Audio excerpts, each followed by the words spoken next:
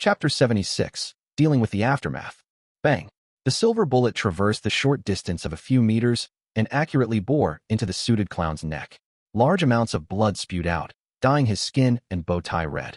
The suited clown was unable to let out a cry as his throat seemed to produce sounds of him gasping for breath. He wished to raise his arm to divert the fatal wound, but his joints appeared to be filled with glue. His motions were slow and jerky. Bang! Having entered a half-cogitation state, Klein was not stunned by the appearance of blood. He pulled the trigger once again calmly, as though it was his usual daily practice. A grisly hole appeared on the suited clown's forehead as crimson red spewed out. The luster in his eyes dimmed as the intricate revolver's might was far higher than what Klein had imagined to be. As his knees buckled and his arms hung down, the suited clown gradually fell to the ground. His eyes were frozen with a dazed look. His body convulsed a few times before it slowly relaxed and stopped moving. Having delivered a headshot, Klein turned around in a cool manner. He spun his revolver and allowed the empty shells to fall down. Then, dressed in his black formal suit and half-top hat, he walked towards Harson. He pulled out the final silver demon hunting bullet in his pocket and inserted it into the revolver's chamber. The reason why he did not turn back to look at the suited clown's tragic fate was solely because of his discomfort with his first kill. However, it was necessary. He did not know what would happen if the suited clown was under the full control of the puppet.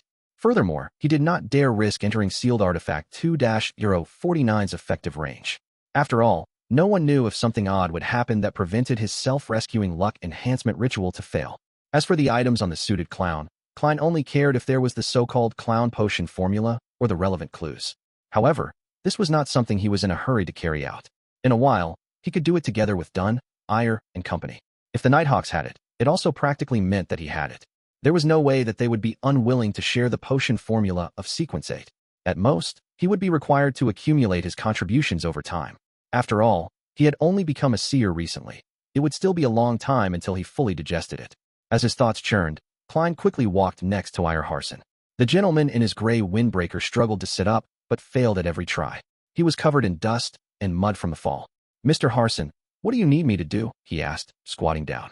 He pointed the revolver in his hand at the ground in case of a misfire. Eyre gasped for air and sighed. The monster was too strong, if not for its weakness. Then he pointed at a sky-blue metal bottle beside him and said in a self-deprecating laugh, "I was trying to consume some medicine, but my hand shook." The sky-blue bottle was about the size of Klein's finger. It was not longer than 5 centimeters long, and a cap that hid spiral patterns had fallen to the side. The liquid had completely spilled. Klein reached out to pick up the bottle. As he looked at it with narrowed eyes, he answered helplessly, "Mr. Harson, there are only a few drops left in the bottle. Go to Borgia and search his body. In his inner pockets," Eyre said as he gasped for breath. "All right." Klein stood up and casually asked, "Is this restorative medicine? An item from mysticism?" "No, it only has certain restorative effects. The main goal is to stimulate our minds and squeeze out the potential of our bodies. It allows to maintain a decent state for a short period of time until we return, where we can receive treatment." Eyre attempted to sit up only to fail again. "Its name is the goddess's gaze. Remember to let Borgia drink half a bottle." Klein did not delay any further as he turned around. He briskly arrived at Borgia, who was groaning in pain. He found the uniform sky-blue metal bottle from the Nighthawk's pocket. After removing the cap, he carefully held the bottle to Borgia's mouth. Having sensed it, Borgia tried hard to open his lips. The bottle was held up as dark red liquid flowed in Borgia's mouth. Klein estimated the quantity and stopped just in time. He then screwed the cap back on. The medicine was rather effective. It only took Borgia a few seconds after drinking to regain the spirit in his eyes.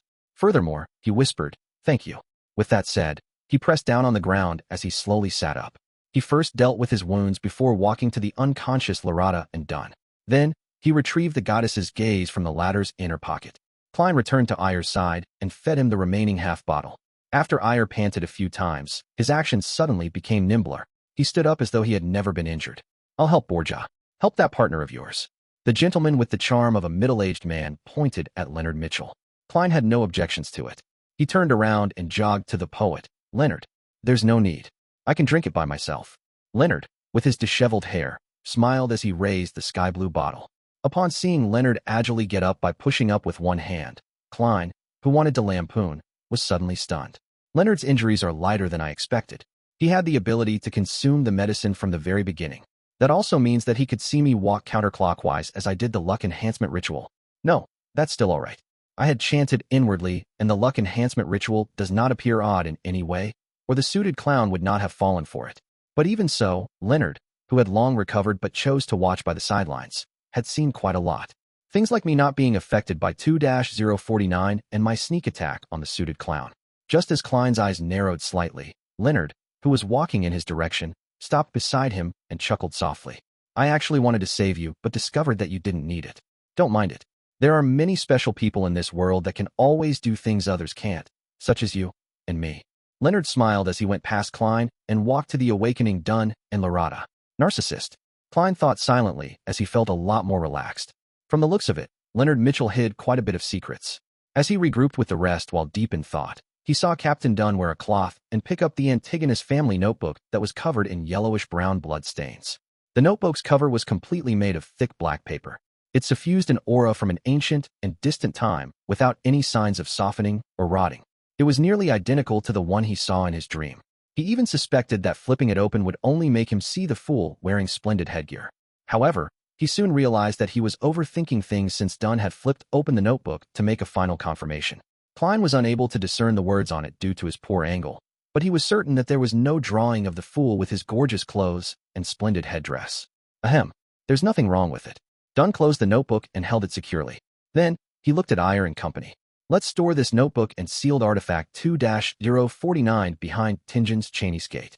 We can wait until all of you are recovered or Backlund sends someone over. Upon hearing that, Klein felt a little disappointed once again, but also felt happy. He wished to see the Antigonus family's notebook once more and figure out the reason for the death of the original Klein, Welch, and Naya. However, he also felt that the ancient item was filled with misfortune. It often brought catastrophe, so he did not dare touch it. Handing it to the church's headquarters and sealing it is considered the best choice. He secretly heaved a sigh of relief. All right. Iyer Harson, Borja, and Lorata nodded in unison. They then turned around and arrived beside sealed artifact 2-049. They woke each other up and stuffed the puppet, which had resumed moving into the black chest with an opening as they monitored it strictly. Everything is back to normal. Iyer sounded a little more relaxed. Inside the dimly lit black chest, the puppet wrapped in oil-stained cloth flipped over with its body creaking as it aligned its clown-painted face with the light source. On the creepy face, under the black pupil-less eyes, two hardly noticeable crimson cracks appeared. Meanwhile, Dunn, Leonard, and Klein, who had mustered his courage, began searching the suited clown's corpse. They found paper flowers, handkerchiefs, poker cards, glass pieces, and all sorts of strange items. However, apart from that, he did not seem to carry anything of worth or potential clues. Other than the wallet with 70 to 80 pounds and 10 plus solely. Klein secretly sighed. With money in mind, he immediately looked down and inspected himself. His face nearly fell literally. His formal suit that cost several pounds had torn in 5 to 6 spots, which required mending due to his rolling on the ground. Furthermore, it was covered in dust and dirt stains. Dunn shot him a glance as the corner of his lips curved up. Losses during a mission can be reimbursed. Reimbursed. Upon hearing the term invented by Emperor Roselle, Klein instantly felt wonderful. Yeah, this suit just needs some proper cleaning and mending before it can be worn again. It will still be presentable. When the reimbursement comes, I can buy another set, and I can take turns wearing them. I'm not the kind of person that uses a reimbursement for something other than what it was intended for. However, I should consider getting a set of clothes for combat in the future, such as a black windbreaker like Captain. Clothes with slightly poorer material would be much cheaper than a tuxedo. TSK has the reason why the bastard, Leonard, doesn't like wearing formal suits been due to him having such considerations. Let Fry take care of the dead body. We'll see if he can find what the man originally looked like or find any relevant clues. Dunn touched the suited clown's face paint with his gloves. Then, they searched the innermost warehouse and saw that there were splotches of bloody flesh that looked like they had been smashed by boulders. They also saw one white bone after another that had been strewn everywhere. Ray Bieber was absorbing the power in the notebook via an ancient ritual, just like how we would consume a higher-level sequence potion. A ritual like that is full of danger. It must be performed in an environment isolated from all disturbances, and the ritual would have required him to enter a deep sleep for a certain amount of time. That was probably why he had yet to leave Tingen. Dunn guessed at the possibilities after inspecting the warehouse. Upon hearing such a description, Lorata laughed. Her black hair contrasted sharply with her pale face. Such a pity, we awakened him ahead of time. His anger at being woken up truly left a deep impression on us. This is a kind of losing control. Dunn looked towards Klein and told him, as both an explanation and a lecture. Why didn't he just leave Tingen and try to absorb it elsewhere? Asked a perplexed Klein. Iyer laughed and pointed to his head. People influenced by ancient or sinister powers often are lacking in this department. At that moment, Dunn inhaled and said while hiding his pain, Leonard, you are still in good condition. Stay here and do not allow ordinary people to come close. The rest of us will immediately search for items among Ray Bieber's remains. We will return with them and the sealed artifact, as well as the Antigonus family's notebook. We will then get Fry, Royale, and the police to come here. Chapter 77, Remnant Items. All right, answered Leonard with a relaxed expression when he heard Dunn's suggestion. Following that, everyone walked out of the warehouse and came close to where Monster Bieber had self-destructed. With him at the origin, they began searching outwards radially. Captain, what are we looking for? Klein looked at the rotting flesh and blood that was strewn everywhere. He held back his urge to retch as he looked at Dunn Smith beside him ponderingly. Dunn did not look up. Instead, he used his deep gray eyes to sweep the ground. Awakening ahead of time, losing control, and becoming a monster. This means that Ray Bieber did not fully absorb the beyonder powers provided by the notebook. It also means that a part of his body is considered extraordinary, making it prime material. If you ever encounter something similar, make sure not to miss out on doing a search. It might be a relatively important item. So that's the case. Klein nodded slightly in enlightenment. In the blink of an eye, he thought of another matter. If the part where Monster Bieber had concentrated the beyonder powers were some indescribable part, wouldn't that be awkward? Wouldn't it be extremely disgusting to concoct it into a potion? Just as Klein's mind wandered, Borja with his sharp eagle-like eyes suddenly shouted, Found it! Ahem! Dunn and company immediately turned and closed in. Driven by his curiosity, Klein walked over to Borja with a quickened pace. Soon, he saw the item before Borja. It was a grayish-white item about the size of a fist. Its surface was filled with gullies and it looked soft but ductile. It looked like a brain that had been extracted out of a living being. Although Klein was unable to make out the extraordinariness of the blob of grayish-white, he was certain that Borja had not made a mistake since it had remained intact despite the violent explosion it had undergone. Dunn carefully observed it and squatted down. As he extended and bent his right arm, he used his black-gloved left hand to carefully grab the grayish-white item. The moment it was touched, the blob of grayish-white immediately spread out into an extremely sticky liquid. At that moment, Iyer Harson took out a tin-colored square case, removed the cigarettes from them, and placed them into his pocket. Then, he handed the square case to Dunn and smiled. I know, you only like pipes. Dunn chuckled and took the square case. Then, he poured the grayish-white sticky liquid into the case for temporary storage. After storing it away, everyone did a cursory sweep of the area. After confirming that they had not missed out anything, they left. When they came out, they saw the horses digging their hooves into the ground, clearly spooked and nervous. They had nearly escaped their reins. I'll drive. Borja covered his mouth with his hand and coughed softly. I know you are good at placating animals, said Iyer with a smiling nod. After boarding the carriage, Dunn, Larada, Iyer Harson, and Klein, who continued their arm exercises, temporarily had nothing to say as they fell into silence. When the trotting of the horses sounded while the carriage wheeled off, Dunn looked at Klein and deliberated over his words before saying, I know you are filled with curiosity about the Antigonus family's notebook. You wish to understand what happened. No, not at all. Klein subconsciously denied. It was an ancient relic filled with misfortune. Without giving him time to answer, Dunn continued and said, However, I have to first report this to the Holy Cathedral. Only after they determine the confidentiality level of the notebook can we consider if this can be shown to you. No problem. Klein gave a short and simple reply. Dunn continued his arm exercises as he thought before saying, I once promised that you can be made a formal member of the Nighthawks when we confirm that Ray Bieber is a descendant of the Antigonus family clan. Now, not only have we determined Ray Bieber's identity, we have even eliminated the monster and spoiled the Secret Order's conspiracy. In this entire process, your performance was outstanding. You personally killed a member of an evil organization. Therefore, I will fulfill my promise and immediately make an application to the Holy Cathedral. We'll wait for their approval. Right, I forgot something important. I still need to ask if you are agreeable to it. Mr. Klein Moretti, are you willing to formally join the Tingen Nighthawks as one of its members? Your salary will increase several-fold, reaching £6 a week. Furthermore, you will get a raise every subsequent year. Your salary will be paid by the church and Awa County's police department equally. You will also gain the identity of a probationary inspector. It will be very useful at times. As a support-type beyonder, you do not always need to face enemies, but you will have to guard Cheney's gate once a week.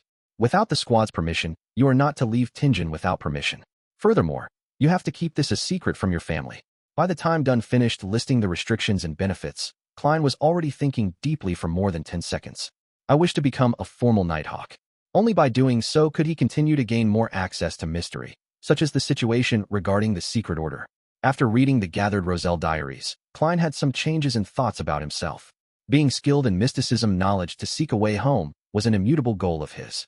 Raising his strength further to more safely make the mysterious space above the gray fog do his bidding before using it to return home was a new addition to his goals. Just as Emperor Roselle said, simply relying on external powers was very dangerous. Furthermore, after becoming a seer and obtaining beyonder powers, Klein sensed that he had a better grasp of the mysterious space. For example, he could pull another person into the gathering. This forced him to consider what possibly beneficial changes would happen to the mysterious space above the gray fog when he reached Sequence 8, Sequence 7, or an even higher sequence. Of course, Klein knew very well that this was built on the premise that he completely resolved the side effects of the seer potion. He could not rush or be rash. Very well. Once the Holy Cathedral approves of it, you will become one of us. Dunn's gray eyes were tinted with a hint of joy. At that moment, Ire Harson, who was listening in, interrupted. Klein, don't mind me calling you Klein. Your performance today was really excellent. You managed to kill a beyonder from the secret order. I even suspect that he has reached Sequence 7. How did you do it? I really find it incredulous. The question has finally been raised. Having long prepared for it, Klein acted as though he was organizing his thoughts. He knew that it was indeed incredible and enigmatic that he had killed a beyonder that ran rings around Dunn, Ire, and Lorata. Ire and company were not blind or dumb, so it was a matter of time before they inquired about the process. However, he never expected them to wait till this moment. That's right. Captain and Mr. Harson were previously injured, and their situations could have worsened at any time. At that moment, any matter that could result in conflict had to be put on hold. It was to prevent me from acting desperately because of my exposed secret. Only after I expressed my attitude and showed that I was willing to be a Nighthawk were they at ease enough to ask. How crafty. They did not have any obvious communication between themselves, but they had made the same tacit decision. Klein answered as though in thought. It's an extremely lucky event. The clown in the tuxedo had made a fatal misjudgment.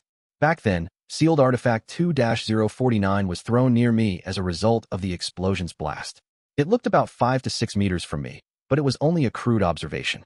It was very easy to come to the conclusion that I was within the sealed artifact's area of influence. And back then, I was feeling faint because of the explosion. My actions turned sluggish and looked as though I was being controlled. It was unknown when that suited clown came close to me in an invisible state. He tried to entice me by offering to save me and the corresponding Sequence 8, clown, of the seer potion. He wanted me to help him retrieve the Antigonus family's notebook. Right? He said that the secret order is in control of the seer potion's corresponding sequence pathway, and that he was once a seer. Klein recounted the situation back then in detail.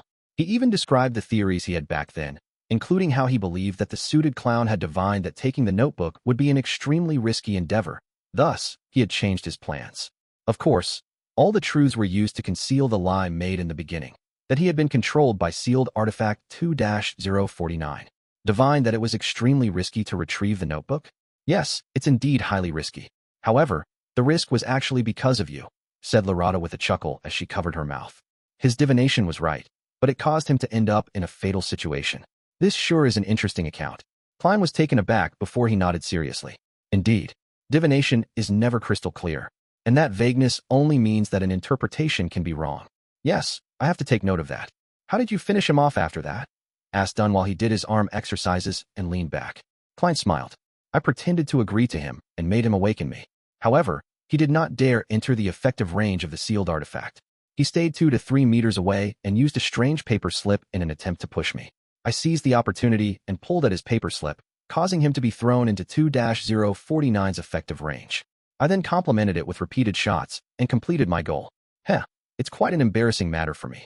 I didn't even have the confidence of hitting him despite being only 2 to 3 meters away from him. Ire nodded slightly. With his evasive abilities, a distance of 2 to 3 meters is not an absolute guarantee. You might be able to strike him but fail to hit him in a vital spot. That would only make things worse. Your choice back then was impeccable. It can even be said to be outstanding.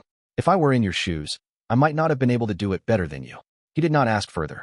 After all, the suited clown's entry into the sealed artifact 2-049's area of influence basically sealed his fate. He became a living target. The subsequent sequence of seer is clown. How odd, Dunn suddenly said with a sigh. Chapter 78, Trauma. Ire Harson added. Exactly, it is hard to imagine that the subsequent sequence of seer would be clown. According to normal logic, no one would link them together. Is that strange? I remember that quite a number of sequence potions also seem to lack similarities between their different levels. Larada covered her mouth as she yawned. It was obvious that her injuries were more severe. Not even Goddess's gaze could help her to maintain her vibrant energy. No, Larada. This is completely different. Even if the other sequence potions are lacking a connection, we can also find common points if viewed from a different angle. However, I cannot comprehend it for seer and clown at all, said Iyer Harson as he shook his head and sighed. Klein listened to their discussion and laughed. No, there's still a common point. What? Iyer asked curiously. Even Dunn's arm exercises clearly slowed down. Klein replied without hesitation. Be it a seer or a clown, both of them can be found at the circus. Iyer, Dunn, and Larada were stunned. Uffed. Quite a good answer. I like young man like you. Larada was the first to return to her senses as she burst out laughing. Iyer also smiled as he shook his head. In this era, the number of gentlemen who are equipped with the spirit of self-deprecation is decreasing. Thankfully, we have met one today. Do you think I like to engage in self-deprecation? It's not like I figured out any commonality between the two. Klein complained internally as he replied with a wry smile. I only wish that the potions of the sequence pathway would not have names like beast tamer, acrobat, or magician. That would really form a circus. Furthermore, it's a one-man circus. Haha. Dunn and company were immediately amused. It filled the carriage with a joyous atmosphere. The carriage proceeded straight for Zutland Street. Klein, who was not injured, was the first to enter Blackthorn Security Company. Goddess, what happened to you? Why are you like that? Roseanne exclaimed when she caught sight of him. Klein looked down at his dirty and tattered suit. He replied with his heart aching. There are always all kinds of accidents during a mission. Thankfully, the goddess blessed us and it ended beautifully. Praise the lady. Roseanne devoutly drew the crimson moon across her chest. Before waiting for Klein to continue, she asked, Do you need us to hide in the third floor again? Is the sealed artifact really that dangerous? Trust me, it's far more dangerous than you can imagine, replied Klein with a lingering fear. If not for his even more mysterious luck enhancement ritual, he would have perished under the proverbial hands of 2-049. Goddess. Roseanne's lips quivered as though she had still a million things to say or questions to ask. But in consideration of how the captain was waiting downstairs, she held back her compulsion. She informed Mrs. Oriana and company to head upstairs to the third floor. The neighbors of Blackthorn Security Company were either estates of the church or devout clergymen who vaguely knew of the situation. When all the civilian staff dispersed, Klein did not rush to the entertainment room to inform the other Nighthawks. He immediately returned and helped the captain and the rest escort sealed artifact 2-049, Monster Bieber's remnants, and the Antigonus family's notebook to the second floor. Through the partition, Dunn pushed open the entertainment room's door and said to the two Nighthawks who were playing Gwent cards, Fry, Royale, both of you are to immediately head to the Harbor's Tyrell warehouse and aid Leonard in dealing with the aftermath. All right. Royale, with her raven black hair and cold expression, was the first to stand up. Corpse Collector Fry, with his black hair, blue eyes, and pale skin, stood up next. They put down their Gwent cards and walked out the entertainment room, and when they passed through the partition, they clearly paused. Wait, Dunn shouted, not letting down their expectations. What else is there? Sleepless Royale turned her head back and asked without an expression. Remember to inform the police. Let them seal off the road. Prevent anyone from coming close until you are done with the scene and move the corpse back, Dunn said, smacking his forehead. All right. Royale turned around and took 2 steps before pausing once again. She turned her head, blinked, and confirmed coldly. Captain, is there nothing else? No, Dunn answered categorically. Royale nodded unnoticeably and walked towards the entrance. As for Corpse Collector Fry, who exuded coldness and darkness, he maintained his adequate pace. At that moment, Dunn added, Remember to tell Rosanna, Mrs. Oriana, and company that they can come down. No problem, Fry calmly replied as though no emotion stirred in him. Klein watched as the two Nighthawks walked out the door and went upstairs before heaving a secret sigh of relief. He followed the captain and the rest underground. They proceeded straight to Cheney's gate. As Dunn gestured for Sleepless Kenley to open Cheney's gate, he instructed Klein, Go to the armory and get old Neil here.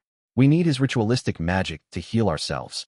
As the effects of the medicine began to wear off, his mental state gradually waned. All right. Klein did not wait for the captain to continue, as he added, I will watch the armory in old Neil's place.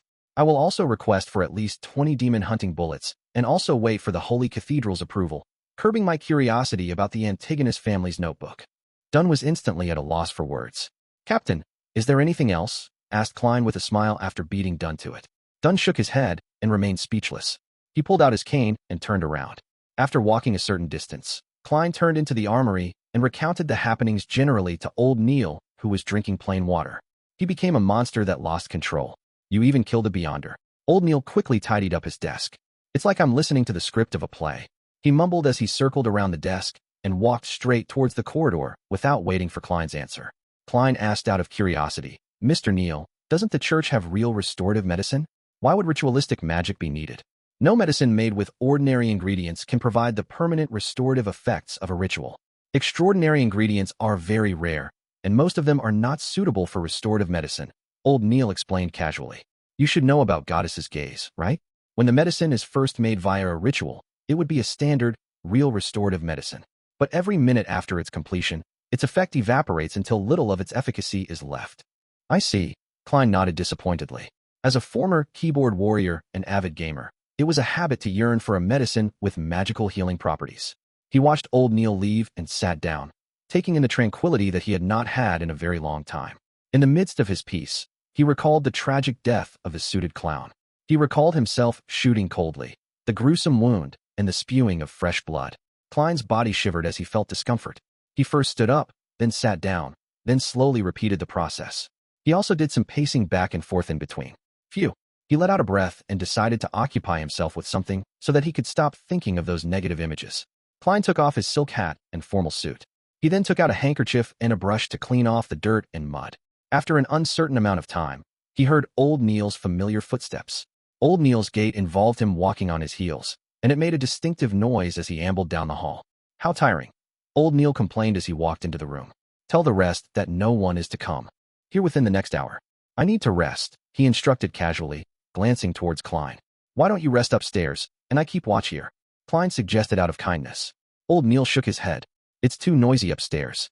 Roseanne is a lady who just can't stop talking." "All right." Klein did not insist. He put on his coat and hat, picked up his cane, and returned to the corridor. Then, he pulled the armory's door ajar. Tap, tap, tap. He slowly walked on the empty path when he suddenly saw many rooms he had never seen previously by the side. "There is a secret door here." Klein stopped at a spot around a bend as he looked at the room. He discovered that corpse collector Fry had already returned. He was carefully examining a completely dissected corpse. "Corpse?" Klein's heart stirred as he mustered his courage and approached the room.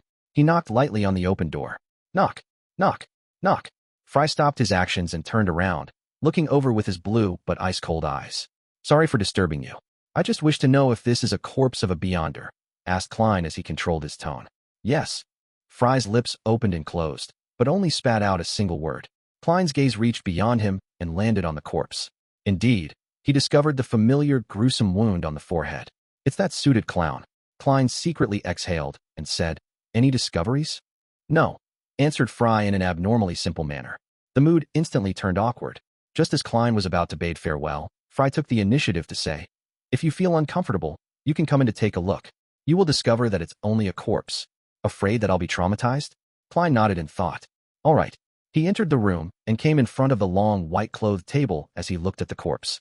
The suited clown's red, yellow, and white paint had been cleaned off, revealing an unfamiliar face that did not look anything special. He was in his 30s and had black hair and a high-nose bridge. At that moment, Fry went to a square table by the corner of the wall and picked up a pencil and piece of paper. He returned to the corpse and placed the paper down and began drawing with the pencil. Klein glanced at it in curiosity and found that Fry was sketching the suited clown's head. It did not take long before Fry stopped moving the pencil. On the piece of paper, there was a lifelike portrait.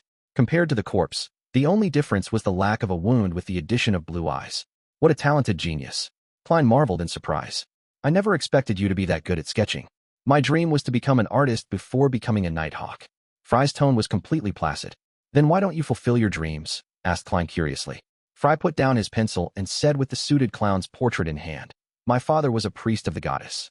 He wished that I become a priest. It's a presentable job." "You became a priest?" Klein asked in surprise.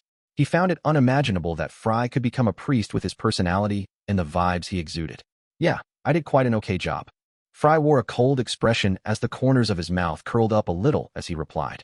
"Later, I encountered and experienced some things and ended up a nighthawk." Klein did not plan on infringing on his privacy, so he asked, "You were once a priest of the goddess, so why not choose to be a sleepless?" "A personal reason," answered Fry frankly. "Furthermore, Madame Daly is a good role model." Klein nodded, and just as he was about to change the subject, he heard Fry say, "Help me watch this room. I have to immediately hand the sketch to Captain." Closing a secret door is very troublesome. All right. Although Klein was a little afraid facing a corpse alone, he braved his fear in agreement. With Fry gone, the room turned quiet. The corpse laid there as Klein's heart turned heavy. He took a few breaths and, in a bid to defeat his fears, approached the long table. The suited clown lay there silently with his pale face. His eyes were tightly shut, and he had lost all signs of breathing. Apart from the gruesome wound, he emitted the unique coldness of a dead man. Klein observed for a moment as his emotions gradually settled as he was calming down. He swept his gaze and discovered a strange brand on the suited clown's wrist. Gathering his courage, he extended his hand to touch it, hoping to turn it around to see it more clearly. Just as the ice-cold touch reached from Klein's fingertips to his brain, the pale palm that had lost all vibrancy shot up suddenly, grabbing him by the wrist. It grabbed at his wrist tightly. Chapter 79, Another Murmuring. Klein instantly felt his hair stand on end as the icy hand tightened around his wrist. He instinctively pulled his wrist back in a desperate attempt to escape. A heavy sensation bore down on him as Klein used every fiber of strength in his entire body to yank his arm back. Bam! The pale, naked corpse was yanked so forcefully to the side that it fell from the autopsy table. However, the white, ice-cold finger's grip remained firmly latched onto Klein's wrist. Klein momentarily lost the ability to think. The only thought that went through his mind was to draw his revolver and riddle the corpse in holes. However, as he could not retract his dominant hand, he threw his black cane and desperately tried to retrieve his revolver from his holster to no avail. At that moment, the corpse's eyes rose, revealing a pair of calm, blue eyes.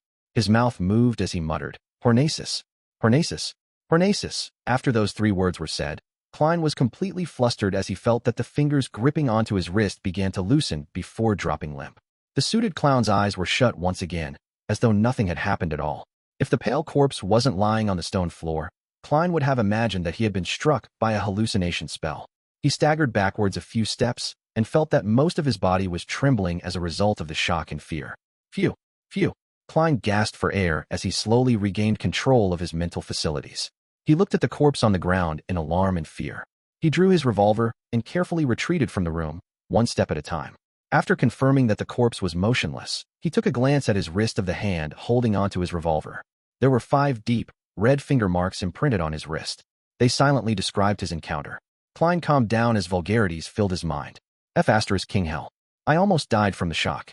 After panting for more than 10 seconds, he began assembling items in his mind to quickly compose himself.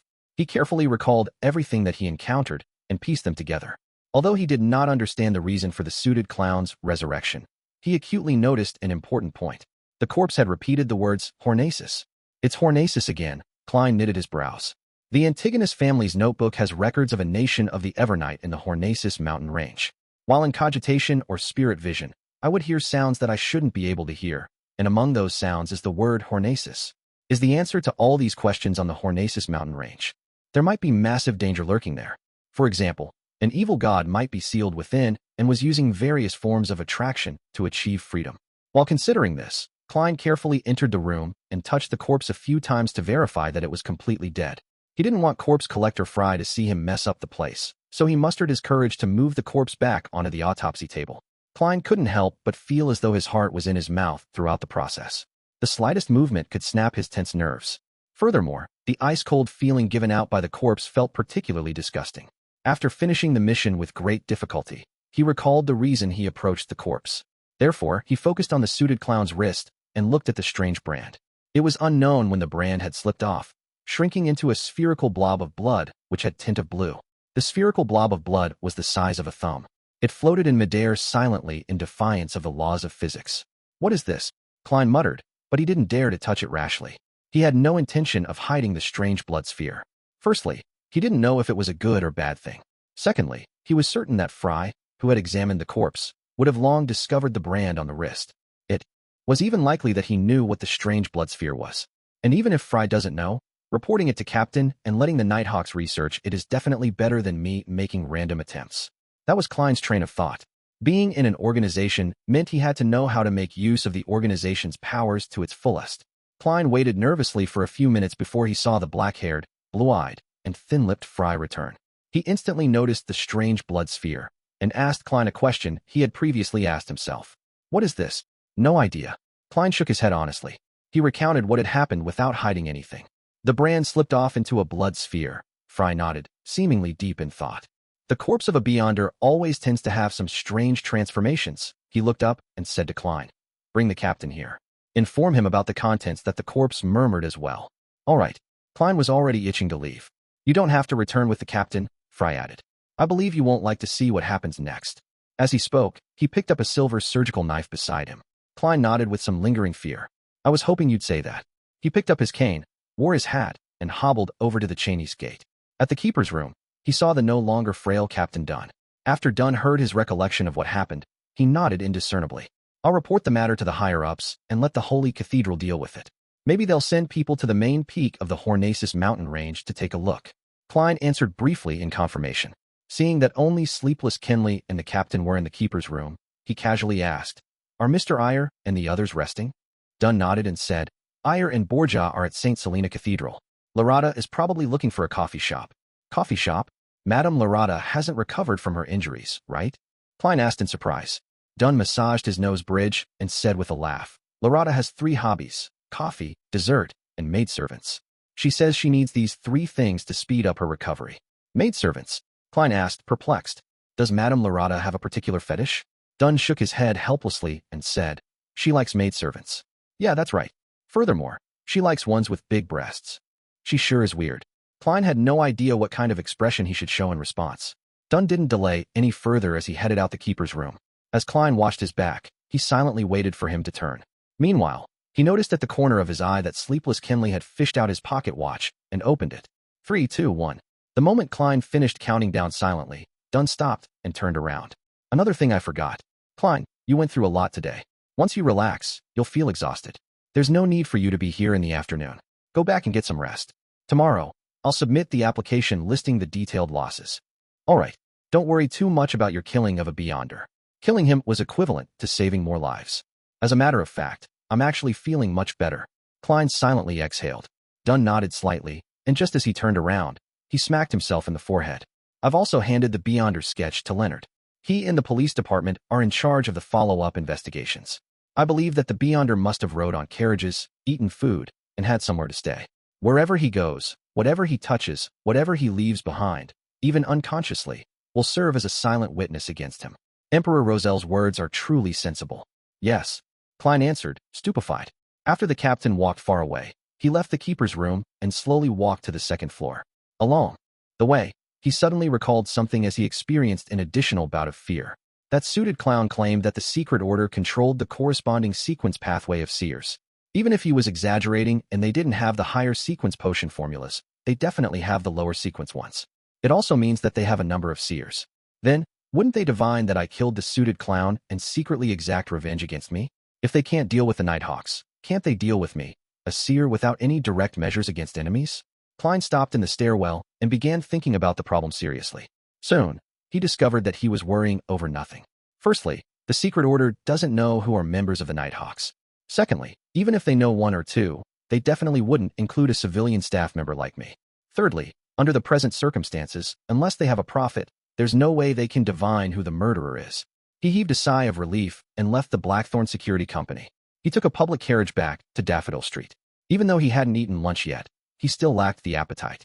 After entering his bedroom, Klein removed his damaged suit first. Then he took off his half-top hat, got into bed, and tried to go to sleep. His mind remained active as though his entire existence couldn't relax. His mind wasn't repeating the scene of him shooting the suited clown to death, but of the scene of him moving the corpse, and that hair-raising experience. He no longer felt uncomfortable about killing for the first time, but more of a disgust when he thought about it. This was probably Fry's goal. He hoped that I would approach the corpse and face it directly to overcome my trauma. But, even though the trauma from before is gone, I've been traumatized by something new. Klein gave a self-deprecating laugh as he gradually felt his nerves calm down. He had no idea when he dozed off, but when he woke up, his stomach was groaning in protest. "I feel like I can eat an entire horse," Klein muttered as he looked at the sun setting in the west as though the sky was alit. Changing into old but comfortable casual clothes, he briskly walked to the 1st floor. Before he could consider what to make for dinner, he heard the door open. Melissa. The corners of his mouth curled up at the thought. Ever since she began taking the public carriage, his sister no longer returned home late. The key twisted as the door opened. Melissa walked in with her bag that contained her books and stationery. She looked at the kitchen and said, "Klein, there's a letter for you. It's from your mentor." A letter from Minter? Right. I wrote to him asking about the relevant historical situation of the Hornacis main peak. Klein was taken aback at first before he recalled the matter. Chapter 80, Banquet Invitation. After having dinner, a satiated Klein casually lounged on the living room sofa. He used a small letter opener to open the letter he received from his mentor. Melissa was sitting by the dining table at the time, working hard on a textbook problem with the gas lamp for illumination. Benson was cradled in a single-seater, reading Accountancy for Beginners. Klein found 3 pages in the letter that he read with both fear and anticipation. Very happy to receive your letter. It reminds me of the good old days over the past few years.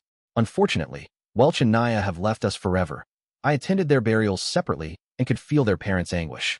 The 2 of them were young adults who were supposed to have beautiful, bright futures ahead of them. Fate is always so unpredictable. No one can know what will happen to you next. I've experienced more as I've grown older, and I can increasingly sense the weakness and helplessness of humanity. Regarding the historical information revolving around the Hornacis main peak, I recall that the archaeologist, Mr. John Joseph, once published a monograph detailing it. It includes his accounts of his time at the Hornacis main peak. He discovered a few ancient buildings that are more than 1,000 years old.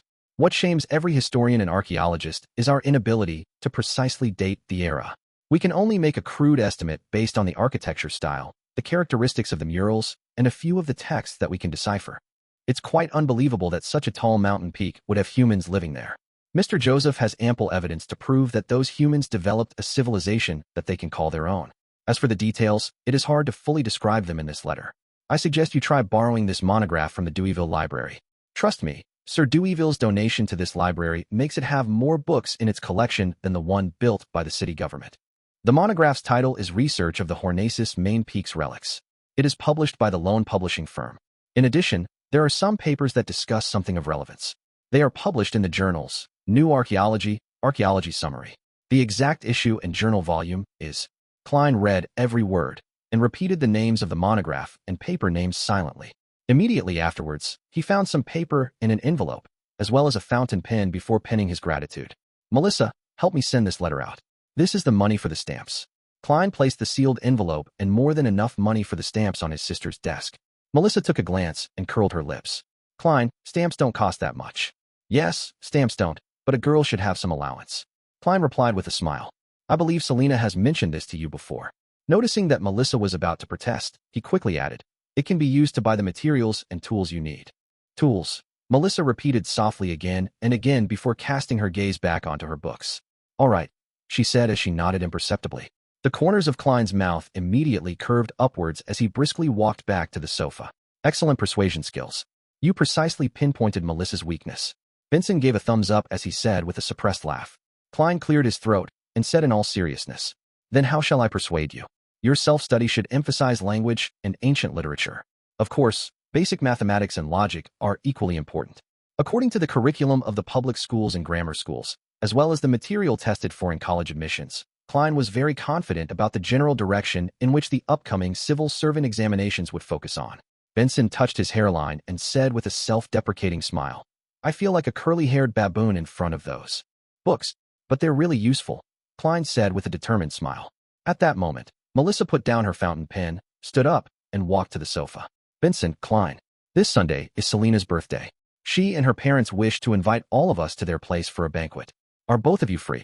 Should be fine for me, Klein said after some thought. He could take the opportunity to be acquainted with his sister's friends. It could prevent him from being utterly clueless whenever something happened to her. Me too, Benson said as he combed his hairs with his fingers. It looks like we'll have to think of a birthday present for Miss Selina. Klein smiled. This should be left to Melissa. She knows Miss Selina better than us. Besides, what we need to do is what a gentleman ought to do, pay for it. This is the first time I've heard someone describe laziness in such a pleasant manner, Benson said as he shook his head and chuckled. Klein returned with a smile.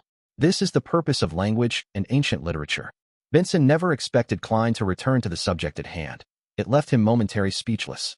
The next day, Klein wore his cheap formal suit and held his black inlaid silver cane as he climbed up the stairs and arrived at the Blackthorn Security Company's entrance. His tuxedo had already been sent to the tailors. Klein was just about to greet Roseanne when he saw Captain Dunn walk out of the partition. Good morning, Klein. Did you have a good night's sleep? Dunn asked with concern. Klein answered honestly, better than I expected. I didn't even have nightmares. But I still feel heavy and a little disgusted when I recall it. Very good. I feel assured hearing that, Dunn said with a nodding smile. After chatting about the weather, he raised a matter. The Holy Cathedral has replied to my telegram. Antigonus, Larata, and company are to immediately escort sealed artifact 2-049 and the Antigonus family's notebook back to Backland. They've also sent an additional Nighthawk yesterday afternoon via steam locomotive to help. I believe that they've already set off by now. Already set off by now? Does that mean I'm completely free from the traumatizing Antigonus family's notebook? Klein was taken aback. He found it surreal, as though he was dreaming. This is more relaxing than I imagined. It's unlikely that there will be any follow-up, right? May the goddess bless them, and that they will have a smooth journey. After a few seconds of silence, Klein made a gesture on his chest in the sign of the crimson moon. Dunn wore his hat and pointed out the door. I have to patrol the Raphael Cemetery garden. I forgot one thing. The investigations of Leonard and the police department has borne fruit. They found the carriage driver that drove them. We have confirmed their temporary residence in Tingen City, but they are rather cautious. They didn't leave behind any valuable clues. As expected of an ancient secret organization, Klein echoed wistfully. Dunn nodded and turned to head to the door. He stopped 3 seconds later and turned his head. Also, the Holy Cathedral needs another 2 to 3 days before they notify us of your application to become an official member. This is dealt with by a different department, separate from the one that deals with the Antigonus family's notebook. They have different levels of efficiency. I understand, Klein replied sincerely. Meanwhile, he helped his captain add inwardly. Remember to submit the compensation application today. Watching Dunn leave, Klein heard the brown-haired Roseanne exclaim, Goddess, Klein, are you becoming a formal member? You haven't even joined us for a month. Klein smiled. After I consumed the seer potion, it was only a matter of time. That's reasonable. Roseanne fell into a daze for a few seconds before suddenly sighing. I was praying that you finished your mysticism lessons so that you could be added to the roster for watching the armory, but, Goddess, I have to be on duty every 2 days. I'm not a sleepless. My skin, my state of mind. Goddess, save me. Shouldn't you be very familiar to such a lifestyle? Before I joined, it has always been you, Brett, and old Neil who took turns, right? Klein asked, puzzled. Roseanne shook her head with a depressed look. No, there were 4 previously, 5 even earlier. Unfortunately, Kinley chose to become a sleepless. Viola did not choose to extend her contract last month and join the Coe Noel Machinery Company. She's a gifted girl when it comes to creation. She only lacked the opportunity and money. 5 years as a civilian staff allowed her to have enough savings. Having said this, Roseanne suddenly glanced at Klein and laughed with her mouth covered. I've thought of a good solution. Klein, get married as soon as possible. Then, accidentally expose the secret of Beyonders to her. This is considered a very minor leak, so there won't be any particularly heavy penalties. After all, who can lie to a person who shares the same bed with you over prolonged periods of time? You can introduce her to us. When that happens, make her a civilian staff member. What a perfect plan. The corners of Klein's mouth twitched. Miss Roseanne, you can also quickly find a husband. It should be even easier. I believe you have the adequate means to divulge the secret to him. Roseanne's eyes widened and her mouth turned agape when she heard him. How can I? Marriage is a very serious matter. I have to carefully pick and observe him over a period of time to ensure that he's all right. That's not what you said a second ago. Klein didn't bother engaging in sophistry with Roseanne. He smiled as he engaged in a little small talk before bidding farewell and heading underground. At the armory, he saw old Neil wrestling with the hand-ground coffee. So, he sat down and waited patiently. Soon you'll be an official member, right? Old Neil asked casually as he filtered the coffee. Captain said that another 2 to 3 days are needed. It's still a question of whether the Holy Cathedral will approve of it, Klein said frankly. Old Neil chortled. The Holy Cathedral won't deny cases like these, especially when you're already a Beyonder. With that said, he turned his head and faced Klein. He said with a chuckle, you must be mentally prepared. There's a ritual every official Nighthawk member has to undergo. They have to complete a mission independently. Of course, Dunn would definitely choose the easiest and simplest ones for a rookie. Besides, you're a support type seer. Chapter 81, Finally Meeting. I have to complete a mission independently in order to become an official member? Klein was taken aback. But we might not even have a mission this week, and it might not be so simple. Wouldn't this mean that it'll take me 1 to 2 months to become an official Nighthawk? Only then will I get a pay rise. Old Neil sniffed at the coffee and shot a glance at him. It's only a ritual among Nighthawks. After all, we stand at the peak of Beyonder danger and don't want our teammates to act like children who require constant care. This won't affect the salary that you'll receive as an official member or your privileges needed to fulfill your duty. So it's just a ritual to gain the recognition of the other Nighthawks. But, Mr. Neil, why did you emphasize that it would not affect my pay grade as an official member? Did I make it that obvious? Klein touched his face and gave an embarrassed smile before asking. Does it have to be a mission of the Beyonder variety? That should be the case, but your performance yesterday was truly outstanding. You ingeniously killed a beyonder that's at least at sequence 8. I believe Fry, Royale, and the rest have already acknowledged you. Therefore, Dunn might just assign you to an ordinary mission, old Neil said before suddenly sighing. You'll have your salary increased several-fold. I'll never encounter something like that again in my lifetime. Klein chuckled as he raised the matter about his sequence pathway. Mr. Neil, do you think that the corresponding sequence 8 of Seer is clown? In fact, thinking back to the description from the confidential documents, it did seem to add up. A job good at fighting with artifice.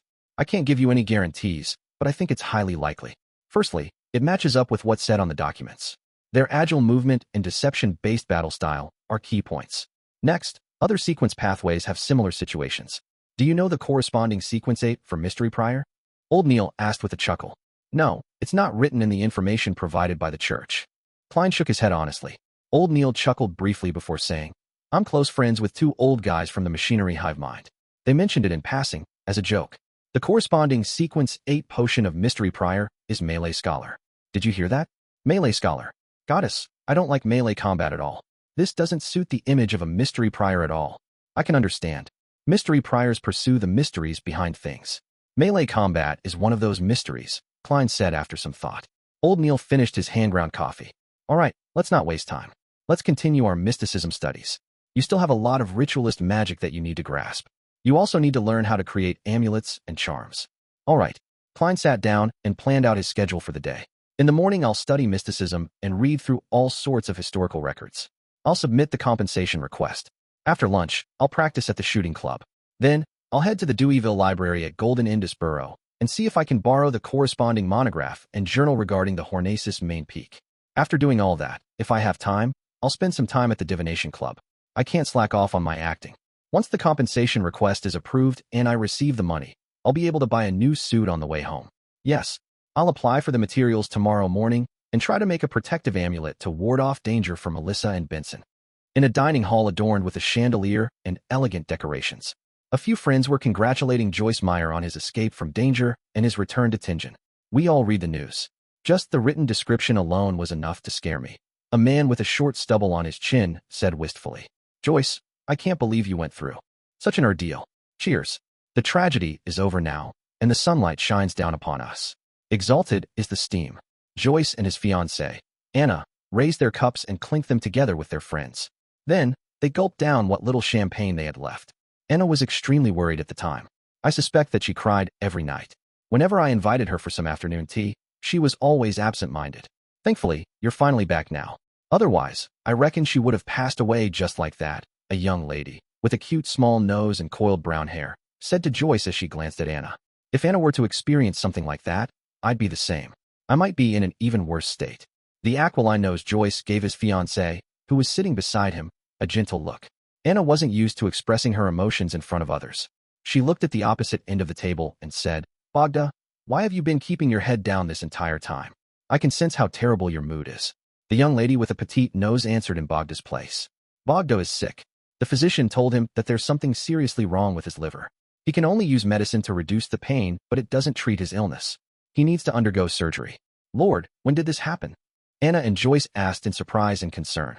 Bogda was a young man with short hair, but his face was sallow.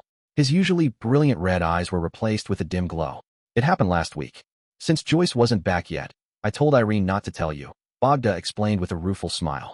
Joyce asked staidly, have you decided when you'll undergo surgery? Bogda's expression changed a few times as he said, no, I haven't decided yet. As you know, those surgeons are practically butchers. The patient is like a piece of meat on a chopping block, allowing them to butcher people as they please. I've read a lot of reports. They'll even use an axe for amputation. Lord, I suspect I might very well die on the operating table.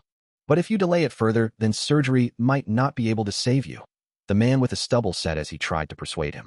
At that moment, Anna interjected, Bogda, perhaps you can consider doing a divination. If the divination indicates that everything will go smoothly, then proceed with the surgery as soon as possible. If the outcome of the divination is bad, seek other means. Seek it with the help of the fortune teller. I know of a real, mysterious fortune teller. No, I should address him as a seer.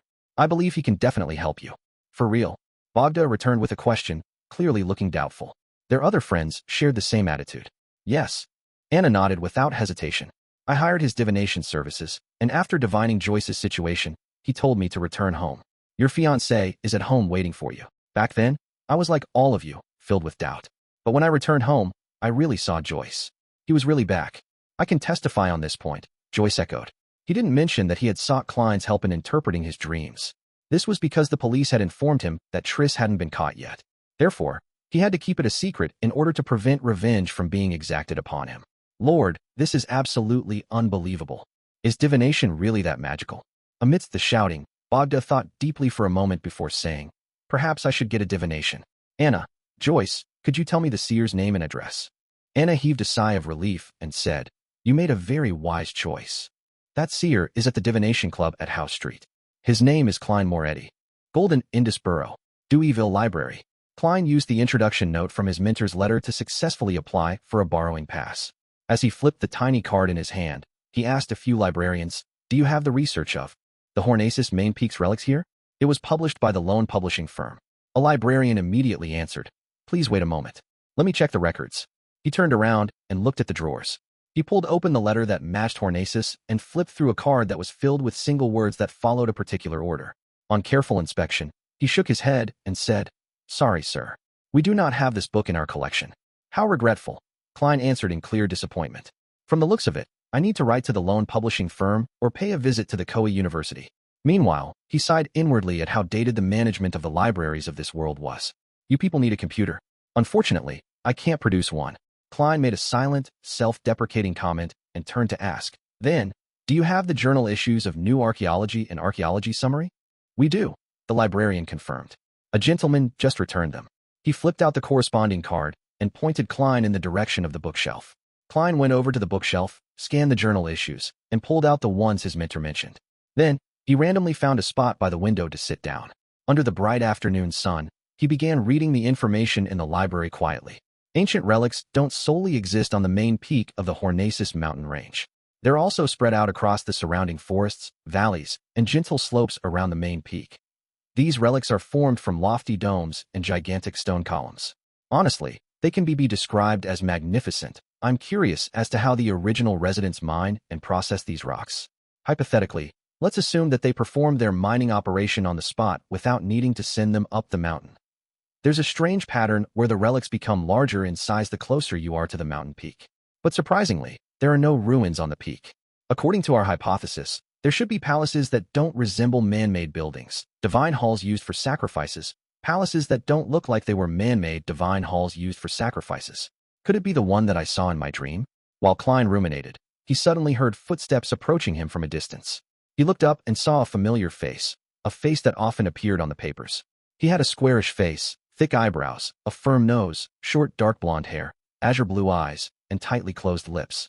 All of these features belong to a certain famous person from Tingen City, a philanthropist, entrepreneur, and the owner of this library, Sir Deweyville. Beside Deweyville was the middle-aged butler who Klein had met before. Klein watched them walk by from more than 10 meters away. Out of curiosity, he raised his right hand and lightly tapped his glabella twice. Chapter 82, Herb Store. Various colors surfaced as auras and entered Klein's eyes. He casually studied Sir Deweyville's condition. He's very healthy. There are almost no hidden problems. His emotional state is horrendous. Amid the dullness, there's frailty. His mental state is frail. He has trouble sleeping well. But the purple aura at his head is completely fine. Klein muttered silently to himself as Sir Deweyville walked off and left the library. Retracting his gaze, Klein pinched his forehead and sighed inwardly. Being a tycoon sure isn't easy. He didn't pay much attention to the matter and returned his gaze onto the journal issues in front of him. Klein didn't find a lot of clues after reading each of them. He could only confirm a few things. Firstly, there existed an ancient kingdom on the Hornacis mountain range, as well as its surroundings. The ancient kingdom's history dated back to at least 1,500 years. Secondly, their architectural style was primarily about being grand. They left behind all sorts of murals, and from those murals, it could be deduced that they believed that the Evernight would protect the loved ones of the departed. Finally, in the ruins, there were symbols that represented the Evernight everywhere, but they were clearly different from the Evernight sacred emblem. If I had a chance, no. Even if I have a chance, I'll never go there. Klein muttered with clenched teeth. He vowed not to court death. After tidying the journal articles and returning them back to their original spots, he put on his hat, lifted his cane, and left the Deweyville Library. Divination Club. Bogda looked at the beautiful lady in charge of receiving guests and said, I'd like to have a divination. Angelica smiled politely and said, Do you have a preferred fortune teller? Or would you like to flip through our introduction guide and choose the one that's most suitable for you? Bogda pressed the right side of his abdomen and gasped silently for breath while saying, I wish to have Mr. Klein Moretti divine for me. But Mr. Moretti is not here today, Angelica answered with uncertainty. Bogda fell silent for a moment as he paced a few steps and asked, when will Mr. Moretti be available? No one knows. He has his own matters to deal with. From what I've seen, he usually comes here on Monday afternoons, Angelica said as she pondered over the matter. All right.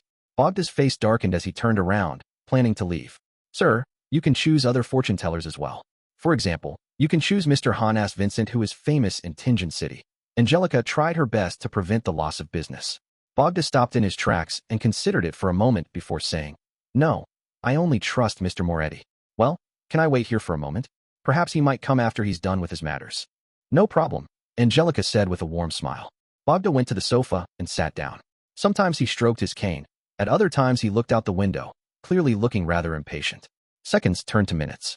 Just as Bogda's mind was in a mess, unsure if he should continue waiting or leave, he heard the beautiful lady exclaim in pleasant surprise, Good afternoon, Mr. Moretti. Klein saw the familiar Angelica and was just about to ask why it was always her. Did she not need to rest or take any days off? However, he immediately took into consideration that he was a seer, so it was not appropriate for him to ask such questions. Instead, he had to use the tone of a charlatan and say something like, How marvelous it is for fate to compel us to meet once again, Madam Angelica. Would this sound like I'm hitting on her? Klein's mind whirled as he finally replied with a smile. Good afternoon, Madam Angelica.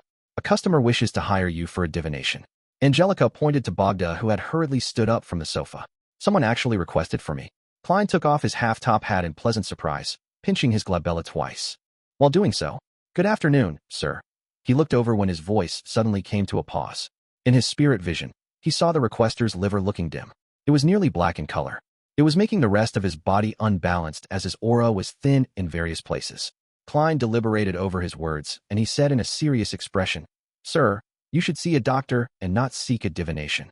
Bogda stood stunned on the spot as he immediately gave a pleasant look of surprise while muttering, How fascinating. Anna wasn't lying to me. He hurriedly looked up at Klein in earnest. Mr. Moretti, I've already seen a doctor and might have to undergo surgery. However, I'm frightened about the surgery. I would like to divine the outcome. The surgery of this era is really fraught with danger. Although Emperor Roselle had given the impetus, this era still lacks most of the necessary technology. Klein didn't reject his request and nodded slightly. My divination fee is 8 pence. Is that fine? 8 pence. Bogda exclaimed in surprise. You're only charging 8 pence. According to Anna's description and the performance Mr. Moretti had just shown me, I'm willing to pay at least £1. Haven't you heard of small margins with large volume? Klein was embarrassed for a moment. After thinking for a few seconds, he calmly smiled and replied, It is enough just being blessed with the ability to receive revelations from the divine and catch a glimpse of fate. Therefore, we must maintain our humility and suppress our greed. Only by doing so can we continue being bestowed with our gifts. You are a true seer. Bogda held his chest and bowed, his tone filled with sincerity. Upon receiving Bogda's praise and trust, Klein's spirituality seemed to relax. As for the description of his principles, it also gave him some new insight.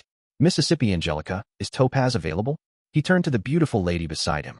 Angelica heaved a sigh of relief for Bogda as she smiled sweetly. Yes. After entering the divination room, Klein instructed Bogda to lock the door. Then, he sat behind the table and pinched his forehead. Shall we use tarot cards for the divination? He inquired with a smile. Spirit dowsing was only suitable to determine matters related to him. As for drawing an astrolabe, it was too time-consuming. I'll leave it up to you. Bogda had no objections. Therefore, Klein helped him shuffle and cut the deck before laying them out in an intis formation. Thanks to his uniqueness as a seer, Klein did not flip the other cards. Instead, he directly flipped the card that indicated the final result. A reversed wheel of fortune. Things will develop badly, he said solemnly as he shot a glance. The color in Bogda's face drained instantly, and his lips trembled. Is it hopeless? As Klein tried his best to think of a solution, he said, Let me try a different divination method. Please leave your ring behind. Next, write your date of birth on this piece of paper. Then, please wait outside quietly. Influenced by his gentle and comforting tone, Bogda calmed down and followed the instructions by writing down the information and leaving his ring behind. As he watched Bogda leave, Klein wrote a sentence on the piece of paper. Outcome of Bogda Jones's surgery. He picked up the ring and paper slip and leaned back into his seat before using a dream divination technique. In a blurry and distorted world, he gradually found himself, only to see the gentleman collapse with an ashen expression. He was covered in white cloth as he was pushed out of the quaking operating room. This time, Klein didn't encounter anything strange. He no longer felt the sense of being watched, so he quickly woke up. He knitted his brows tightly as he considered how he was going to inform Bogda about the outcome. The surgery may very well lead to death. I can try the restorative ritualistic magic I learned today, but that would expose the matter of beyonders. Besides, I have to apply for captain's approval first. Yeah, and I might not be able to treat such a severe disease. Klein was racking his brains when he suddenly thought of something. Mr. Glassy's lung disease was treated by an apothecary. He said that the medicine was extremely miraculous. What was it? Right, Lawson Darkwaite, 18, Vlad Street in East Borough. Lawson's folk herb store. As he tried his best to memorize the address back then, Klein quickly remembered the details. He rapped the corners of the table and quickly made a decision. After using spirit dowsing to quickly determine if it was a good or bad idea, Klein walked out the door. When he saw Bogda stand up in a fluster, he returned his ring to him and said warmly with a smile, "I found hope for you." "Really?" Bogda asked, pleasantly surprised. Klein did not reply him as he continued talking. "Your hope lies in the East Borough, on Vlad Street. It's related to the single-term Lawson. If you can't find it, come back here again on Monday at 4 in the afternoon." "Good, good." Bogda nodded as he repeated himself. He excitedly fished out his wallet and produced 5 pence and 3 pennies. He had done according to what Klein had said, without using tips to corrupt a true seer. The corners of Klein's lips twitched as he received the money, but he smiled brilliantly. "I hope you will find hope as soon as possible." After Bogda left, he handed over the commission like the previous time and also gave Angelica tips, pretending as though he had collected a solely. East Borough, Vlad Street. Bogda walked from one end of the street to the other, repeating it 3 times until his liver started to ache. Finally, he determined that there was only one place that had anything to do with Lawson on the street. It was the Lawson's folk herb store, numbered 18, on the street. Mustering his courage, he walked in and caught the smell of the various herbs. He saw that the owner of the shop had black, but very short hair. His face was round, and he looked to be in his 30s or 40s. The boss's formal attire resembled that of a village witch doctor. It was a deep black robe embroidered with all kinds of strange symbols. "Hello, do you have medicine that can treat my disease?" Bogda asked politely. The boss raised his head and swept his deep blue eyes across Bogda and smiled.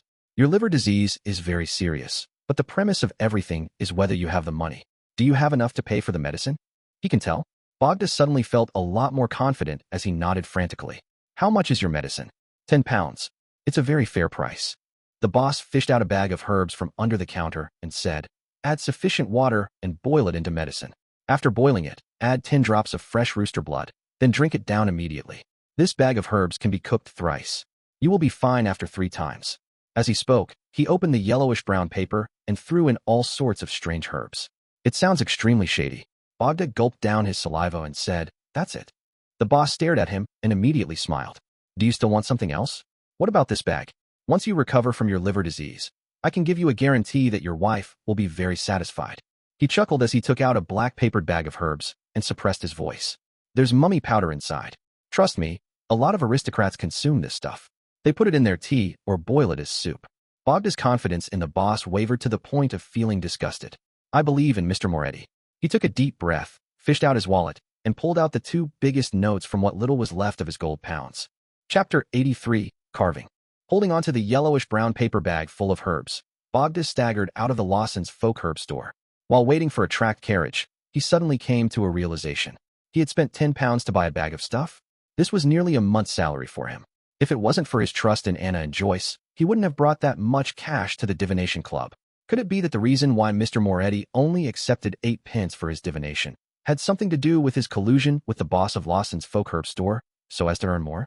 This was a classic scam written on the papers. When Bogda made this connection, he even began to suspect Klein a little. He even began suspecting Joyce and Anna. When a tracked carriage stopped in front of him, he looked at the herbs in his hand.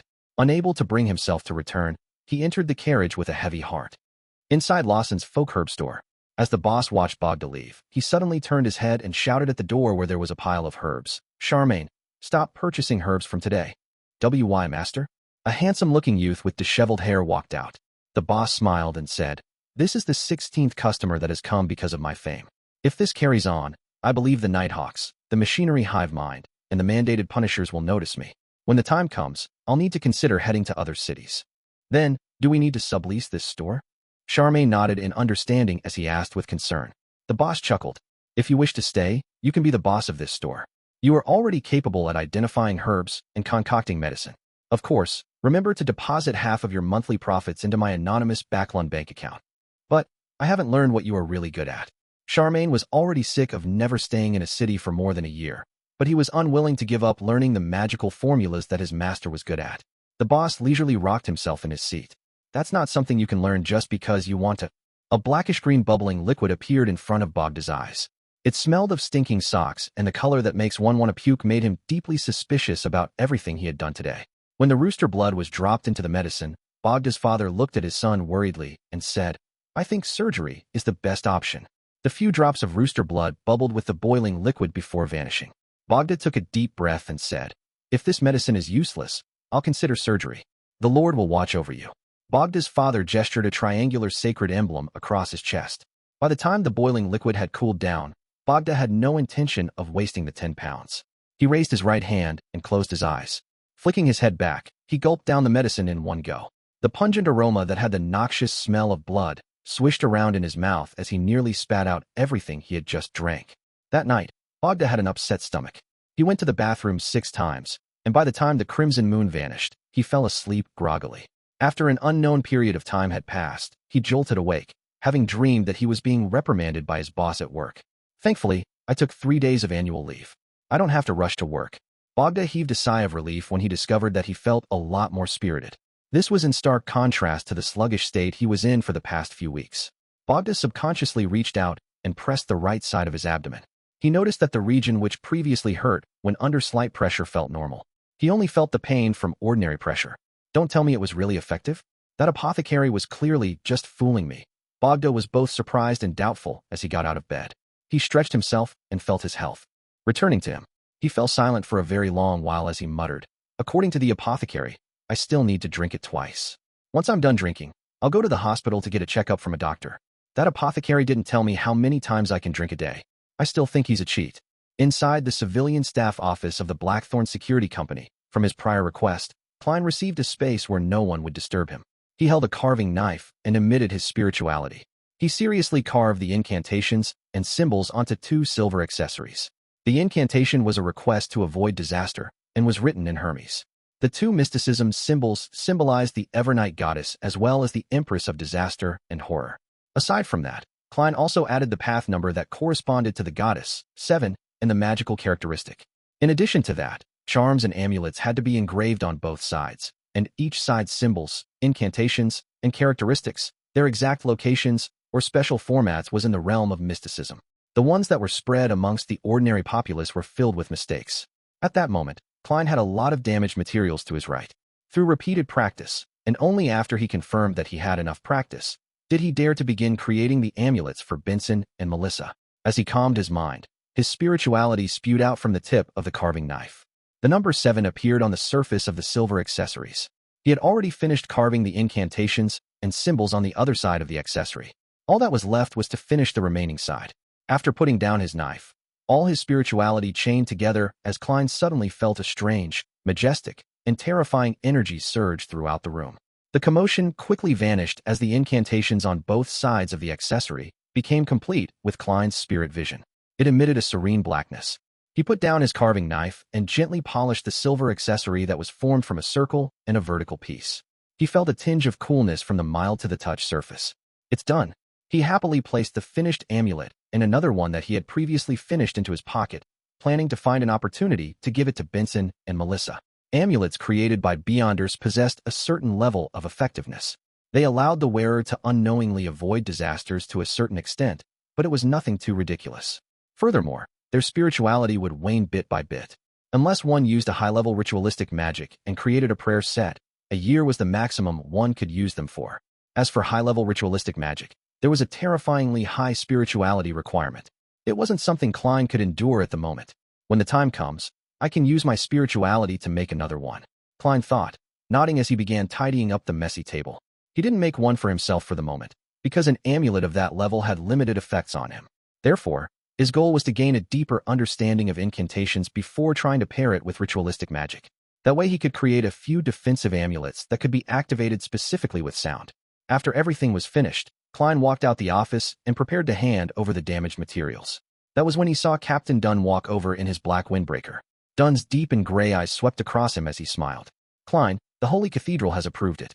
You're now an official member. Really? That's great. Klein expressed his delight. Dunn nodded and said with a smile, you can now receive a make-up pay of £3 for this week. You'll receive £4.50 every subsequent week until the advance payment is cleared.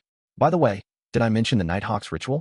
Every official Nighthawk has to independently complete a mission. Only by doing so will you gain the recognition of your partners. In consideration of the outstanding performance you showed, I believe I can assign you an ordinary mission instead. When that happens, I'll formally introduce you to all the Nighthawks in Tingent City. Klein replied without hesitation. All right. £3 plus his compensation of £7. Getting a new suit wasn't a problem anymore. Furthermore, he would still have plenty left over. Well, who knows when my mission will arrive. Klein waited all the way till Sunday, the day of Selina's birthday banquet. Changing into his formal suit and using a brush and handkerchief to tidy his half-top hat, Klein looked himself in the mirror before walking over to the first floor in satisfaction. At that moment, Melissa was sizing up Benson's clothes. Is there a problem? Benson raised his cane, feeling a little lacking due to his sister's gaze. He felt that there was nothing wrong with him when he inspected himself. He was already dressed quite decently. Melissa stopped staring at him and said with a serious expression, Benson, that is a very old suit you're wearing. There will be a lot of excellent ladies and madams participating in today's birthday banquet. I believe that by wearing that, it'll be a form of disrespect to them. Klein was originally filled with questions. However, when he heard Melissa's emphasis, he immediately realized what was happening. He went over with a chuckle and said, Benson and I share a similar build. He can wear my other tuxedo. He had already informed his siblings about buying a new suit. He explained it away by saying that his clothes had been torn while inspecting certain objects. Therefore, the company generously compensated him. Of course, he concealed the matter of him being promoted with a pay rise. He was afraid of scaring them and only planned to tell them after half a year. Such an explanation made Blackthorn Security Company and Melissa extremely envious. They felt that the Blackthorn Security Company was an impeccable employer. There's no need to, right? Benson retorted, having not realized the gravity of the situation. No, it's extremely important. Klein pushed Benson's shoulders up the stairs. My tuxedo is hanging on the clothes rack. After watching Benson go up the stairs in a daze, Klein turned around and smiled at Melissa. Are you hoping that Benson will use the opportunity provided by Selina's birthday banquet to begin a beautiful new romance?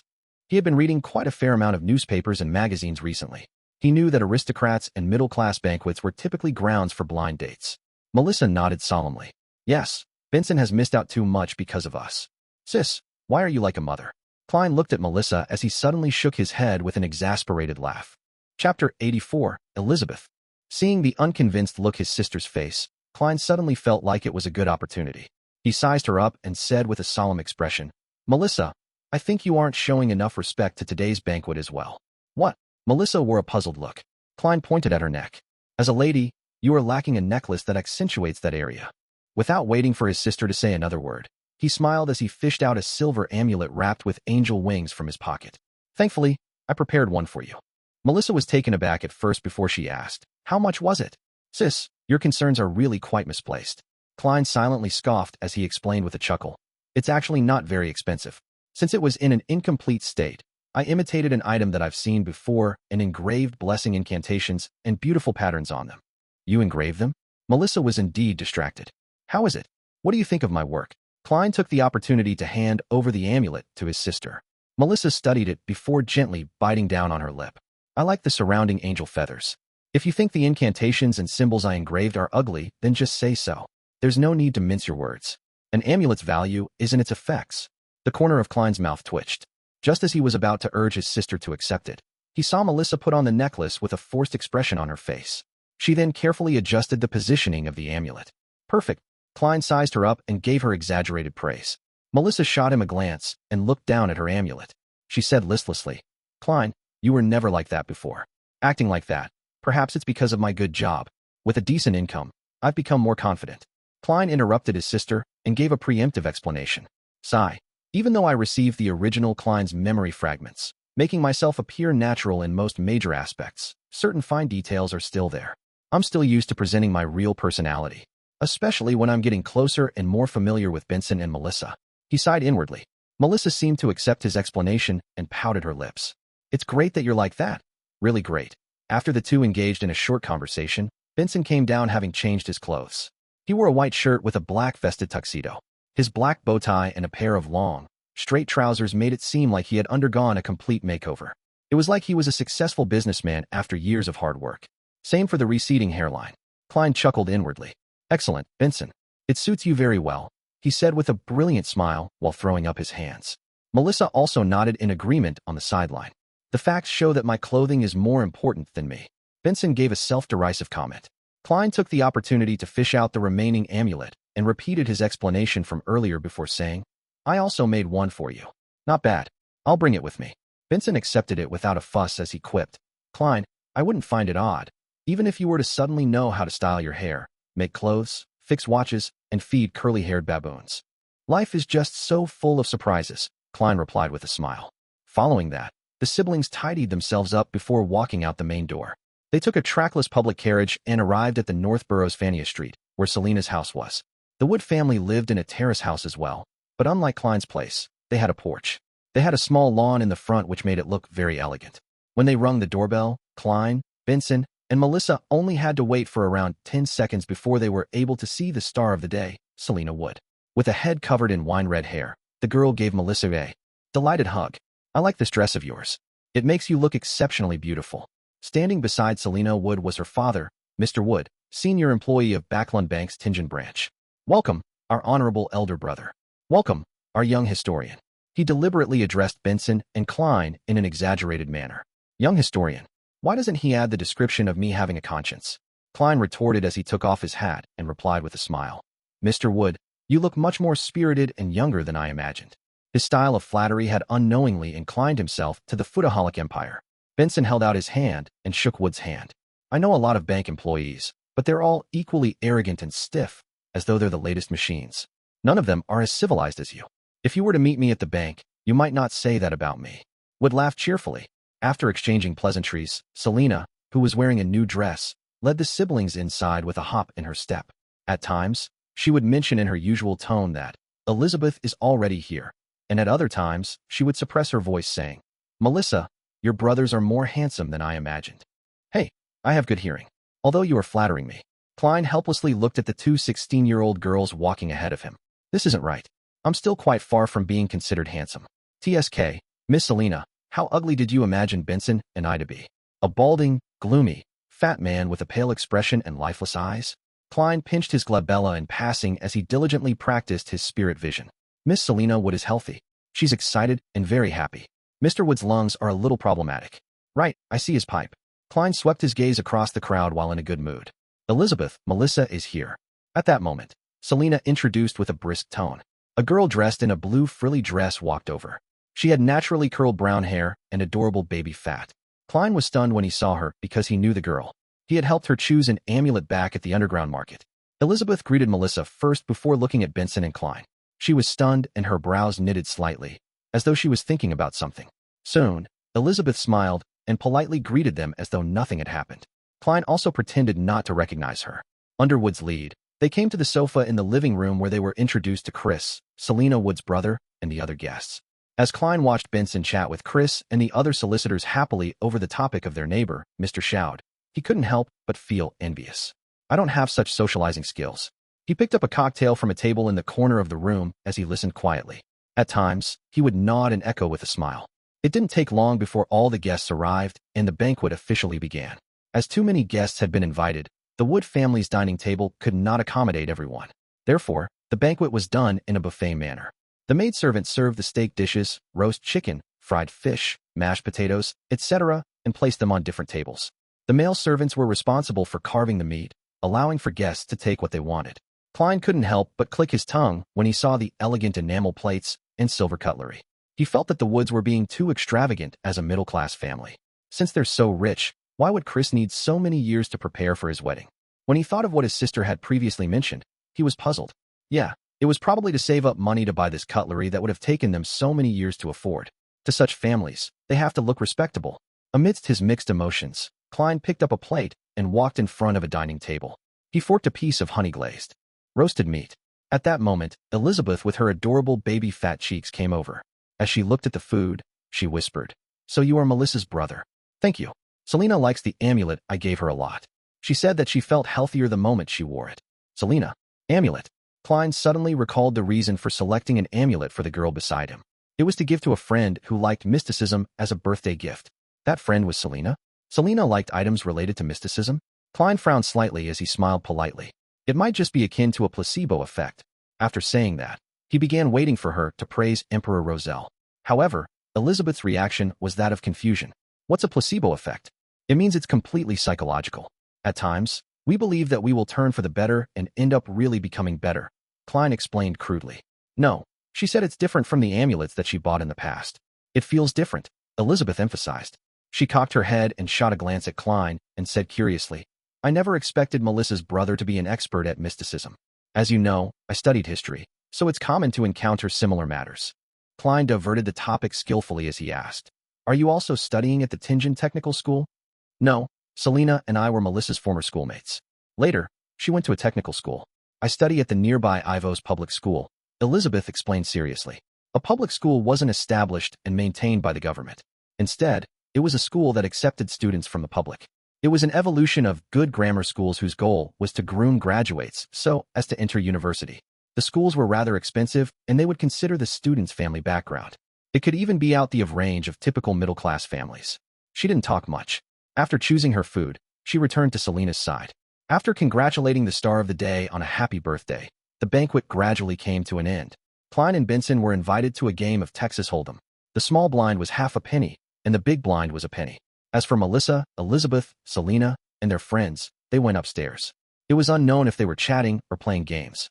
Klein's luck was pretty bad. He played about 20 rounds, but didn't receive a good hand at all. All he could do was fold and be a spectator.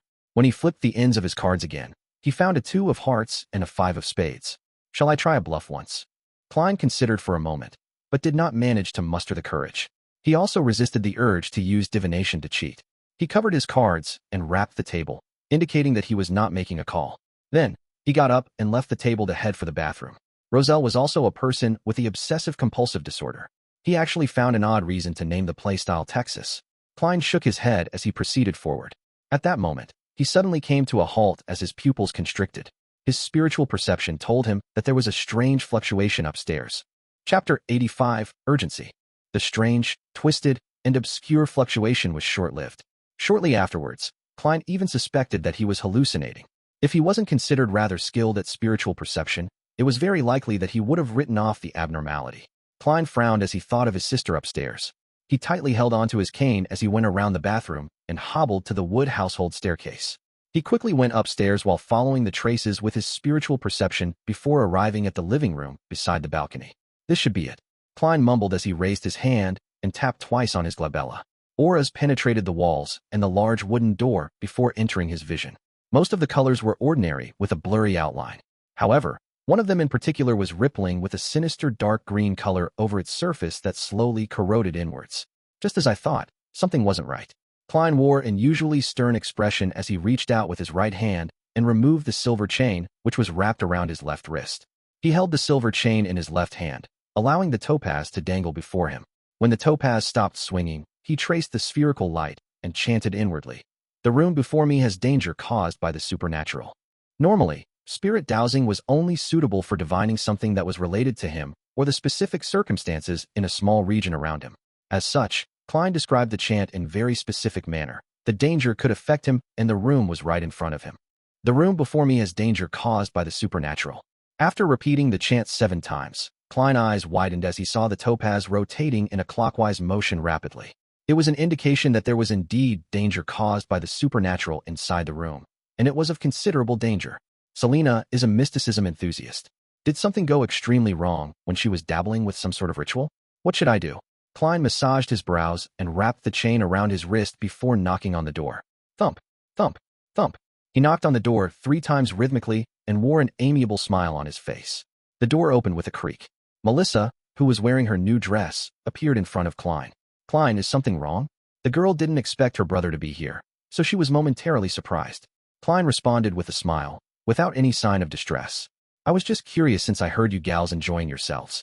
Sorry for disturbing all of you." Melissa lowered her head in apology, feeling somewhat embarrassed. "We're playing with magic mirror divination. Selina knows a lot, and it's very fun. Magic mirror divination. Sis, why don't you gals play Charlie Challenge 1 or Ouija boards too?" Klein shook his head, feeling both peeved and amused. He looked behind Melissa and into the living room. He saw Selina with her beaming smile and deep dimples. However, in his spirit vision, the wine-red-haired girl, who was holding a silver-coated mirror, was being encroached by the sinister dark green colors. As his mind whirled, Klein deliberated over his words and said, "Heh, I won't be interrupting your game. All right, where's Elizabeth?" I had chatted with her over FaceApp grammar. She mentioned that she wanted to ask me some questions. Elizabeth. Melissa sized her brother up and said in an eccentric tone to emphasize her words. She's only 16. Hey, don't let your imagination go wild. Klein immediately explained. It's a very normal academic discussion. Elizabeth is very interested in history and ancient languages. Melissa took a deep look at her brother before saying, "She's inside. I'll inform her." All right. Klein took a step back and moved away from the door. While watching his sister turn around, he heaved a sigh of relief. Although it wasn't the best of reactions, he was thankful that the person in danger wasn't Melissa. He only waited for about 10 seconds before a puzzled Elizabeth walked out. She asked curiously, "Mr. Moretti, what's the matter?" "I never said I was interested in history and ancient languages." At that moment, her sentence was halted by Klein's stern and solemn expression.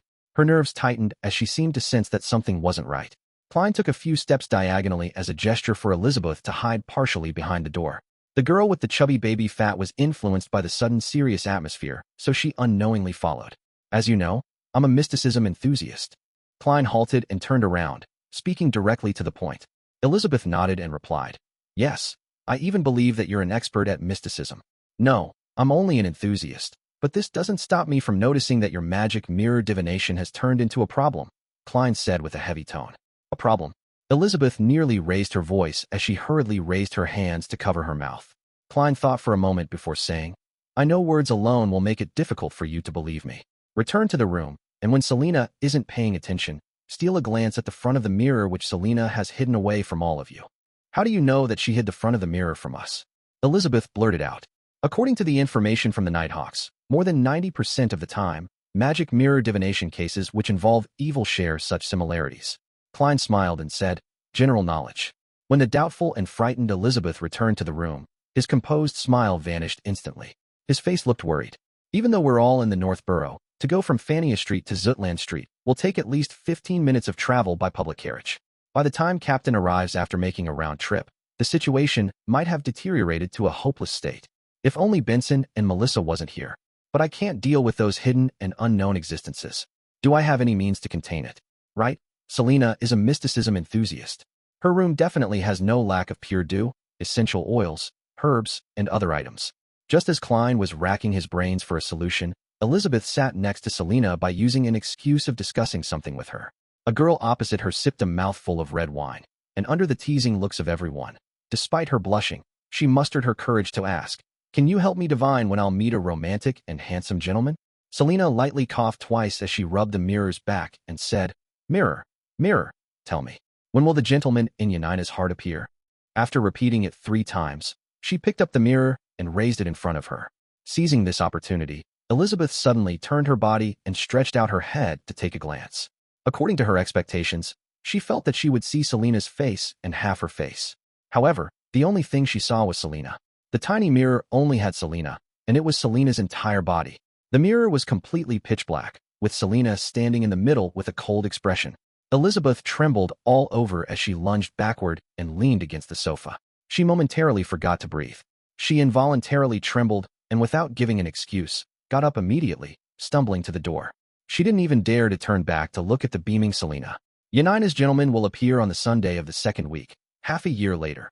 Amidst giggles, Elizabeth opened the door and left the room to see Klein, who was standing in the shadows of the wall lamps in his tuxedo and half-top hat. "Mr. Moretti, she stammered in a daze. Klein calmly smiled. "Don't disturb the girls and ladies inside." Infected by his smile, Elizabeth calmed down significantly. She extended her hand and closed the door as she quickly walked over to the wall lamp. "I saw it. I saw only Selina inside the mirror. A devil like Selina," she whispered hoarsely. "Indeed." Klein's expression turned serious as he asked in a deep voice, "Do you know which is Selina's bedroom? Do you know where her mysticism items are?" "There. The mysticism items are in there as well." Elizabeth didn't hesitate to point at a room diagonally across. Klein held his cane and walked over, opening the unlocked wooden door. Under the streetlights and the crimson moon's illumination, he turned a valve and lit a gas lamp. A pale yellow light glowed as he swept the area and found bottles of pure dew, flower essence, boxes of herbal powder, candles, and amulets. These items were placed on tables or neatly arranged inside a rack. Their names were given on sticker labels. After confirming the items, Klein said to Elizabeth, who had followed behind him, "Do you want to save Selina?" "Yes." Elizabeth subconsciously nodded before asking in a daze, "Will it be dangerous?" "A certain amount. After all, I'm only a mysticism enthusiast," Klein replied frankly. "A certain amount of danger." Elizabeth pursed her lips tightly for a few seconds before saying, "Is there anything you need from me?" Klein smiled warmly as he comforted her. "Don't be nervous. Now, all you have to do is pretend to return as though nothing had happened. Return to Selina's side. 5 minutes later, remember, 5 minutes later, tell Selina that you have a pleasant surprise and bring her to me. Knock on the door softly, one long knock and two short ones. Following that, well, leave it to me." Elizabeth thought over it silently before nodding seriously. "All right." Seeing her return to the living room, Klein glanced at his pocket watch. He closed Selina's bedroom and quickly cleared the desk. Then, he picked the items needed and placed them on a chair. Immediately following that, he picked up 2 faint candles with a light aroma. He placed them on the upper left and right corners of the desk. They were symbols representing the Lady of Crimson and the Empress of Disaster and Horror. Klein planned on holding a ritual here to borrow the Evernight goddess's powers to ward off the mysterious and unknown existence that was affecting Selina. As he was only a sequence 9, the ritualistic magic he knew wasn't strong enough. In order to succeed, he needed Elizabeth to lure Selina into a sealing circle, right in the vicinity of the altar. Therefore, he needed to consider situations in which Selina might notice and resist. Due to these reasons, Klein planned on using suspension-style ritualistic magic. Chapter 86, Prayer. Suspension-style ritualistic magic referred to the termination of a ritual according to the Beyonder's judgment. They could finish other matters first before returning to continue the ritual. Even by doing so, it was still possible to gain the desired effects. This was a technique produced over 1,000 years of ritualistic magic development. After all, many high-level ritualistic magic required multiple steps. The duration ranged from an hour to half a day before finishing. It was difficult to ensure that no one disturbed them during the entire process or that there wouldn't be any accidents. After gaining lessons from various predecessors through blood and tears, gaining feedback through each failure, being able to suspend ritualistic magic became mainstream at the higher levels, while it also indirectly affected the lower-level rituals. However, being able to suspend a ritual didn't mean that the ritual could be suspended at any time. One had to abide by mysticism theory and grasp the corresponding technique. If not, the failure of the ritual was unavoidable. It could even result in a terrifying backlash effect. Based on Klein's understanding, once one gained the attention of a particular divinity, and the divinity was waiting on the contents of the request to suddenly say, "Wait, I need to use the bathroom," one can only be congratulated since they might never need to go to the bathroom ever again. Phew. Klein heaved a sigh of relief as he composed himself. Even though he had held many luck enhancement rituals and had even designed a corresponding ritual that made an attempt at justice and the hanged man, this was his first actual ritualistic magic that abided by the rules. After looking at the silver-inlaid cane by the side of the bed, Klein picked up the 3rd candle and placed it in the middle of the desk to represent himself. He placed the silver bowl that Selina used for rituals in front of the 3rd candle and replaced the axe with a sacred emblem. On the left were the pure dew and essential oils of the moonflower, slumber flower, and other plants. While on the right, he placed a plate of salt, a small silver dagger, a piece of fake goat skin, and a quill that was dipped in ink. Luckily, Selina had a complete inventory. Otherwise, he wouldn't have had any way to complete the preparations. As for the moderately fast rituals that old Neil could perform, they were not something a seer could do. From the looks of it, Selina was quite an experienced mysticism enthusiast. Yes, if she wasn't experienced, then she wouldn't have gotten into such trouble. She was only 16 and had been exposed to all of this for at least a year. Who had guided her? Ideas flashed through his mind as he picked up Selina's cup from the bed. He poured plain water into it and placed it beside the coarse salt. He took out his pocket watch and popped it open. He didn't delay any further after taking a glance at it. He traced layers of the spherical light in his mind and quickly entered meditation. The room that was filled with floral fragrance was suddenly subject to a formless whirlwind. Klein put away his pocket watch and his eyes suddenly turned darker, from brown to black, as though he could see through one's soul. He extended his palm and laid it against the candle on the top right corner. He chanted inwardly, "Evernight goddess, you are the Lady of Crimson." As Klein chanted, he extended his spirituality and rubbed the candle wick. After a couple of moments, the candle suddenly lit up, and there was a tranquil blue inside the dim yellow light. "Evernight goddess, you are the Empress of Disaster and Horror." Just like he did before, Klein successfully lit up the second candle on the top left corner. I am your loyal guard, the shield that fends against danger in the dark night, and the long spear that stabs at evil in the silence. Whoosh! The third candle that symbolized Klein began to burn. The flame was still. He picked up the small silver knife and mimicked old Neil's motions. He used incantations, coarse salt, and plain water to fulfill the purification. Then, he let his spirituality that he had gathered spewed out from the tip of the silver dagger, and naturally merged them as one. With the silver knife in hand, Klein walked around the bedroom, kneeling when he came to the bed, and sealed the area with a formless barrier. The light from the street lamp outside the window suddenly disappeared, but the red light was still shining through quietly. Klein returned to the study desk and picked up the quill. With spirituality and ink, he drew incantations and symbols to ward off disaster. When all of that was finished, he put down the things he was holding. Then, he trickled a drop of pure dew, flower essence, and essential oils on each of the 3 candles. Sizzle! A faint fog filled the room, which suddenly possessed an additional hint of mystery. Next, he burned a few types of herbs before taking a step back from the mixture of fragrances and began reciting the corresponding incantation in the suspension ritualistic magic. Nobler than the stars and more eternal than eternity, the Evernight Goddess. I pray for your loving grace. I pray for you to show your loving grace to a devout believer of yours. I pray for the power of the crimson. I pray for the powers of disaster and horror. I pray that you will cleanse your devout believer, Selena Wood, from evil's corruption and be safe from danger. I pray that you would wait for a moment for that unfortunate girl. Moonflower, a herb that belongs to the red moon. Please bestow your powers to my incantation. Slumber flower, a herb that belongs to the red moon. Please bestow your powers to my incantation. After reciting the incantation, Klein closed his eyes and repeated it 7 times in his heart. He saw that there was nothing out of the ordinary at the altar. He then lifted the silver dagger again and took a few steps back to the door of Selena's bedroom. He tapped his chest in 4 spots, forming the shape of the crimson moon. He then turned around and raised his silver dagger. His spirituality spewed out from the tip once again and sliced open the shape of a door in the formless wall. Klein knew that even if he opened the door at that very moment, it wouldn't affect the tranquility and holiness of the altar. He took out his silver vine-leaf pocket watch that had an intricate pattern. He checked the time and went through the process that was to happen in a few moments. In the living room on the 2nd floor, Elizabeth's body was quivering as she lifted her head from time to check the wall clock. She was counting down in silence under the illumination of the 2 gas lamps. It's almost time. As she spoke softly, she looked sideways at the lively girl with long wine-red hair.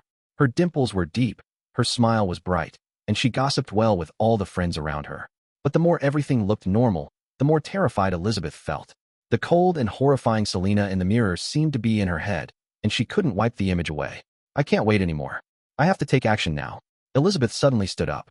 Before everyone's shocked gazes, she smiled and stuttered. Selena, I have a surprise for you. Follow me out for a bit. Really? Didn't you give me a birthday present already? Selena flipped the mirror the other way around and stood up in surprise. A surprise will not have any signs. Elizabeth felt that she had no talent in acting at all. Without saying another word, she walked toward the bedroom door first. Selena followed behind with a confused smile. Melissa looked at her 2 best friends leaving and unconsciously knitted her eyebrows. Elizabeth is acting so strange today.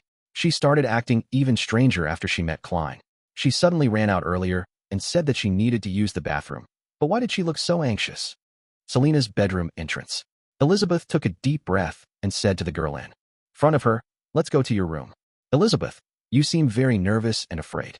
What? Selena looked puzzled at her good friend as she noticed her body trembling constantly. Excitement. Yes, excitement. Elizabeth shot a glance at the mirror in Selena's hand as she turned half her body around to knock on the door with a long knock followed by 2 short successive ones. Why are you knocking on the door? Selena was baffled even more. Creak. Her bedroom door opened. Dressed in his black tuxedo and half-top hat, Klein appeared in front of the 2 girls. Pleasant surprise? This is a pleasant surprise. Selena's mouth turned agape as she felt perplexed. At that moment, Klein suddenly reached out his hand and grabbed her by the wrist. He pulled her into the room as Elizabeth stood rooted to the ground. Simultaneously, Klein's silver dagger struck forward as it spewed out his spirituality, which quickly mended the door-shaped passage.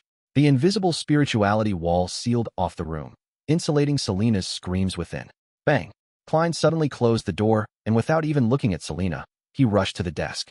The wine-red-haired girl stopped screaming as she looked up and surveyed the room. Her gaze rapidly turned cold as her skin was mottled with paleness. Her fingers rapidly grew sharp fingernails. And at this moment, Klein had already returned to his cogitation state. He trickled a drop of moonflower and essential oil onto each candle as he chanted loudly, "Supreme Lady of Crimson, Great Empress of Disaster and Horror, I pray for you to bestow your loving grace. Show your loving grace to the lost lamb, Selina Wood." While chanting, he picked up the fake goat skin and pushed it onto the candle representing the requester. Whoosh! He felt a cold wind blow behind him as an immense energy assaulted his body. The goat skin was ignited and Klein threw it into a silver bowl. Then, he crouched downwards in accordance to his preparations to dodge the lethal strike. Whoosh! Whoosh! Whoosh! The wind howled ferociously, and Klein felt the uncontrolled outpour of his spirituality surging like the currents. He saw the goatskin burning in the tiny silver bowl, burning in silent darkness, and he heard heavy items landing on the ground behind him. Bam! Bang! The two sounds followed one after another with almost no breaks in between. Wisps of dark green gases plunged into the silver bowl and vanished into the illusory darkness. Klein rolled to the side and got up. He drew his revolver from his armpit holster. However, he saw that the adorable red-haired girl Selina had fallen to the ground, and the silver-coated mirror had shattered into countless broken pieces on the carpet. Those shattered pieces didn't reflect Selina, but showed the ceiling and Klein's silhouette. Then, through the spirit vision he had left active, Klein saw the wicked dark green in Selina's aura had vanished completely. Everything returned to normal, but she seemed more frail. Phew! He had just relaxed when he felt a sharp, throbbing pain in his glabella and head. The sharp pain spread all over his body and made him want to roll around on the floor. Klein held his fists tight, and the veins on the back of his hands popped and became black. They looked like moving worms. Simultaneously, he heard silent screams and the whispers that ripped at his mind. It took him nearly 20 seconds to survive the ordeal. His forehead and vest was soaked in cold sweat. The ritualistic magic I used sucked up all my spirituality and almost made my beyonder powers lose control. Klein made a rough guess of the situation. That also made him notice that he had digested quite a bit of the remaining energy in the potion. Based on his calculations, if he had the strength at the time he consumed the potion, he believed that there was no way he could have survived the ordeal. He could have become a monster straight away. Acting is quite effective after all. Klein tapped his glabella and wiped away his sweat. He turned towards the altar, tapped his chest 4 times, and said out loudly, "Praise the lady." Following that, he extinguished the candles and quickly tidied up the altar. Finally, he placed the items back into the desk and used his silver dagger to dispel the spirituality wall seal. Whoosh! The sound of the wind echoed before subsiding. Klein let out a long sigh of relief and felt a sense of lingering fear. If I hadn't walked through the process beforehand and successfully completed the ritual, then things would have become troublesome. Besides, I still don't know who my opponent or enemy is. Thankfully, the room was carpeted, so I didn't damage my clothes while rolling. He shook his head and reached out to open the wooden door to Selina's bedroom. How was it? Elizabeth took 2 steps back and asked nervously. Klein looked at her terrified expression and took off his half-top hat before saying with a warm smile, "I've already corrected the mistake of her magic mirror divination. It's been resolved now." Chapter 87, Exhortation. Has it really been resolved? Elizabeth asked in disbelief. Klein smiled and nodded casually. Yes. It wasn't too hard. That last part was a lie. He added inwardly. Perhaps it was the fact that Klein had been calm and collected all this time. Or perhaps he was her only ray of hope. Either way, Elizabeth didn't doubt him anymore. She patted her chest and heaved a sigh of relief. "Thank you. You truly are a trustworthy gentleman. I was scared senseless just now. How is Selina? Is she fine now?" "She might remain unconscious for the next few minutes, but she's completely fine now." "Oh, 2 to 3 days of weakness is to be expected."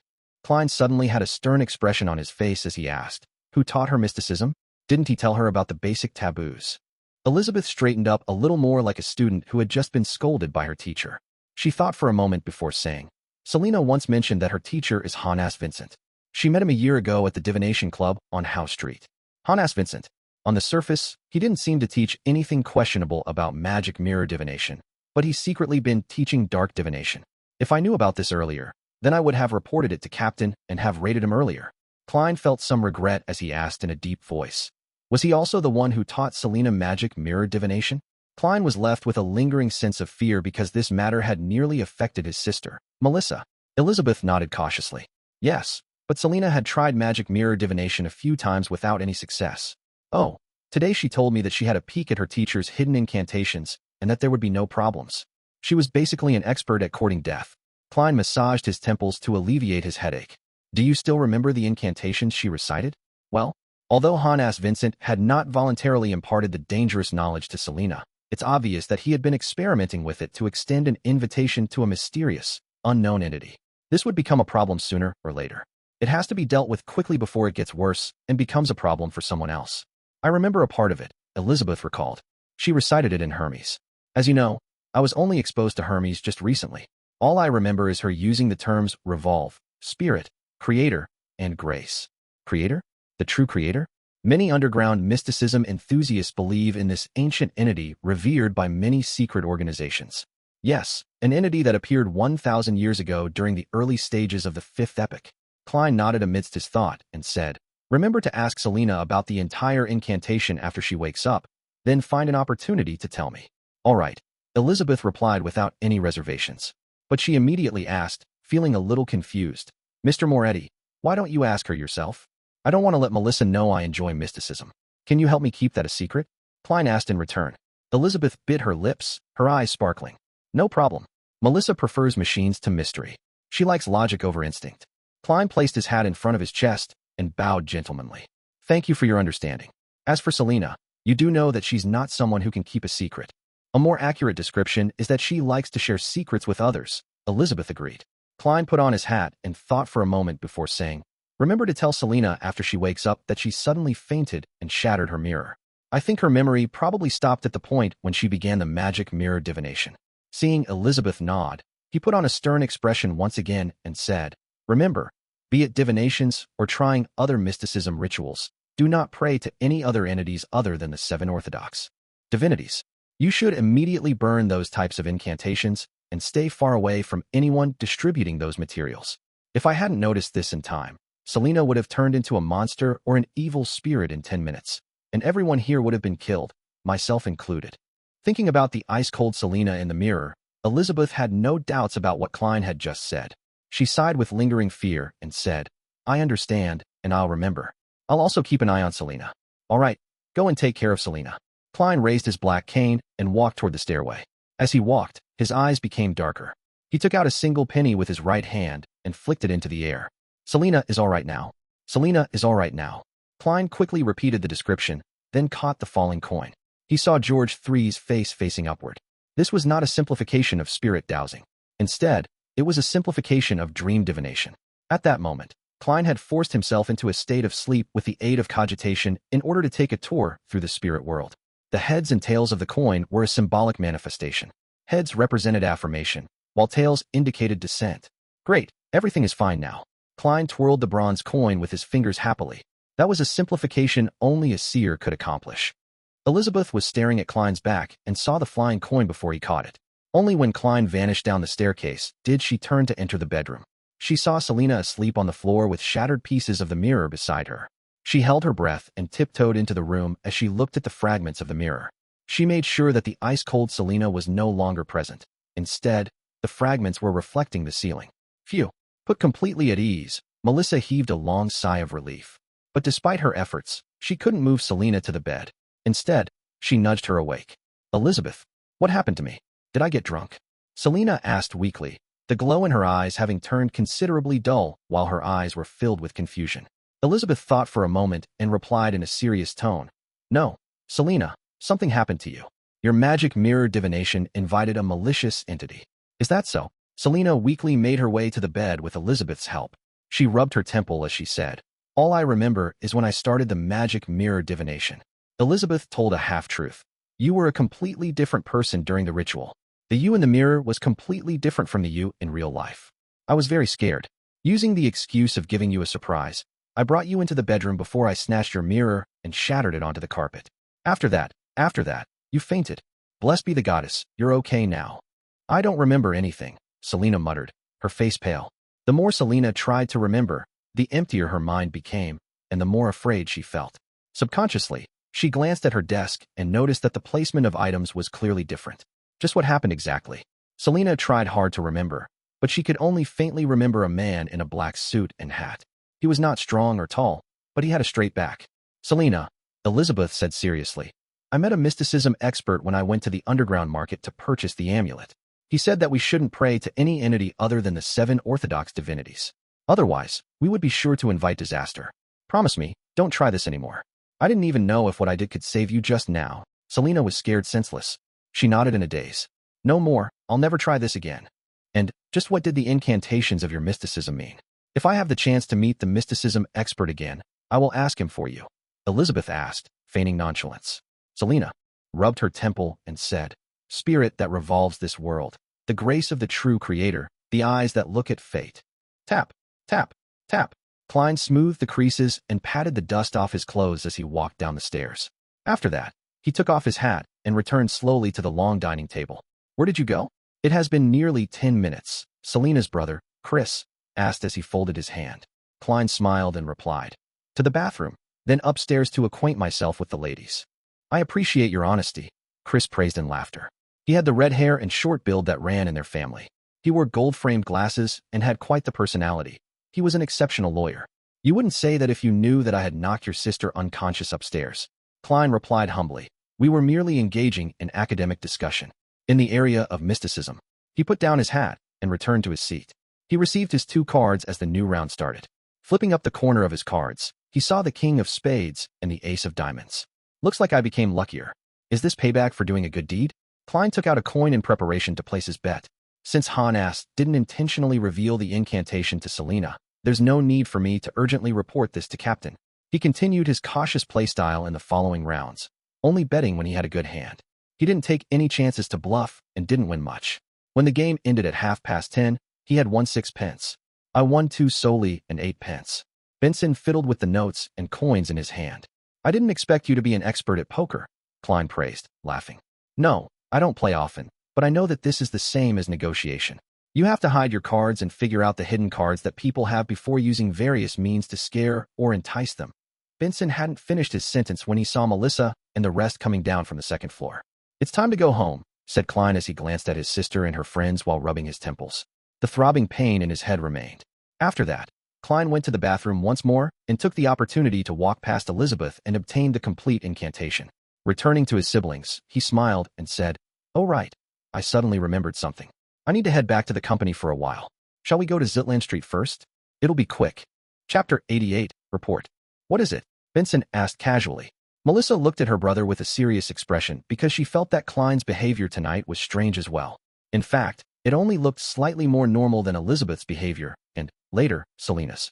Klein chuckled as he had long thought of an excuse and said, There was a mistake in one of the document descriptions, and I already informed my colleagues that I would hand it over to them when I arrive early at the company tomorrow morning. So, I can either amend it now since it's on the way or wake up at least half an hour earlier tomorrow morning. No doubt, I've chosen to do the former. Ah, no wonder. I had a nagging feeling that your mind wasn't in the game. So you were actually thinking about work. Benson smiled, suddenly enlightened. No, I apologize. I should say, the card game helped you think. All right, we shall wait for you. Melissa looked away and smoothed out the ruffles of her engagiantes. As it was past the operation time for both track and trackless public carriages, the 3 siblings bid their hosts farewell before hiring a carriage nearby. It cost 2 solely for 45 minutes. I've heard that every carriage driver that rents out their own carriage adds ridiculous fees, Benson complained in a low voice. He had used most of the money that he won earlier to pay the driver. Klein smiled and replied, I think it's very acceptable. After all, it is almost 11 o'clock. I was just joking. I thought that we could actually share the carriage with other guests. 45 minutes can take us to many places. Benson looked out of the window at the other people who were hiring carriages one after another. I know, ride-sharing. Klein rubbed the top of his silver-inlaid cane and said, We don't have a problem with that, but the other customers might. Benson, did you notice that they care a lot about their image and at looking respectable? I think that might be common among the middle class. Benson nodded seriously and said, The Wood family was much more extravagant than I imagined. However, Wood's weekly salary is only £4 per week. Looking respectable might be the biggest difference between the middle-class people and curly-haired baboons. Do you have something against curly-haired baboons? Klein almost burst out laughing. Melissa didn't join in on their discussion. She took a seat and sized up Klein from time to time. Her gaze was sending chills down his spine. The 2-wheeled horse carriage was traveling quickly in the dark, quiet street. They arrived at Zutland Street in only 12 minutes. Wait for me here. 5 minutes. It won't be more than 5 minutes, Klein emphasized. He put on his top hat, grabbed his cane, and got off the carriage. As the carriage driver was charging based on time instead of distance, the driver didn't mind waiting. Going up the stairs, Klein arrived at the Blackthorn Security Company and knocked on the door. Within 10 seconds, the door was opened wide. Leonard Mitchell appeared before him in a vest and shirt. "You're not on duty tonight," Leonard pointed out, looking surprised to see him. Klein was only on guard duty once a week for the Cheney's gate. They maintained a regular work schedule for the rest of the time. As for emergencies that happened at night, they would be dealt with by the sleepless who enjoyed the night. However, only getting 2 to 3 hours of sleep a day can cause baldness and memory loss. Whenever he thought about this, Klein couldn't help but ridicule Captain Dunn Smith in his mind. "I have something to report," he answered simply. "There's a mission?" Leonard asked casually, moving aside. When Klein entered the reception hall, he saw Dunn coming out in his black windbreaker. His gray eyes were dark as usual. "Captain, I came across an incident involving the supernatural." "Give me the details," Dunn asked directly. Klein recounted the whole story from earlier and reported the steps that he took to deal with it. "So, I think there's a need to investigate Hannas Vincent."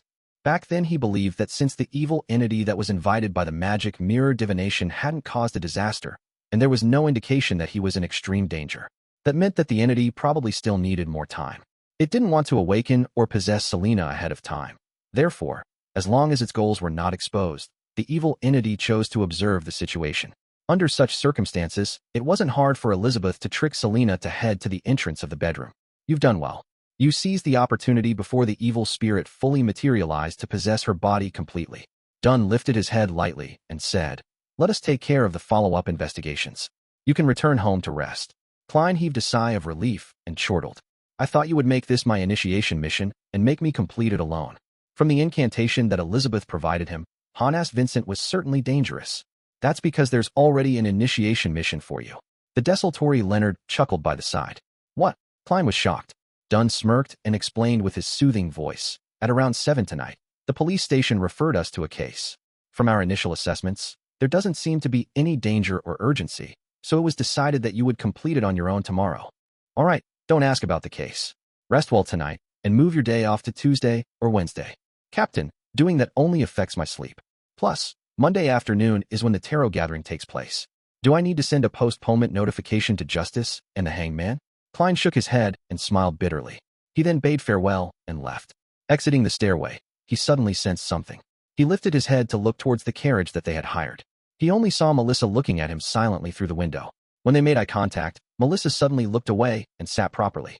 The corner of Klein's mouth twitched, and he got into the carriage, pretending nothing had happened. Under the crimson moon and pure night sky, the carriage moved quickly down one street after the other. When they returned home, Klein yielded the bathroom to Benson for his shower while he went to Melissa's bedroom and knocked twice. Melissa, who was planning to use the other bathroom, opened the door and looked at her brother suspiciously. "Melissa, do you have any questions that you'd like to ask?" "I know you do," Klein asked straightforwardly. "Don't just observe me in silence." Melissa's lips trembled and creased her eyebrows as she spoke. "Klein, what did you do to Elizabeth? She seemed a bit off. And, later on, Selina started acting very strange too." Klein had prepared his reply. "Do you know that Elizabeth and Selina are mysticism enthusiasts?" "Yeah, but I don't like it. I don't think there's anything that can't be explained in this world." Melissa answered seriously after being momentarily taken aback. "Anything that seems unexplainable is due to the fact that the knowledge we have grasped is insufficient." "Yeah, I think so too." Klein echoed her sentiments guiltily. "I once thought so too, until I successfully courted death." He coughed lightly and continued. "Mysticism involves Hermes, the language used specifically for ancient worship ceremonies and prayers. Elizabeth knew that I am good at it. It is within a historian's domain after all. So, she asked me about the pronunciation of corresponding words and their actual meanings." Melissa nodded lightly, signifying her acceptance of her brother's explanation. It went according to her understanding of both parties. As for why Elizabeth and Selina became weird later on, I have no idea about the actual reasons. Klein removed himself from the picture first, then he said, "But I can make a guess." "You managed to guess it?" Melissa blurted out in shock. Klein lifted his hand and patted his lips. "I could guess from the contents of what Elizabeth asked. The few Hermes words were related to divination, as well as the worshipping of evil entities. Yes, when Selina did the magic mirror divination, did she recite in Hermes?" He proactively brought that up in order to remind his sister to keep her guard up against similar situations. It would be even better if she could cut off contact with Selina and Elizabeth. "Yes," Melissa replied after a delay. "I think I understand why Elizabeth and Selina were acting strange." Then, Klein asked deliberately, "As Selina's magic mirror divination involved a wicked, illegal belief, Perhaps Elizabeth found an opportunity to criticize and correct Selina's mistake after she clarified with me the actual meaning of the Hermes that Selina had used? I think so. Melissa didn't doubt this conclusion because she had made the same deduction herself. Klein let out a breath of relief upon seeing that he had successfully directed the flow of the conversation. In the future, it's best if you advise Selina to put her beliefs in the Orthodox. Then, he tapped 4 spots on his chest just like a priest. Yes, I will. Melissa replied, sounding determined. And don't tell Elizabeth and Selina about our deduction or about the things that I've said. I actually promised Elizabeth not to tell you, Klein emphasized. Okay. Melissa nodded lightly. On Monday morning at 8, in the Blackthorn Security Company, Klein took off his hat and greeted Roseanne and Brett. After exchanging a few words, he entered Captain Dunsmith's office. He pushed the door open and looked around. He suddenly had a shock, because Dunn's face was pretty pale and his gray eyes looked clouded, without their usual darkness. What happened? Han asked Vincent. Klein asked in concern and shock. Dunn rubbed his forehead, took a sip of coffee, and replied with a bitter smile. Han asked Vincent is dead. Who killed him ahead of time? Klein sat before Dunn with his cane in hand. Dunn didn't answer immediately but sighed and said, Leonard and I went to look for Han asked Vincent last night. As his usual behavior didn't show any unusual signs, and there was nothing odd about his house, I decided to enter his dreams to look for clues. In his dream, his eyes showed fear as Dunn repeated himself twice. That was when he said, in his dream, I saw a cross, a huge cross, one that blotted out the sky. On the huge cross, there was a naked man nailed to it with black nails. His arms and legs were pinned with his arms extended outwards. He was hung upside down, his head hung low like a chandelier. There was strips of blood stains on his body. Upon seeing such a scene, I lost consciousness. I left Han-ass Vincent's dream, and when I woke up, Leonard told me that Han-ass had died in his sleep. Huge cross, hung upside down, the man covered in blood stains. It's similar to some of the stories of the true creator that some of the hidden organizations believe in, but there are considerable differences too. Klein made a deduction in suspicion. The few hidden organizations that believed in the true creator had only appeared in the last 2 or 3 centuries, such as the Aurora Order and the Iron and Blood Cross Order.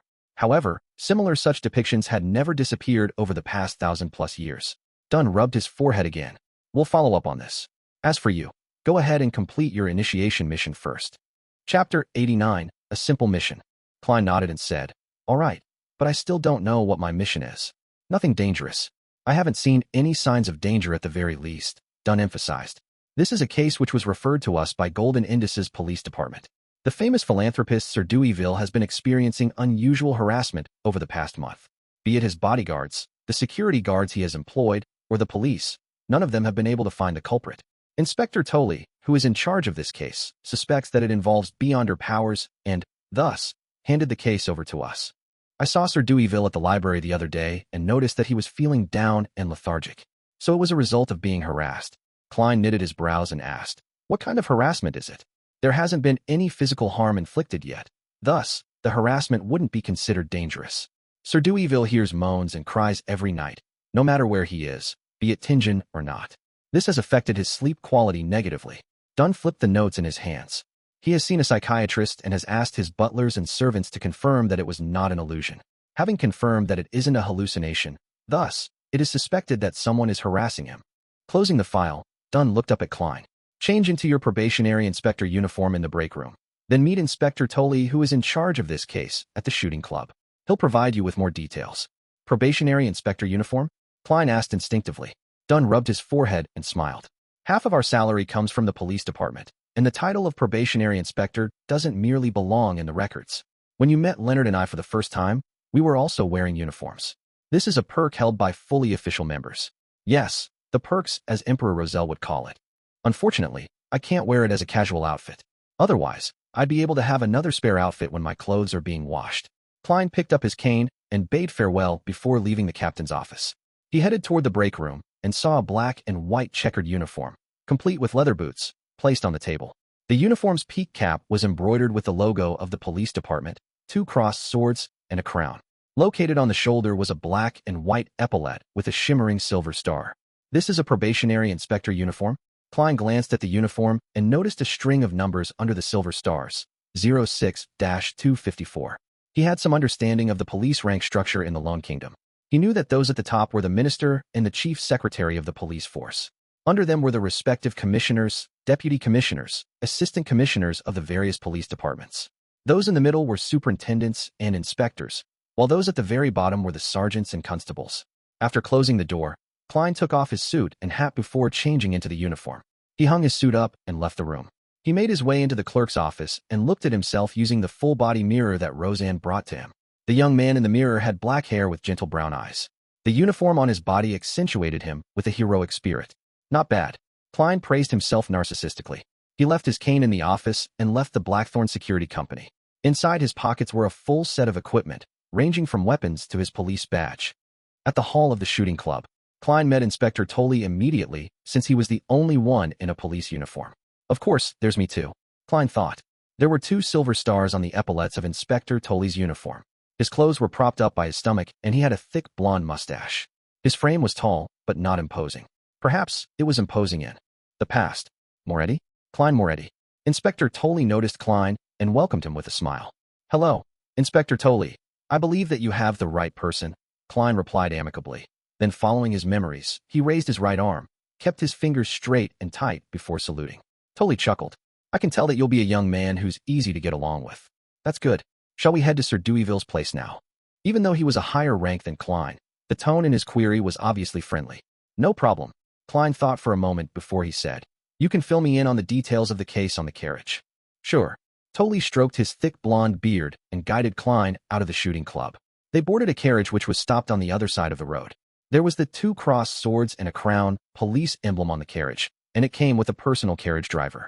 Sir Deweyville is a believer of the goddess, so we referred the case to you. Daly said quickly as he sat down. I know. The fine knight is a common figure on the covers of newspapers and magazines. Klein flashed a friendly smile. Daly picked up the docket beside him and removed the seal before taking out the materials inside. As he flipped through them, he explained, Regardless, even if you are aware of it, I need to provide you with a detailed briefing. Sir Deweyville is one of the richest tycoons of Tingent City. He built his career beginning with a lead and porcelain factory. It has now expanded to steel, coal, shipping, banking, and bonds. He is also a great philanthropist that has been praised by the king, having set up the Deweyville Charity Foundation, the Deweyville Trust, and the Deweyville Library. He was also knighted 5 years ago. If he were willing to run for mayor, I don't think anyone in Tingent City could contest with him. But Backlund is his goal. He wants to become a member of parliament. We once suspected that the harassment might be related to this, but we have no clues to this date. Klein nodded slightly and said, We can't rule out that possibility, but there's nothing to confirm that suspicion as of now.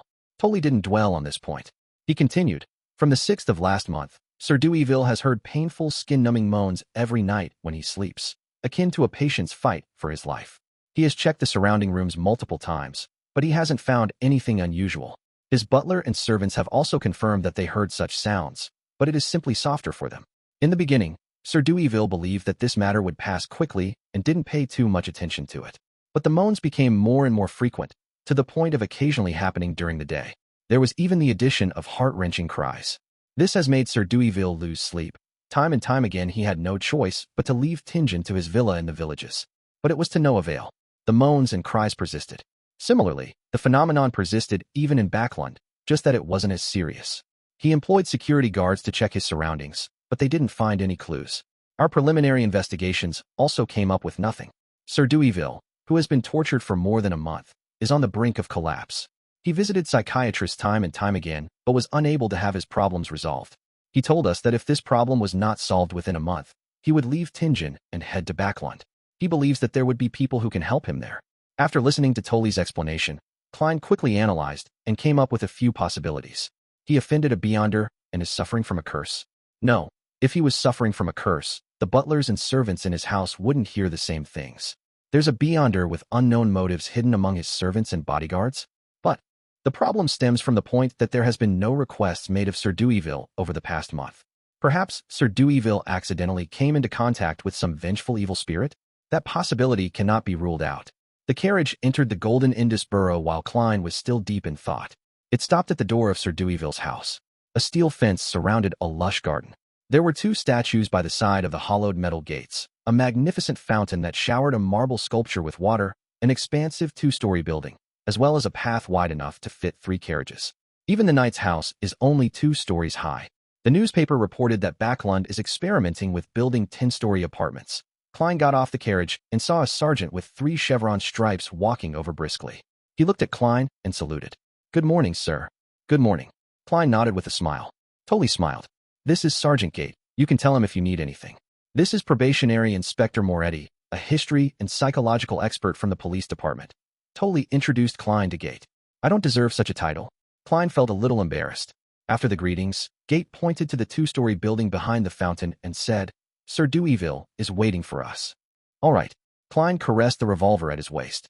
That was his best bet against an enemy. Since he was in police uniform, he could put his revolver in a holster at his hip, making it easier to draw it. As they spoke, the trio made their way down the path, around the fountain, and arrived outside the door. By then, the door was already opened by a servant who was waiting politely at the side. As Klein pretended to adjust his hat, he tapped twice on his glabella to activate his spirit vision before entering the house. The square-faced Sir Deweyville was massaging his forehead in the hall. He was clearly in low spirits. His blonde hair and blue eyes were either dry or dull, as though he had aged considerably by at least 5 years. "Good morning, Sir Deweyville." Klein, Daly, and Gate bowed at the same time. Sir Deweyville stood up and forced out a smile. "Good morning, officers. I hope that you can resolve what has been causing me distress." At that moment, Klein squinted and slightly knitted his brows. Other than his low spirits, Klein couldn't find any other problems with Sir Deweyville. "That's odd." He thought for a moment before he said, "Sir, in which room did you first hear the moans?" "My bedroom." Sir Deweyville shook his head. "Can we take a look?" inquired Klein.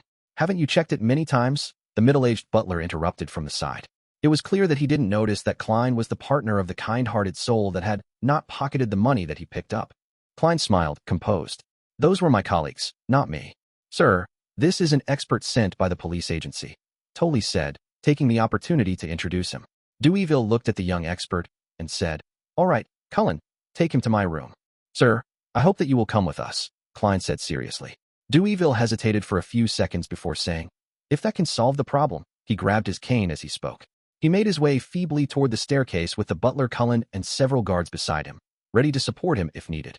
Klein surveyed the surroundings as he followed behind them silently. 1 step, 2 steps, 3 steps.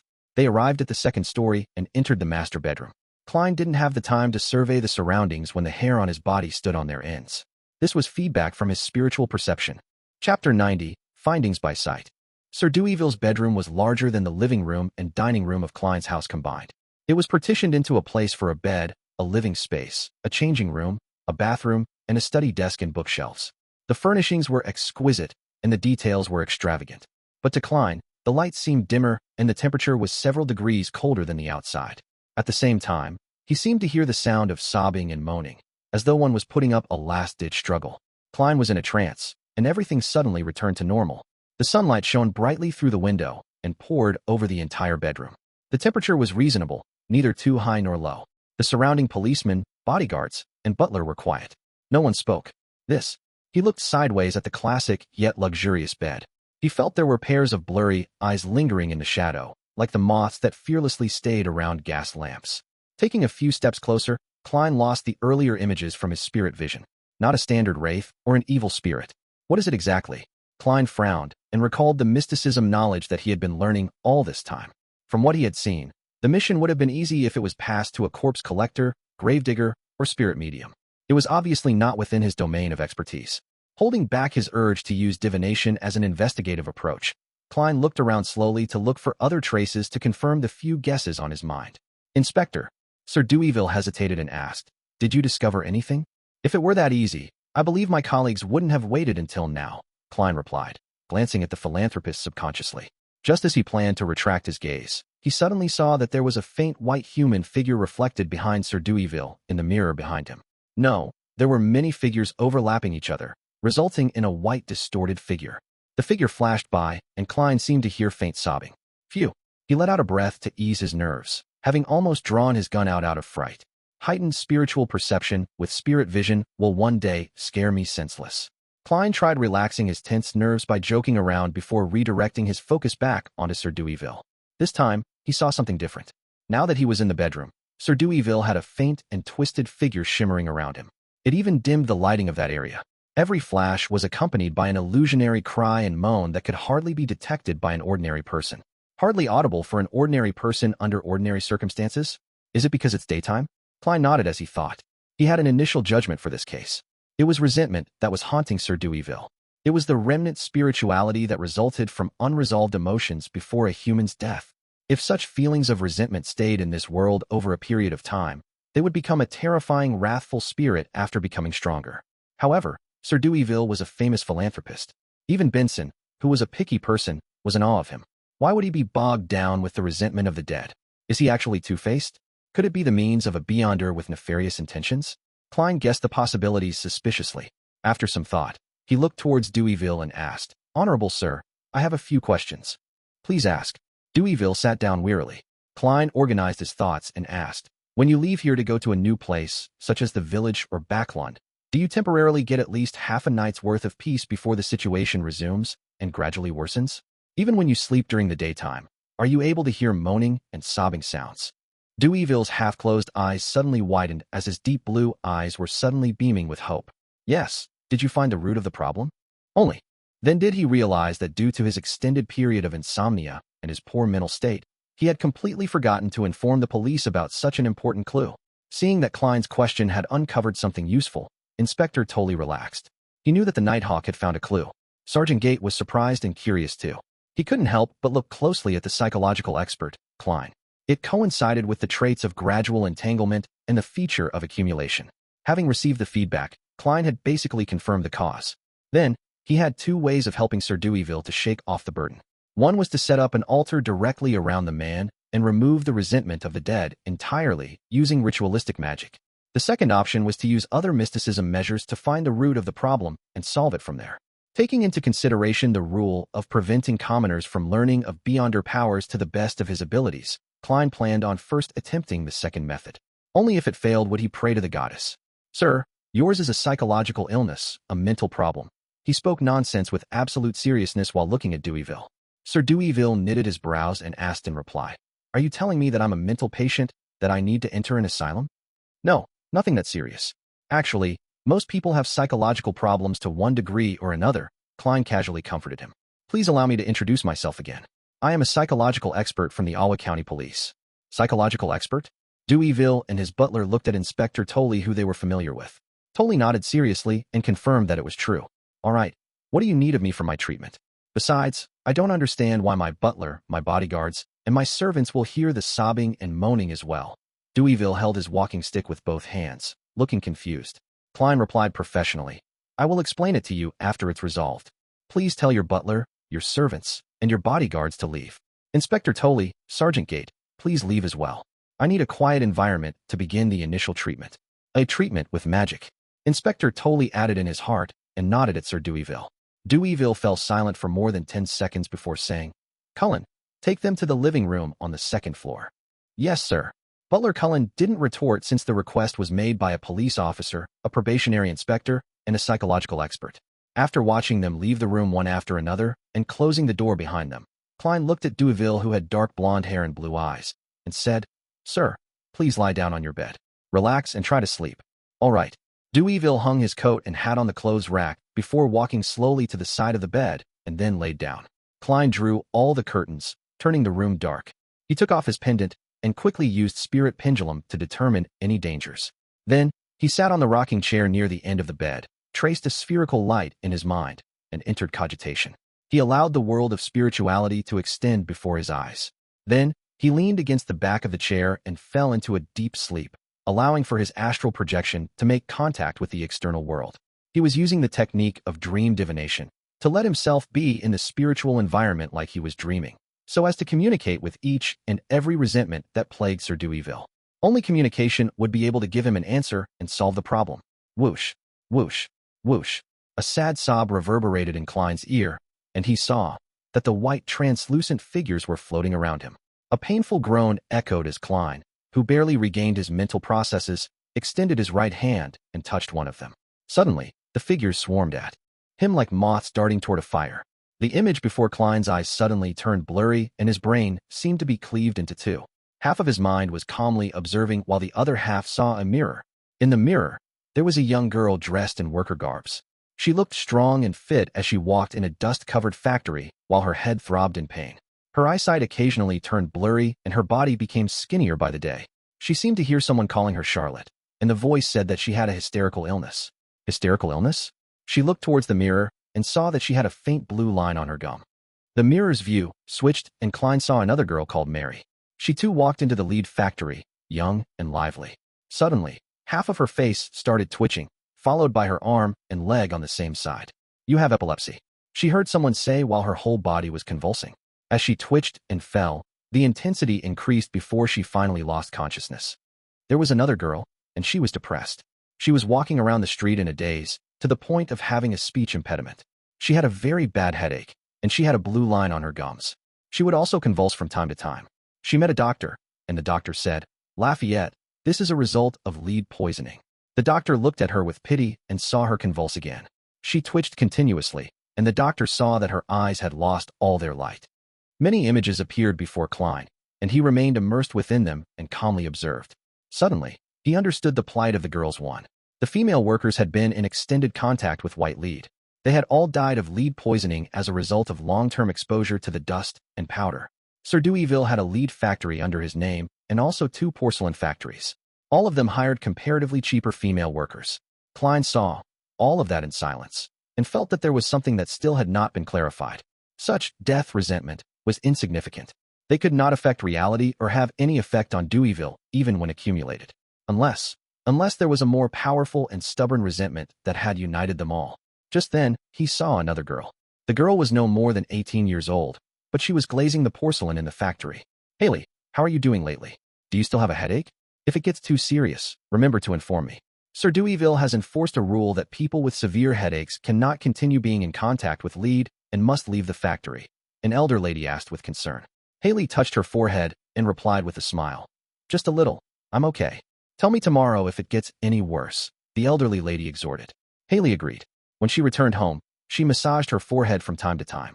She saw that her parents and brothers had returned, but their faces looked hopeless. "Your father and brothers lost their jobs," her mother said as she wiped her tears. Her father and brother hung their heads low and muttered, "We will try to get some work at the harbor. But we don't even have bread money for the day after tomorrow. Maybe we will need to move to Lower Street." Haley's mother looked at her with reddened eyes. "When are you getting your pay? It's 10 solely, right?" Haley massaged her forehead again. "Yeah, Saturday." Saturday. She didn't say anything else and remained as quiet as usual. She returned to the factory the next day and told her supervisor that her headache recovered and she felt fine. She smiled and walked 5 kilometers back and fro to work daily. She massaged her head more and more frequently. "You haven't found another job?" Haley couldn't help but ask her father and brother while looking at the soup which was boiling with black bread. Her father said in frustration, "The economy is in a recession. Many places are retrenching. Even the harbor jobs are sporadic. I could only get 3 solely and 7 pence a week." Haley sighed and fell into her usual silence. However, she hid her left hand that was twitching suddenly. On the second day, she walked to work again. The sun was shining brightly, and the street grew busier and busier with pedestrians. Suddenly, she started convulsing all over. She fell to the side of the road, foam spewing out of her mouth. She looked up into the sky, and her gaze turned into a blur. She saw people walking past, and others getting close. She saw a carriage pass by with the Deweyville family emblem with a white dove with its spread wings, as if ready to take off. She tried hard to open her mouth, but she couldn't make a sound. So, she didn't say a thing, quiet as ever. But the difference this time was that she was dead. Chapter 91, Solution. The scenery started to distort, turning illusory, and began to fade away. After Klein left his dreamlike state, his vision adapted to the darkness in the room. He knew that with £1 and 10 solely, which was 30 solely a week, Benson didn't have an easy time supporting the family according to the standards of an average family. He had thought that the majority of workers earned 20 solely a week. He had once heard Melissa remark that Lower Street of Iron Cross Street had 5, 7, or even 10 families squeezing into the same room. He also learned from Benson that as a result of the situation in the southern continent, the kingdom's economy was in a recession for the past few months. He knew that a maid, with board and lodging provided, could earn between 3 solely and 6 pence to 6 solely a week. Klein extended his hand and pinched his glabella. He was silent for a long time, until Sir Deweyville asked, "Officer, aren't you going to say anything?" The psychiatrist I went to would always speak to me and ask questions in such a situation. However, I must say that I feel at peace. I almost fell asleep. I haven't heard any moans or cries yet. How did you do it? Klein leaned back in the rocking chair. Instead of providing an answer, he asked with a gentle tone, "Sir, do you know about lead poisoning? Do you know about the dangers of lead?" Deweyville fell silent for a few seconds. I did not know about it in the past, but I do now. Are you telling me that my psychological illness stems from my guilt? My guilt toward the female lead and porcelain factory workers? Without waiting for Klein to answer, he continued just like he always had, in his position of power during a negotiation. Yes, I did feel guilty about this in the past, but I did compensate them. At my lead and porcelain factories, the workers do not earn less than other workers in the same industry. In Backlund, lead and porcelain workers are paid no more than 8 solely a week, but I pay them 10, sometimes even more. Many people criticize me for breaking ranks since it makes it hard for them to recruit workers. If not for the Grain Act that made many farmers bankrupt, sending them to the cities, they would have had to raise their wages just like I did. Furthermore, I've also informed the supervisor of the factories to make sure that those with repeated headaches and blurry vision are to leave the areas where they are exposed to lead. If their illness is really severe, then they can even ask for help at my charity foundation. I think I have done enough. Klein spoke without a ripple of emotion in his voice. Sir, at times, you cannot imagine how important a salary is to a poor person. Simply losing work for a week or two can result in an irreversible loss to their family, a loss that would cause tremendous grief. He paused before saying, I am curious, why wouldn't a kind person like you install equipment that can protect against dust and lead poisoning in your factories? Deweyville looked at the ceiling and laughed ruefully. That would make my costs too high for me to bear. I would no longer be able to compete with other lead and porcelain companies. I no longer pay too much attention to my profits in these areas of my business. In fact, I am even willing to fork out some money. But what's the point of keeping the business if I have to keep doing that? That can only help a number of workers and not become a standard in the industry or affect change on other factories. That would merely result in me forking out money to support the workers. I heard that some factories even secretly hire slaves to minimize costs. Klein crossed his hands and said after a moment of silence, Sir, the root of your psychological illness comes from the buildup of guilt, despite you believing that the guilt has faded and disappeared over time. It wouldn't have any visible effects under normal circumstances, but there was something that triggered you and set off all the problems at once. Something that triggered me? I'm not aware of such a thing, Deweyville said, puzzled, but with conviction. Klein allowed the chair to rock gently as he explained with a gentle tone. You did fall asleep for a few minutes just now, and you told me something. Hypnosis. Deweyville made a guess, as he usually did. Klein did not give a direct reply and instead said, You once saw a girl dying on her way to work while you were on your carriage. She had died because of lead poisoning. She was one of your workers who glazed porcelain while she was still alive. Deweyville rubbed his temples, speechless before saying somewhat doubtful. I think that happened once, but I can't remember it clearly. His prolonged insomnia had left him in a poor mental state. He could only faintly recall seeing such a scene. He thought for a moment, but gave up taxing his brain. Instead, he asked, What was that worker's name? Well, what I meant was, what should I do to cure my psychological illness? Klein replied immediately, 2 things. First, the worker that died by the side of the road was called Haley Walker. That was what you told me. She was the most direct trigger, so you have to find her parents and give them more compensation. Second, spread information about the dangers of lead in the newspapers and magazines. Allow your charity foundation to help more workers who suffered from the damage. If you succeed in becoming a member of parliament, push for enacting laws in this domain. Deweyville sat up slowly and laughed in a self-deprecating manner. I will do all of the rest, but to enact a law, I think it's impossible since there is still competition from nations beyond our country. Setting up such a law would just slip the entire industry in the country into a crisis. Factories would become bankrupt one by one, and many workers would lose their jobs. Organizations that help the poor cannot save that many people. He slowly got off the bed and adjusted his collar. He then looked at Klein and said, Haley Walker, right? I'll immediately get Cullen to retrieve information about her from the porcelain company and find her parents. Officer, please wait with me and continuously evaluate my mental state. All right. Klein stood up slowly and smoothed his black and white checkered police uniform. At 11 in the morning in the living room of Deweyville, Klein sat on the sofa in silence as he looked at the man and woman being guided into the house by butler Cullen.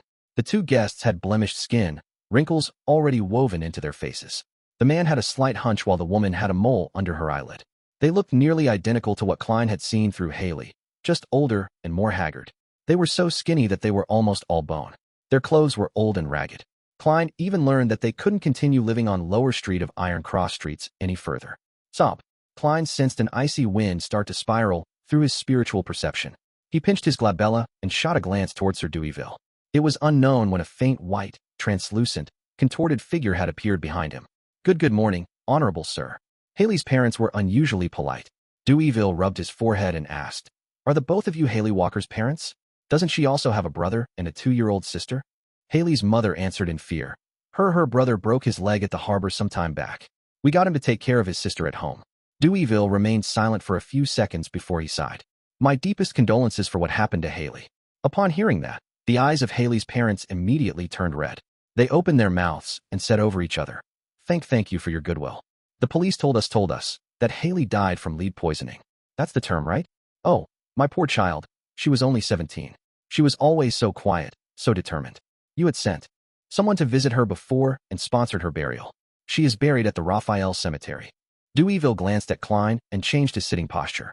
He leaned forward and said with a serious tone, That was actually an oversight of ours. I have to apologize. I have considered that I need to compensate you, to compensate Haley. Her weekly salary was 10 soli, was it not? 1 year would be 520 soli, or 26 pounds. Let's assume that she could have worked for another 10 years. Cullen, give Haley's parents 300 pounds. 300 pounds. Haley's parents were dumbfounded. They never had more than 1 pound of savings, even at their richest. It wasn't only them who were dazed. Even the expressions of the bodyguards and maids in the room were also all that of shock and envy.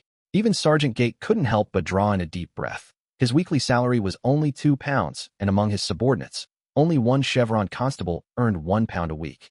Amidst the silence, Butler Cullen walked out of the study and held a bulging sack. He opened the sack and revealed stacks of cash, some 1 pound, some 5 pounds, but mostly made up of 1 or 5 soli. It was clear that Deweyville had made his subordinates receive change from the bank earlier. It's an expression of Sir Deweyville's goodwill. Cullen handed the sack over to Haley's parents after receiving confirmation from his master. Haley's parents took the sack and rubbed their eyes, looking at it in disbelief. No, this is too generous. We cannot accept this, they said as they held the sack tightly. Deweyville said in a deep voice, This is what Haley deserves. Why, you truly are a noble, charitable knight. Haley's parents bowed repeatedly in agitation. They had smiles on their faces, smiles that they couldn't repress. They praised the knight repeatedly, repeating the same few adjectives they knew. They kept insisting that Haley would be grateful towards him in heaven. Cullen, send them home. Oh, take them to the bank first. Deweyville heaved a sigh of relief and instructed his butler.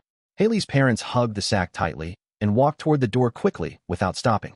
Klein saw the faint translucent figure behind Sir Deweyville attempt to extend its hands towards them, hoping to leave with them, but the parents' smiles were abnormally radiant. They didn't turn back. That figure turned fainter and, soon, vanished completely. Klein also sensed that the icy feeling in the guest hall had instantly returned to normal.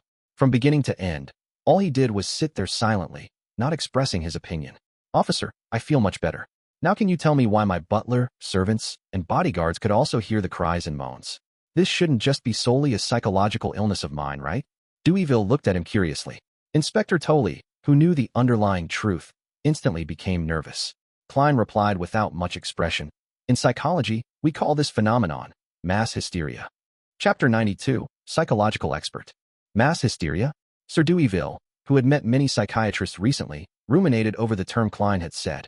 Despite their curiosity, his butler, bodyguards, and servants didn't make a single sound since they had not been given permission by him. As for Sergeant Gate, he looked towards Klein doubtfully as if he had never heard of that concept. Klein controlled his habit of tapping the armrest with his fingertips and calmly explained, Humans can be fooled easily by their sensory organs. Mass hysteria is a kind of psychogenic illness that is a result of tense nerves and other factors amongst a group of individuals as they influence each other. The jargon he spewed out confused Sir Deweyville, Sergeant Gate, and the rest, causing them to subconsciously opt to believe him. Let me give a simple example of this. This was one of the cases that I previously dealt with. One man held a dinner banquet and invited 35 guests.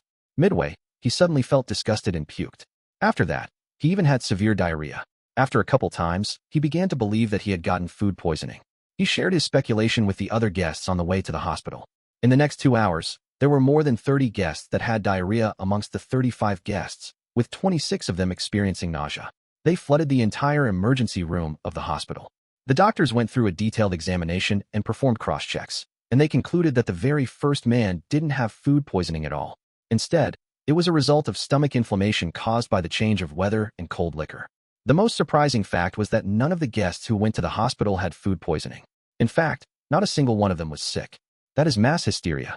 Deweyville nodded slightly and marveled. I understand now. Humans do lie to themselves easily.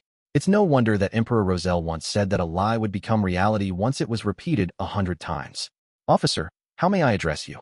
You are the most professional psychiatrist I have ever met. Inspector Moretti. Klein pointed at his epaulette and said, Sir, your troubles have been resolved temporarily for now. You can try to sleep now while I determine if there are any other problems. If you are able to sleep well, please allow us to bid farewell ahead of time instead of waiting for you to wake up. All right. Deweyville massaged his forehead, took his cane, and walked upstairs to his bedroom. Half an hour later, a police carriage left the fountain at the door of Deweyville's residence. When Sergeant Gate got off on the way and returned to his police station, Inspector Daly looked towards Klein. He complimented in jest. Even I believe that you were a real psychological expert. Before he finished his sentence, he saw the young man in a black and white checkered uniform looking expressionless. His eyes were deep and serene as he forced a smirk on his face and said, I only had some experience with it in the past. Inspector Daly fell silent until the carriage arrived outside 36 Zutland Street. Thank you for your assistance, allowing Sir Deweyville to be finally free from his problems and be able to find sleep again. He extended his hand and shook Klein's hand. Thank Dunn on my behalf. Klein nodded slightly and said, All right. He went up the stairs and returned to the Blackthorn Security Company. He knocked and entered the captain's office. Dunn. Dunn was waiting for his lunch. Dunn. Klein massaged his forehead and kept his reply short and simple. The root of the problem stemmed from the lead and porcelain factory under Sir Deweyville. From the moment they were established to this day, too many deaths have been caused by lead poisoning. And every accident left Sir Deweyville with some resentful spirituality. Generally speaking, that wouldn't bring too big of a problem. That might cause nightmares, at the most. Dunn had experienced similar cases with his plethora of experience. Klein nodded slightly and said, Yes, that's usually the case. But, unfortunately, Sir Deweyville encountered a female worker who died of lead poisoning on the streets. She collapsed by the side of the street and happened to catch a glimpse of the Deweyville's family emblem.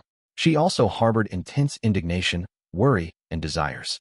It was only when Sir Deweyville gave her parents, brother, and sister a compensation of £300 did her emotions dissipate. This is a societal problem. It isn't rare in the age of steam and machinery. Dunn took out his smoking pipe, smelled the tobacco, and sighed. Workers that make linen work in damp environments and are generally diagnosed with bronchitis and joint-related ailments. As for factories with serious powder and dust issues, even if the dust isn't poisonous, it can still accumulate into lung problems. Sigh. We don't have to talk about this. As the kingdom develops, I believe these problems will be resolved. Klein, let's find a restaurant tonight to celebrate you becoming an official member, all right? Klein thought for a moment before saying, How about tomorrow? Captain, I have used spirit vision for an extended period of time today and also used dream divination to directly interact with those resentments.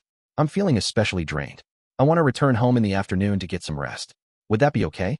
Oh, then I'll head over to the Divination Club at about 4 or 5 in the afternoon to see how the club members are reacting to news of Honas Vincent's sudden death. No problem. That's only necessary. Dunn chuckled. Tomorrow night it is. Let's do it at Old Will's restaurant next door. I'll get Roseanne to make a reservation. Klein took off his police peak cap and stood up to salute him. Thank you, Captain. See you tomorrow. Dunn lifted his hand and said, Hold on. Did you mention that Sir Deweyville gave the female workers' parents a compensation of £300? Yes. Klein nodded and immediately understood the reason why the captain had mentioned it. You are worried that they will get into trouble because of their wealth. Dunn sighed. I've seen many similar situations in the past. Pass me their address. I'll ask Kinley to arrange for them to leave Tingen for another city, to start life anew. All right, Klein replied in a deep voice. With all of that done, he left Dunn's office and entered the break room diagonally opposite. He changed into his original suit and left the police uniform in his locker. Klein took the public carriage back to Daffodil Street in silence. He took off his coat and top hat. He then heated up the leftovers from last night and ate them with the last piece of wheat bread to fill his stomach. Then, he went to the second floor, hung his clothes, and slumped into bed. When he woke up, the pocket watch showed that it was already 2:10 in the afternoon. The sun was hanging high up in the sky, and the sunlight shone through the clouds. Underneath the golden splendor, Klein stood next to his desk and looked out the oriel window. He watched the pedestrians in old, ragged clothing as they entered or left Iron Cross Street. Phew. He let out a breath slowly, finally overcoming his low spirits. Every journey had to be taken one step at a time. Likewise, his sequence needed to be advanced one level at a time. Everything worked like that. He shook his head and sat down. He started concluding and reorganizing his encounter over the last week, so as to reinforce the important points in his mind to prevent himself from forgetting them. 5 minutes before 3 in the afternoon. Above a blurry, boundless, grayish-white, silent gray fog stood a lofty palace. An ancient mottled bronze table sat there quietly. On the seat of honor at the long table sat a man already engulfed by the thick, gray fog. Klein leaned against the back of the chair and contemplated. He suddenly extended his hand and tapped on the crimson stars that represented justice and the hanged man. Ackland, Empress Borough. Audrey lifted her dress as she quickly walked towards her bedroom. Suddenly, she felt something and looked sideways at the shadow sitting on the balcony. As expected, she saw her golden retriever, Susie, who was sitting there in silence, observing her as always. Audrey sighed and drew a crimson moon on her chest. She then got closer and looked down at her golden retriever from a commanding position. Susie, that's not right. This is peeping. A spectator has to observe in an open manner. The golden retriever lifted its head to look at its owner and shook its tail. After nagging her dog, Audrey didn't delay any further and continued walking towards her bedroom again. In the few seconds of opening and closing the door, she suddenly had a weird idea. I wonder if Mr. Fool would allow Susie to enter that mysterious space. Then, there would be 4 members in the tarot gathering, and all of them would be beyonders. No way, Susie can't talk. If they were to let her express her opinion and share her thoughts, what would she do? Woof woof woof. Howl howl. Why am I mimicking a dog's bark here? Just imagining such a scene feels really strange. A mysterious and solemn gathering with the sudden barking of a dog. Mr. Fool would definitely kick us out of the tarot gathering directly. Audrey locked the door and sat by the side of her bed. She took out a piece of old yellowish-brown paper from underneath her pillow. She read it repeatedly and entered her spectator state. In a particular area of the Sonia Sea, an old sailboat which was in pursuit of the listener had already left the Rorsted archipelago. Seafarer Alger Wilson was worried that the wall clock's machinery would malfunction, so he entered the captain's cabin about half an hour earlier in case he had misjudged the time, which would cause his subordinates to see him getting pulled into the tarot gathering.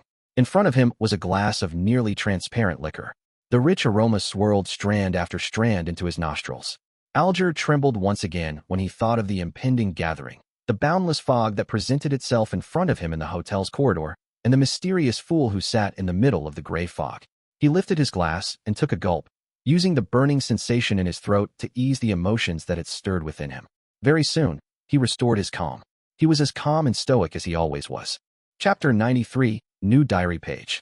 Above the gray fog, gigantic stone columns held up a majestic divine hall.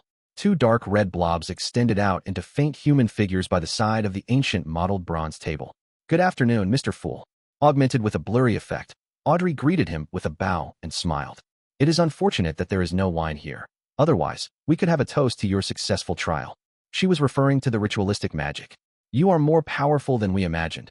Alger Wilson praised as well. Klein was surrounded by the thick fog, as usual. He pressed down with his right arm and spoke with his normal tone, replying as though it was natural. Great. This means that we are on the path of excellence. If you have any matters to tend to that leave you unable to attend the gathering on Mondays, conduct the ritual and inform me. All you have to do is change the line in the incantation. I pray for a good dream, with the reason. All right. Audrey quickly agreed. Mr. Fool, I obtained another page of Emperor Roselle's diary.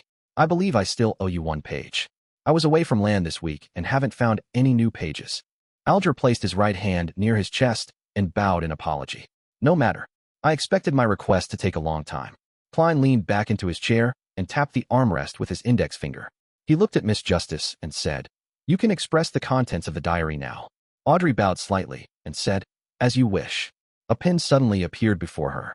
She recalled the symbols that she had memorized and tried her best to transcribe them. In seconds, she saw that the goatskin was already filled with content. The strange symbols neatly covered the entire page. After checking the contents, she put down the fountain pen and said, It's done. Klein raised his hand, and the goatskin parchment appeared in his palm. Shifting his gaze down, he started reading without emotion. July 9th. I suddenly thought of an interesting question. Since the sequence pathways are also called the blessings of the divinities or pathways of the divinities, then why would the stone slate that records the completed 22 sequence pathways be called the blasphemy slate? Blasphemy, what an interesting term. Just who is the one blasphemed? And who created the blasphemy slate? How could that person hold all of the sequence pathways? Just what other information was on the stone? I really want to see it. July 12th. I've realized another fact today. The sealed artifacts are an important component of a church's overall strength, even though some of the sealed items are very, very dangerous. Among the 7 churches, the god of craftsmanship wields the least number of sealed artifacts, which are also relatively less dangerous. Did I join an organization without a future? No, I should think of it this way. Only a blank piece of paper can produce a good painting. A weak organization is the best place for me to display my abilities. July 14th. I saw that mysterious Mr. Zeratul again. I never expected him to be the leader of an ancient organization, the Secret Order. Klein's pupils constricted when he read this. He nearly revealed an unnatural expression. The Zeratul family only had a certain connection with the Secret Order in the notes of the Church of the Evernight Goddess. But now, he learned from Emperor Roselle that the mysterious Mr. Zeratul was further determined to be the leader of the Secret Order. From the looks of it, it is an unquestionable fact that the Secret Order holds the seer sequence pathway. While Klein was reading the diary, Audrey looked over and began observing him out of habit. However, her field of vision was completely obscured by the thick fog. Momentarily taken aback, Audrey snapped back to her senses and turned her head frantically to look at the other illusory dark red star. I was too reckless, too insolent, too foolish in trying to observe Mr. Fool. I was lucky that he isn't angry. Audrey stuck out her tongue secretly and pretended to admire the scenery. She was just short of humming a lively tune. Alger sat silently, his gaze never leaving the long bronze table. He knew his place, as if he was in the presence of a true god. Klein collected himself and scanned the last portion of the diary. After learning that I had become a savant, Mr. Zeratul mentioned that I had chosen a difficult, yet relatively safe path. I asked him why that was the case, but all he did was smile before telling me that the sequence pathway contained secrets beyond my imagination. I couldn't help but ask him which sequence pathway he selected. He told me that his sequence 9 was seer. I intentionally mocked him and asked if every seer only disclosed half-truths, never explaining things more clearly. Furthermore, he was clearly a powerful high-sequence beyonder. There was no need for him to continue acting as a seer. Mr. Zeratul told me that it was a habit he adopted from back when he was a seer, and that this was a method that could pique my curiosity and make me cooperate with him. He hoped that I could help him steal a dangerous sealed item from the Church of the God of Craftsmanship, a relic of the Antigonus family. Clearly, this must wait until I become a core member of the Church of the God of Craftsmanship. I asked Mr. Zeratul how long it would take to digest the potion if I used the acting method, and what standards I should use to determine if I had digested it completely. He told me that for the lower sequences, it would only take half a year to digest the potion as long as one strictly used the acting method. In fact, in the fastest case, it might only take a month. And standard measure for progress was simple. Every beyonder would sense it immediately once the potion was completely digested. It is what it is. I asked him for more details, but he merely smiled at me. To hell with his smiles, I'll beat up every seer I see when I become a high-sequence beyonder. Rest in peace, Emperor. Klein read the diary several times before looking at Justice and the hangman again. Sorry for the wait. It is our honor. Audrey was still shocked, forgetting that she was a spectator. She looked at the hanged man and organized her words. Where can I find the psychology alchemists? Psychology alchemists. Klein suddenly recalled the man buying supplementary ingredients for the spectator potion at the Tianjin underground market.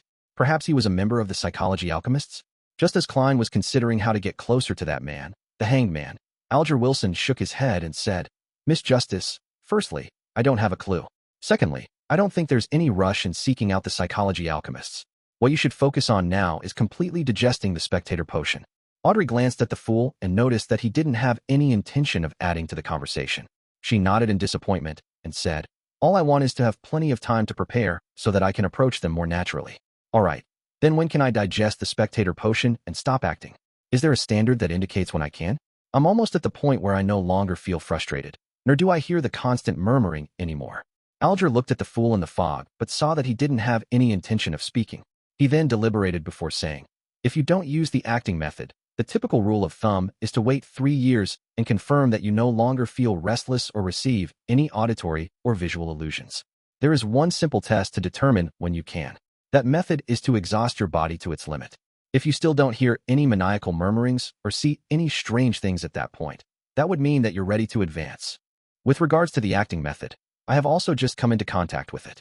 It feels good, so I don't think it'll take 3 years. That wasn't useful at all. 3 years, that's too long. Audrey criticized inwardly. She had just thought about this when she heard an armrest being tapped. Audrey froze, then turned her head in joy. She saw the fool tapping on the edge of the long table. Alger sat straighter, waiting for the fool to speak. Klein said in his normal tone, For low-sequence beyonders, as long as you strictly stick to acting, you should be able to digest the medicine in half a year. It's even possible to do it in a month. He looked at Justice and added, As for the signs of digestion, you'll know it when it comes. It doesn't need to be taught. 1 month. Great. Thank you, Mr. Fool. Audrey exclaimed while brimming with joy. Miss Justice, don't think that you are the chosen one. The key point is half a year. Klein lifted his right hand and placed it beside his lips. Half a year. Alger repeated softly. Audrey sensed joy, relief, and intense doubt in his tone. What is he suspicious about? Audrey thought as she asked, Mr. Fool, have you considered adding more members? Klein leaned back casually. He had long prepared an answer.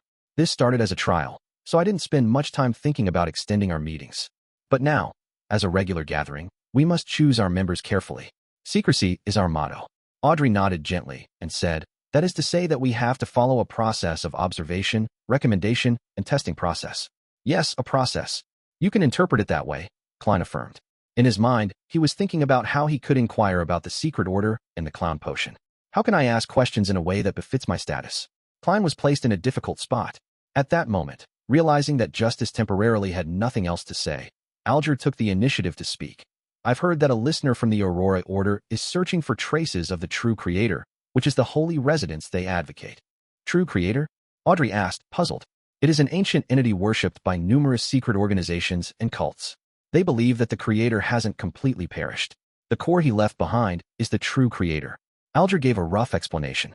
Since the fifth epoch, the true creator has appeared in many forms, such as the hanged giant or the eye behind the shadow curtains.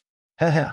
Many people believe that Emperor Roselle referenced the imagery of the true creator when he was creating the tarot cards. Hence, there exists the card of the hanged man. At this point, he looked at Klein and said, Mr. Fool, there's nothing with what I said, right? Is he trying to probe for my views on the true creator? Klein thought about the bloody man on the cross that the captain saw in Hannas Vincent's dream and immediately had an idea. Doesn't both the hanging and the shadows imply evil connotations?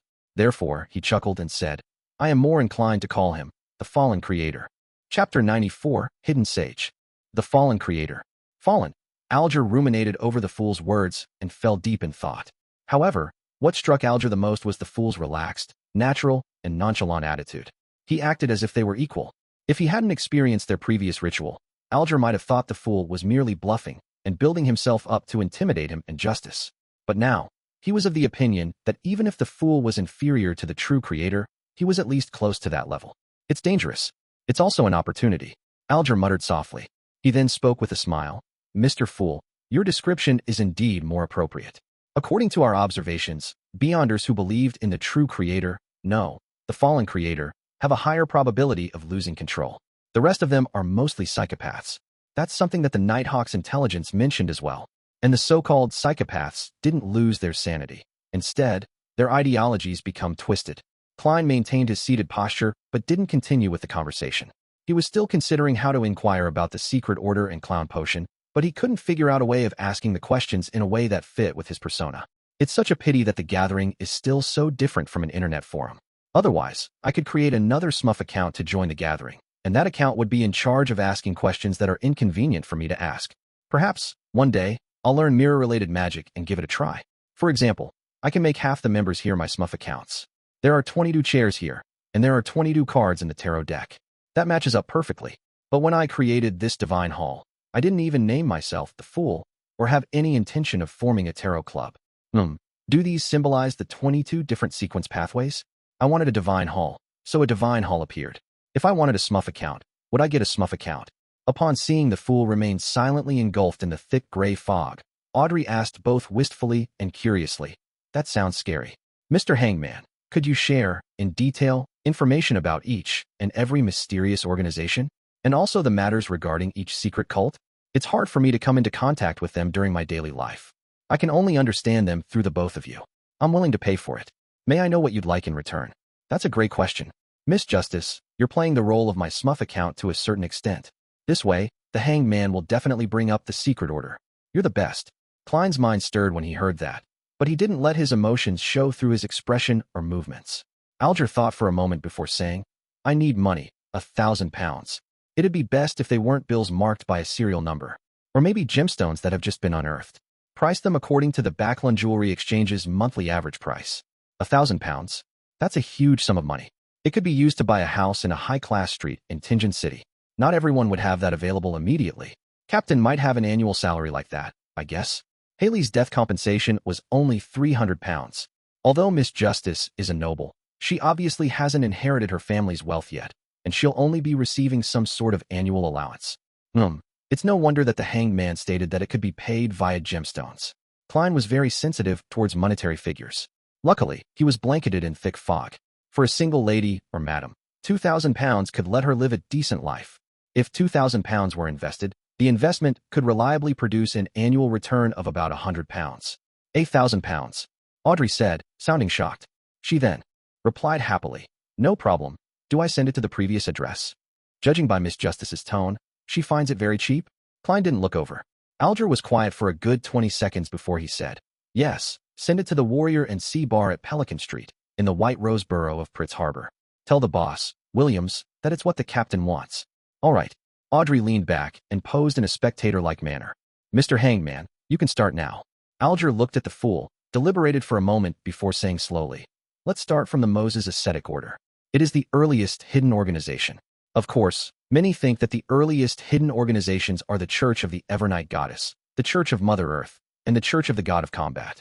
These people must be from the Church of Lord of Storms, the Church of Eternal Blazing Sun, or the Church of the God of Knowledge and Wisdom," Audrey refuted sulkily. "The Church of the Goddess is the earliest hidden organization?" That was the first time Klein had heard of such a claim. What exactly happened in the fourth epoch or the third epoch?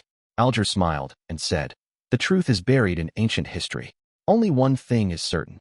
No one has ever said that the Church of Lord of Storms, the Church of Eternal Blazing Sun, or the Church of the God of Knowledge and Wisdom were once hidden organizations. All right, let's save some time and return to main topic. The Moses Ascetic Order was first established by a few humans that had read the blasphemy slate.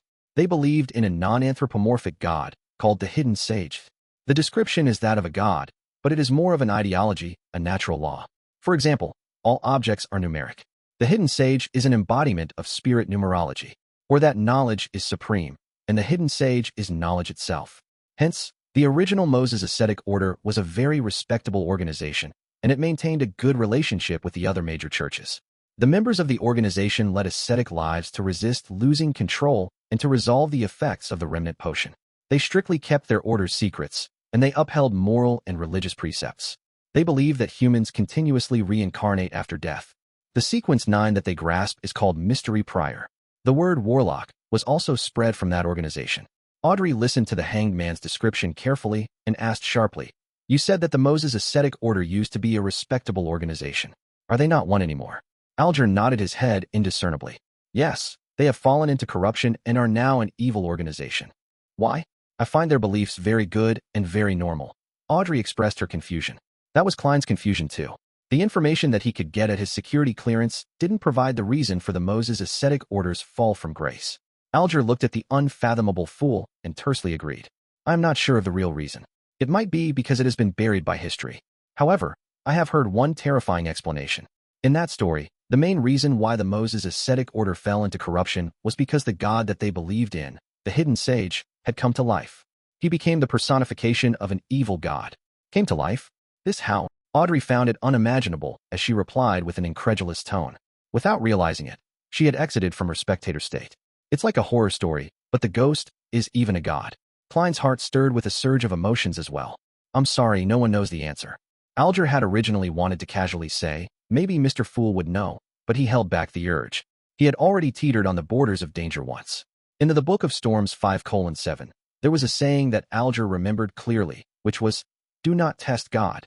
Audrey calmed herself down and didn't press for more answers. She gestured for him to continue. Klein maintained his seated posture and his silence, validating the hanged man's descriptions with his own understanding. Finally, he realized that there were 4 points that he needed to take note of. First, the Demonist sect was also known as the Demonist family in the fourth epoch. Back then, they had very few members, and their beliefs were passed down through their bloodlines. Plus, they would kill the fathers of their children and abandon the baby boys. Hence, all the members were female. Of course, that was all from Alger's description, and there was no way to verify it at the moment. Second, the numinous episcopate that believed in death and the Rose school of thought that liked bloody sacrificial worship ceremonies both originated in the southern continent. After the colonial era came, they almost vanished under attacks by the 7 churches, but as such, they began spreading to the northern continent. Third, the current psychology alchemist was similar to the earlier Moses Ascetic Order. They believed in a non-anthropomorphic existence and believed that the human spirit could change everything. Fourth, the secret order had the lowest activity level among all the other hidden organizations. Thus, they were the most unknown. Every time they appeared, they seemed to be after something or looking for something. What are they after or looking for? Klein suddenly recalled the diary which he had read earlier. The leader of the secret order, Zeradal, cooperated with the Roselle. His goal was to get something left behind by the Antigonus family. Their appearance that time was to look for the lost notebook, the Antigonus family notebook. Klein narrowed his eyes slightly and felt that he had apparently found the key reason for the secret order's actions. They are after the things that the Antigonus family left behind. Klein suppressed his urge to tap the edge of the table as his thoughts appeared one after another. Oh, they were looking for remnant traces the Antigonus family left behind? Then must I direct my focus onto these areas to obtain the clown potion formula from the secret order? After a further exchange of information, Klein announced the end of the gathering. By your will. Audrey and Alger stood up together. Cutting off the connections, he saw both their figures shatter and disappear. Klein rubbed his glabella and attempted conjuring a smurf account with his mind. As he thought, a figure appeared at the furthest end of the long bronze table. That figure was wearing a black tuxedo, a silk top hat, and a dull expression. His actions were clumsy and inarticulate. Even though he was engulfed in gray fog, it was obvious that something was wrong with him. That won't do. Klein experimented a few more times before sighing and dismissing the idea of creating a smurf account. He attempted other things too. He continued to sit above the gray fog in the seat of honor at the long bronze table. He considered what Audrey had said, and he cast his gaze curiously at the illusory crimson stars. After a moment of silence, Klein started to pray as a form of feedback instead of establishing contact with those stars. Amidst the tranquility and silence, he didn't receive any feedback from the 10+ crimson stars nearby. In order to receive feedback, I need to pull someone above the gray fog before I can reply. Klein nodded as he thought, feeling somewhat disappointed. He didn't want to violate someone else's will and forcefully pull them into this mysterious space. Klein was just getting ready to leave, but he habitually touched a nearby illusory crimson star. Just then, he suddenly felt that there was a faint and insignificant prayer deep inside the crimson star. Chapter 95, The Supplicant. A prayer. Klein's mind stirred as he used the same method he used back when he spied on the hanged man. He allowed his spirituality to spread outward and touch the crimson blob. A hazy and contorted image appeared within his sight. He could faintly see a blonde teen kneeling on the ground, facing a pure crystal ball. That teenager was dressed in a tight-fitting black outfit, with a style very different from the contemporary styles of the Lone Kingdom. It was more congruent with the traditional clothing of the Fasak Empire and the Intis Republic that Klein had seen from reading magazines. The area surrounding the teenager was dark and had old furniture. From time to time, the room would be illuminated, but Klein couldn't hear the roaring thunder or the pattering of rain. In the image, the teenager had his hands on his forehead, fingers crossed. He bowed forward, continually praying for something. His thick accent buzzed in Klein's ears. Klein listened attentively but discovered an awkward fact. He couldn't understand what the other party was saying. It was a language that he had never come across in his life. To think that I cannot understand a foreign language even though I am the mysterious ruler of this world above the gray fog. Klein gave a self-deprecating laugh. He indignantly tried listening in once again in a manner more attentive than when he had to do English listening comprehension tests back on Earth. As he was listening to the prayers, he gradually discovered something.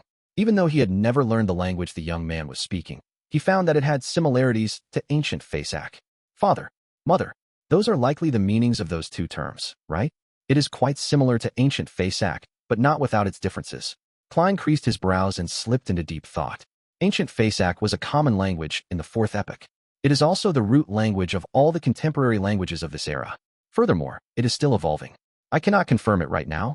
He listened to it over and over again, eliminating the possibility of the language being a modern language like Lone, Fasak, or Intis. Could it be a dialect of ancient Fasak, like the language used in the Antigonus family's diary? Klein tapped his finger on the edge of the bronze table and nodded indiscernibly. There was another possibility. Ancient Fasak didn't spring into existence out of nothing. It was an evolution of Jotun, the language of the giants. The Fasak Empire in the north has always claimed that its people possesses the bloodline of the giants. Perhaps this is ancient Jotun. At this point, Klein, who lacked knowledge, could only stop. He retracted his spirituality, without looking or listening into that scene. He had no intention of pulling the praying teen up above the fog immediately. He wanted to know what the young man was talking about first. Of course, before that, he had to observe him frequently and conduct basic tests. Phew. Klein exhaled as he leaned back in his chair. He enveloped himself with his spirituality and simulated the feeling of falling. After revising Roselle's diary, Klein changed into his formal wear and left for the divination club. He took the public transport despite his pay rise, but he did splurge to support Mrs. Wendy's business. He spent 1.5 pence on sweet iced tea to combat the afternoon heat.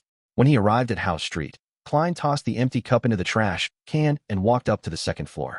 Before entering the building, he pinched his glabella and activated his spirit vision.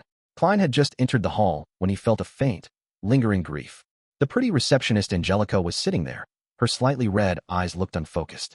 "The grief will pass in time," Klein said with a gentle and firm tone as he walked toward Angelica. Angelica looked up abruptly and muttered, clearly confused, "Mr. Moretti." She quickly came to her senses and asked, perturbed, "Why, you already know about Mr. Vincent?" "Oh right, I forgot that you're an exceptional fortune teller." Klein sighed appropriately. "I only managed to divine a very rough outline of what transpired. Just what exactly happened to Mr. Vincent? The boss told us that Mr. Vincent had a heart attack in his sleep and left this world peacefully." Angelica cried as she said, "He was so friendly, so polite, a true gentleman. He was the spiritual mentor of so many of our members. He was still so young. I am sorry for bringing up this sad topic." Klein didn't console her any further. He walked toward the meeting room slowly. Angelica took out a handkerchief and wiped her eyes and nose. She then looked at Klein's back and asked loudly, "Mr. Moretti, what would you like to drink?" "Black tea." Klein preferred black tea to coffee, even though he found the black tea average.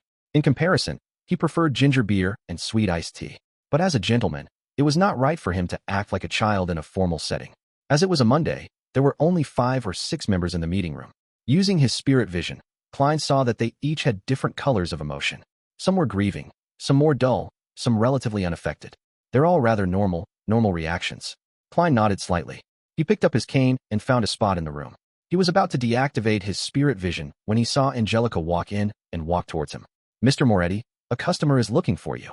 "Well, it's the person from last time," the beautiful lady said with a hushed tone. "You still remember him?" Klein asked with a smile. I wonder if he bought the magical medicine as I instructed. I wonder if he still needs surgery." Angelica covered her mouth and said, "He was the only person who was willing to wait an entire afternoon in the club for a divination." Klein grabbed his cane and stood up. He walked outside without saying anything. In the reception area, he found the person who had sought his services the other day. He also noticed that the aura near his liver had regained its normal color. His overall health had also improved. "Congratulations, the feeling of being healthy is wonderful indeed." Klein smiled as he extended a hand. Bogda was first taken aback before he immediately extended both hands. He grabbed Klein's right palm tightly. "Mr. Moretti, you truly can see my condition." "Yes, I have fully recovered. The doctors asked me questions over and over again, ran repeated tests on me, but they cannot believe that I recovered just like that." Upon hearing Bogda's ecstatic description, Klein calmly confirmed one thing. The apothecary at Lawson's folk herb store was definitely a beyonder. He had seen how severe the man's liver disease had been. Fully healing him in the span of a few days was beyond the capability of herbs and medical ability. The only possible explanation was that of a beyonder. Coupled with the incident with Glassy, there could only be one answer. "I have to repent to God. To think that I would suspect that miraculous doctor." Bogda refused to let go of Klein's hand. He continued on about his shame and gratitude. "Those £10 were truly money well spent. It bought my life back." "What? £10? You spent £10 on the miraculous medicine? And you only gave me 8 pence for my divination." "Just 8 pence. 8 pence. Klein was dazed just hearing about it. At this moment, Bogda released his hands as he took a step back while beaming. He bowed reverently and said, "I am here today to express my gratitude. Thank you, Master Moretti. You showed me the way and saved my life. This was the outcome of you paying to have something divined. You need not thank anybody." Klein lifted his head slightly and looked at the divide between the wall and the ceiling. His answer fully expressed the vibes of a charlatan. "You are a true seer," Bogda praised. "Next, I'll be heading to Vlad Street to thank that apothecary and buy the medicine he recommended." "Haven't you already recovered?" Klein expertly hid the shock in his voice. Bogda looked around and laughed when he confirmed that the receptionist was not paying attention to them. He chuckled softly and said, "The doctor mentioned a concoction of herbs that includes mummy powder. It is a prescription that would satisfy both men and women." I didn't believe the doctor back then, but I have no more doubts now. "There's a prescription like that?" Klein suddenly felt that the apothecary was a cheat and suspected if he had pushed the person in front of him into a fiery pit of doom. He observed Bogda and confirmed that there was no problem with his aura. "Mummy powder?" Klein cautiously asked. "Yes, mummy powder. I have asked a friend. He said that even the nobles of Backlund are maniacally looking for such an item. It's a powder made by grinding mummies which gives men peak performance in bed. Even though it's disgusting and sounds dirty, it truly is a material used by the aristocrats." Bogda gave a detailed description. He had an eager desire in his eyes. "Mummies? Mummies made from corpses? Then grinding them to powder?" Klein was dumbfounded. He nearly retched in front of Bogda. Those nobles sure are hardcore. Just as he was about to advise Bogda against doing so, Glassy, who had suffered from a lung disease previously, stepped into the door and heard Bogda's description. Yes, it's very effective. I would recommend that you head to Lawson's folk herb store at Vlad Street. Mr. Lawson's secret recipe is very effective. Glassy took off his spectacles and leaned over with interest. He recommended with a hushed tone, my experience was very, very, very perfect. You know of it too? I was just about to head to Mr. Lawson's folk herb store. Bogda's worries vanished completely. After a short conversation, he left the divination club in a hurry. Up until then, Klein was still a little dumbfounded. He waited till 5:20 in the afternoon before putting on his hat and picking up his black cane.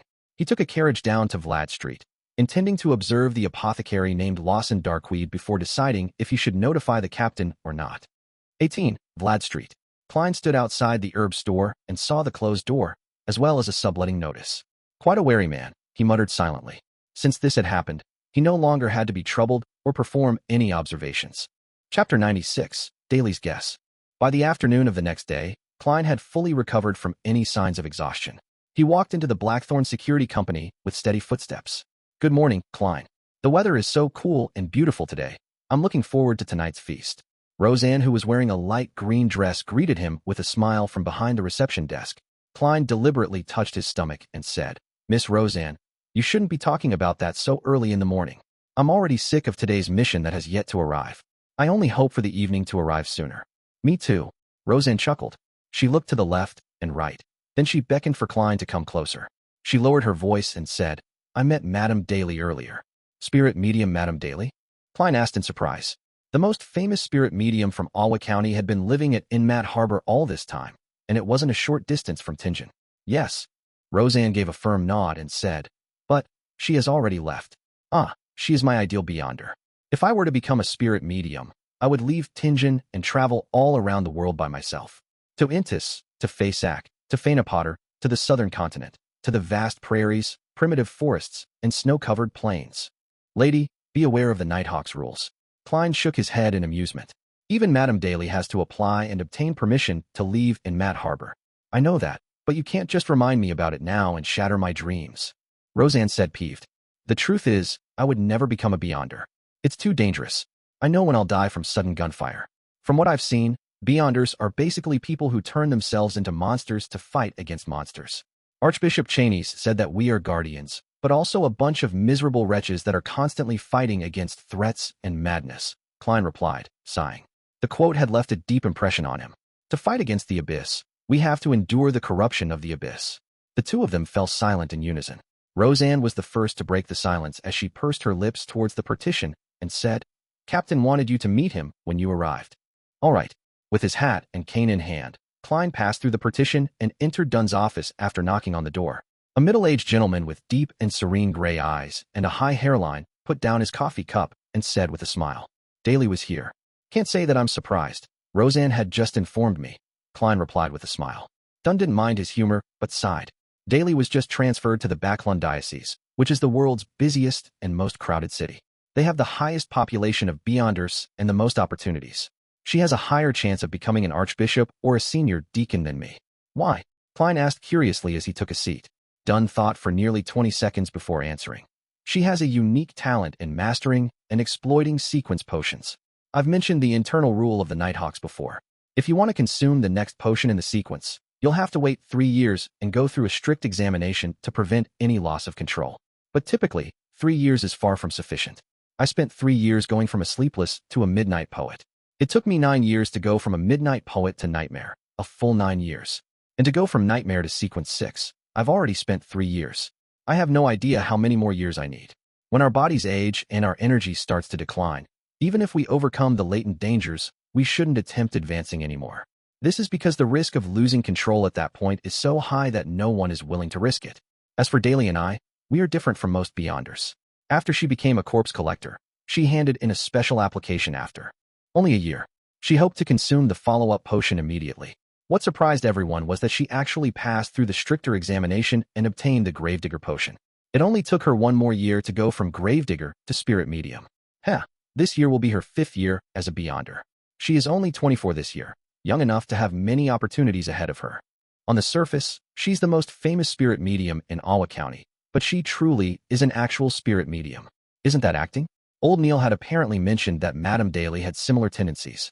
Klein felt that he had grasped the key reason for Madame Daly's quick ascension through the ranks. Captain, you're young enough as well. You're only in your 30s, Klein comforted Dunn, but added in his heart, it's just that your memory isn't that great. Dunn drank a sip of his coffee. He shook his head and smiled bitterly. Why didn't you ask Madame Daly about her method of mastering and exploiting sequence potions? Klein purposely asked. Dunn put down his coffee cup and massaged his temples as he spoke. She told me to become a true nightmare. I don't know what that means. Play the role of a nightmare. Man, a nightmare sounds sinister. Klein creased his eyebrows and temporarily fell silent. Then, Dunn took out his smoking pipe and sniffed at it. Daly and I discussed the possibility of Seer's follow-up potion being clown. Assuming that the member of the Seers didn't lie to you, she brought up an interesting hypothesis. What hypothesis? Klein asked hurriedly, his eyes turning bright. He had once used a divination method to determine if clown was the follow-up potion of Seer. The answer he received had been vague, but it seemed close to being a confirmation. Dunn's deep and serene gray eyes swept his gaze at him while he said in thought, a normal sequence pathway proceeds in a stepped manner. They advance according to a particular similarity. For instance, Sleepless, Midnight Poet, and Nightmare are all obviously related to the darkness of the night, as well as the peaceful sleep and tranquility that is generated from sleep. It can be imagined that every subsequent sequence would have identical traits, only with more power and a wider scope. They might be linked to secrets, disaster, horror, the crimson moon, etc. Certain sequence pathways appear unrelated, but when we analyze them in detail, we can still find similarities, such as assassin and instigator. Their implied similarity is to bring people calamities, pain, sorrow, and despair. Hence, the follow-up sequences should abide by this pattern. Klein paid close attention and asked proactively, but Seer and Clown doesn't have such a connection? Yeah. Dunn nodded and said, Daly believes that there might be sequence pathways that share another kind of relationship. After all, there's a lot we do not know. He paused for a moment before saying, Daly said that, in this sort of pathway, the low to mid sequence potions would respectively provide the Beyonder an ability that seems brand new and unrelated to the others. When the Beyonder reaches a point of qualitative change, these abilities will mix into an abnormally powerful job that includes them all. In other words, the pathway doesn't advance step by step, but instead it's a relationship of dissection and combination. Klein listened intently, but he felt lost. Dunn lifted his right hand and said, a normal sequence pathway advances a bit at a time, just like a child growing up. A growing child becomes taller, stronger, heavier, and more mature from a young age. While special sequence pathways are more like. Having said this, Dunn lifted up his thumb. This is sequence 9. Then, he lifted up his index finger. This is sequence 8. Then, he gradually lifted up the rest of his fingers. Each and every finger is independent and doesn't seem to be related to the others. But in the end, when he said the word end, Dunn clenched his fingers into a tight fist. I understand now. Klein was suddenly enlightened. He agreed with Lady Daly's guess and the captain's metaphor. Maybe that's how it is. He nodded in deep thought. Sequence 8 Clown and Sequence 9 Seer are completely different and have brand new abilities. And according to the description from the Nighthawk's intelligence, the corresponding Sequence 7 and Sequence 8 Clown don't share any similarities either. Klein fell silent for a while before curiously pressing on. At which stage would the different abilities combine to form a qualitative change? Dunn took another sip of coffee and chuckled. Daly and I guessed Sequence 4. Why? Klein blurted out. Because according to the way the churches categorize sequences, Sequence 4 is the beginning point of the higher sequences. It is said that merely achieving such a level brings about qualitative changes in vitality and energy. In ancient times, Sequence 4 Beyonders were qualified to be called demigods in the 4th epoch. It's a pity that such Beyonders are very rare in this era, Dunn said wistfully. If Sequence 4 to Sequence 1 are high sequence Beyonders, then who are the low sequence Beyonders? Klein asked with interest. Sequences 9 through 7 were considered as low sequences 1,000 years ago.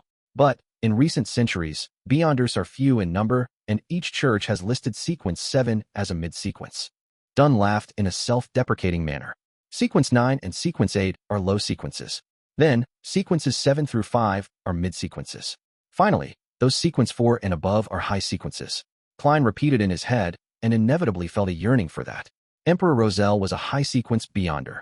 However, the higher the sequence, the greater the risk of losing control. Klein thought to himself in fear. He asked as though in a seemingly casual manner, what is the Sequence 4 potion for the Church of the Goddess called? In actual fact, I'm not sure. My security clearance isn't high enough for me to be privy to that information. I'll be able to read them when I become a diocese bishop or Nighthawk's deacon. Dunn shook his head and smiled. In fact, at least half of the church's 13 archbishops and 9 senior deacons at the top of the church's hierarchy are below sequence 4. That's just me being optimistic. The archbishop in Zhangwil, who became wanted, lost control when he tried to advance to sequence 4. The one who stole sealed artifact 0-08. His potion was apparently called Gatekeeper. Klein thought and probed. Is Sleepless Sequence 5 Gatekeeper? No, that's in Spirit Medium's pathway. You'll be allowed to access that information when you reach Sequence 7 and become a bishop or a captain of a Nighthawks team. Gatekeeper is Sequence 5 of the Spirit Medium pathway. Does it mean that it's keeping watch over the gates to hell? Or keeping watch over the gates to the spirit world? Klein guessed. All right, go to Old Neil and continue with your studies. Dunn smiled and said, don't forget about dinner tonight at Old Will's restaurant. Reservations have been made. I'll introduce you to the rest of the Nighthawks officially. All right, I've already prepared the money. Klein forced a smile. No, there's no need. Have you forgotten that we have additional bonuses? The part about you completing an assigned mission. Dunn waved. Klein was momentarily taken aback before replying with a beaming smile. All right, Captain. He turned around and walked towards the door, while counting inwardly, 3, 2, 1. Why didn't Captain call me back? Klein dragged out 1 for a very long time, only to be surprised that Captain Dunn Smith hadn't forgotten at anything. A miracle. In the armory, Old Neil stole a glance at Klein, who was in a good mood. Don't be obsessed with tonight's dinner. You still have a lot of things to learn, such as more ritualistic magic, ancient Hermes, Dragonish, Elvish, and many more. Yeah, every afternoon besides your day off, you have to have at least 2 hours of combat training with an instructor. Combat training? Captain didn't mention it. Klein was shocked. Old Neil nodded and didn't hesitate to answer. He forgot. Chapter 97, Combat Teacher. At 2 in the afternoon, outside of a simple 2-storied building that was in disrepair at the outskirts of the North Borough, Klein, who was in his probationary inspector uniform, looked at the weed-filled garden and the vines that had crept up the walls. He turned his head in surprise. My combat instructor lives here. Shouldn't a combat artist who was selected by the Nighthawks be exceptional? Leonard Mitchell, who had guided Klein there, snickered and said, don't underestimate Mr. Gawain because of his residence's surroundings. Although he was never conferred an aristocratic title, he was a true knight back in the day. Having said that, the poetic Nighthawk, who was dressed in a white shirt, black trousers, and buttonless leather boots, suddenly felt melancholic. He was active during the waning era of the Knights. The warriors donning their armors would storm through enemy ranks despite the gunfire and cannon fire, destroying their enemies and redefining the battle lines. But alas, they were quickly met with the invention of the high-pressure steam guns and 6-barrel machine guns. From then on, the Knights had to gradually step down. Mr. Gawain met the same fate. More than 20 years ago, the Alwa Knights Order of Chivalry faced the most advanced weaponry of the Intis Republic Army. Sigh. Every time I recall this, it seems like I'm touching the dust heaps of history. The poet in me stirs when thinking of this irreversible and fated destiny, but alas, I do not know how to compose the poem. Then what's the point in saying so much? Klein acted oblivious to Leonard's self-deprecation and gave a serious suggestion. My university schoolmate once told me that the composing of poems requires a certain degree of talent. It's best you start by reading the classical poems anthology of the Lone Kingdom. Leonard's mood changed on a whim. He replied with a light-hearted tone, I purchased that book a long time ago, as well as other titles, such as the selected poems of Emperor Roselle. I will work hard to become a true midnight poet, Mr. Seer. Is he hinting at the acting method? Klein replied, as though he couldn't understand him. You would still need books on grammar. All right, let's enter. Leonard extended his hand and pushed open the half-closed metallic gates. The two of them then followed the path towards the house. They were still a distance away from the house when Klein saw a tall man walking out from behind the main door. He had short blonde hair, his brows already laced with white hairs. His facial features looked like they had been ravaged through age. His wrinkles were etched deep across his face. What are you doing here? The aged man asked in a deep voice. Mr. Gawain, as per your contract with the police department, this probationary inspector will be learning the art of combat under your guidance, Leonard explained with a smile. Combat. There's no need to study combat in this era. Gawain looked at Klein with turbid eyes and said in a dead voice, you should learn how to draw your gun and shoot. You should master the most advanced weaponry.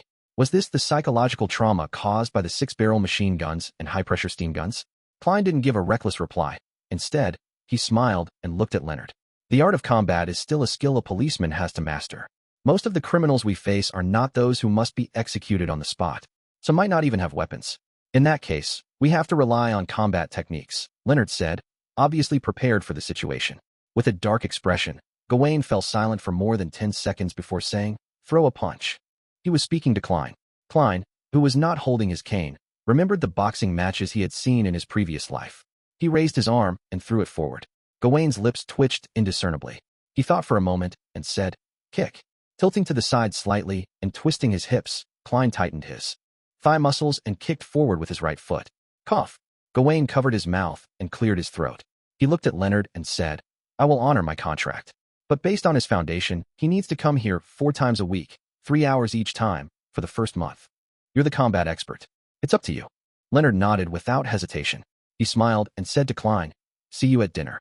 After Leonard walked out the metallic gates, Klein asked out of curiosity, "Instructor, how should I begin practicing? Punching or footwork?" As a qualified keyboard warrior, he understood the importance of footwork in combat. Gawain stood akimbo as he shook his head lethargically. "What you need now is strength training. See those? Those are 2 dumbbells made of steel. They shall be your partners for today. Other than that, you also have to practice deep squats, running, and rope skipping. Let us take those one set at a time." While Klein was still in a daze, Gawain suddenly raised his voice and said sternly, "Understood." Understood. At this moment, Klein felt as though he had returned to military training and was facing an inhumane instructor. "Change out of your clothes. There's a set of knight's training clothes on the sofa." Gawain suddenly sighed. He turned around and walked toward the black steel dumbbells. 6 in the evening, at a corner table of the Old Wool restaurant. Other than Fry, who was guarding Cheney's gate, all the members of the Blackthorn Security Company were present. There were 6 Nighthawks and 5 civilian staff. A white tablecloth was draped over the long table. Waiters carried over plates of food, portioned them before serving them to each individual guest. Klein saw steaks drenched in black pepper sauce. He saw bacon, sausages paired with mashed potatoes, egg puddings, asparagus, and specialty cheeses. He even saw rose-colored champagne. However, he had no appetite. The training in the afternoon had nearly made him vomit. Noticing the pale, newly inducted Nighthawk with turbid eyes, Dunn raised a glass of red wine in front of him and laughed. "Let us welcome our newest official member, Klein Moretti. Cheers." The cold and introverted black-haired lady, Royale Radine, the sleepless Kenley White, the sloppy Leonard Mitchell, as well as the white-haired, black-eyed midnight poet Sika Tron all raised their cups and looked at the new member of their team. Klein fought back the discomfort of the training and raised his glass of amber champagne. He stood and said, "Thank you." He clinked glasses with every Nighthawk, tilted his head back, and finished the small amount of champagne. "Is our Miss Author not going to say something on this occasion?" Dunn smiled as he looked at Sikatron. Sikatron was a lady in her 30s. She had average looks, but had an exceptional demeanor, one that was quiet and serene. Coupled with her few strands of graying hair, it added a unique charm to her. Klein had heard old Neil mention that this midnight poet had taken on a side job as an author and had attempted to submit her works to newspapers and magazines. Unfortunately, only a few smaller newspapers had accepted them. Sika smiled and looked at Dunn. "In order to make the term Miss Author into a reality, Captain, I think you should give me some funds to self-publish my work." Dunn laughed. "You should learn from old Neil and give me a more suitable reason. I'm most impressed with Mr. Neil in this department." Roseanne echoed in between her mouthfuls of roast mutton. Amidst the chatter and laughter, Leonard looked at Klein and said with a chuckle, "Are you so tired that you have no appetite to eat?" "Yeah." Klein sighed. "If you haven't touched your food yet, I can be of assistance." Leonard acted as though he didn't want to waste any food. Klein didn't mind. He nodded and said, "That wouldn't be an issue." And with that, a good portion of the food in front of him was eaten by Leonard and the rest. Nearing the end of the dinner, the waiters served plates of beef pudding and ice cream. Klein tasted ice cream and found it cold and sweet. It was particularly appetizing.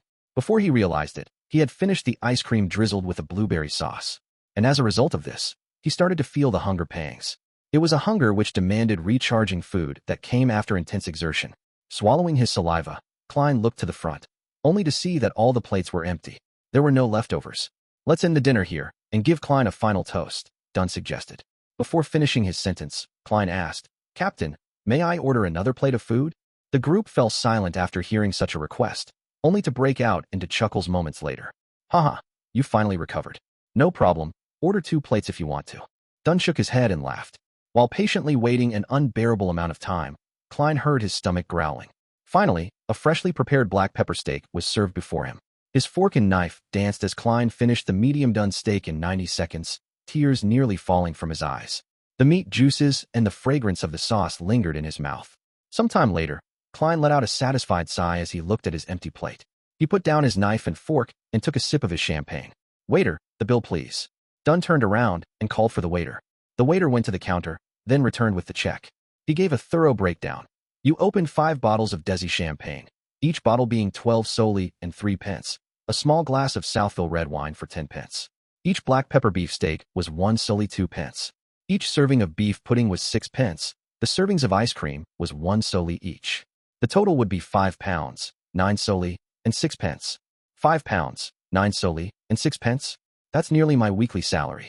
A restaurant is indeed much more expensive than eating at home." Klein clicked his tongue upon hearing that. He felt lucky that the captain had said that he didn't need to pay out of his own pocket. They had some petty cash from bonus earnings. He calculated the cost carefully and noticed that the most expensive portion of the meal was the alcohol. 5 bottles of champagne had cost more than 3 pounds. This is no different from Earth. Klein secretly rubbed his stomach and forced down the last of his champagne. The next morning, Klein felt bloated. He tried to get off the bed in his sleepy stupor. Just as he exerted strength, he was instantly awakened by his aching muscles. He felt as though his body wasn't under his control. What a familiar feeling. It's the same as that day after we got punished with frog jumps. Today is a rest day, but I still have to pay a visit to my mentor and see if I can borrow the monograph on the Hornacius main peak from the library at the university. Klein's lips twitched as he made his way outside with some effort. He wanted to draw a gasp with every step. "Klein, what happened to you?" Melissa, who had just come out of the bathroom, sized up her brother suspiciously for his odd posture and slow movement. Chapter 98, Mr. Azik.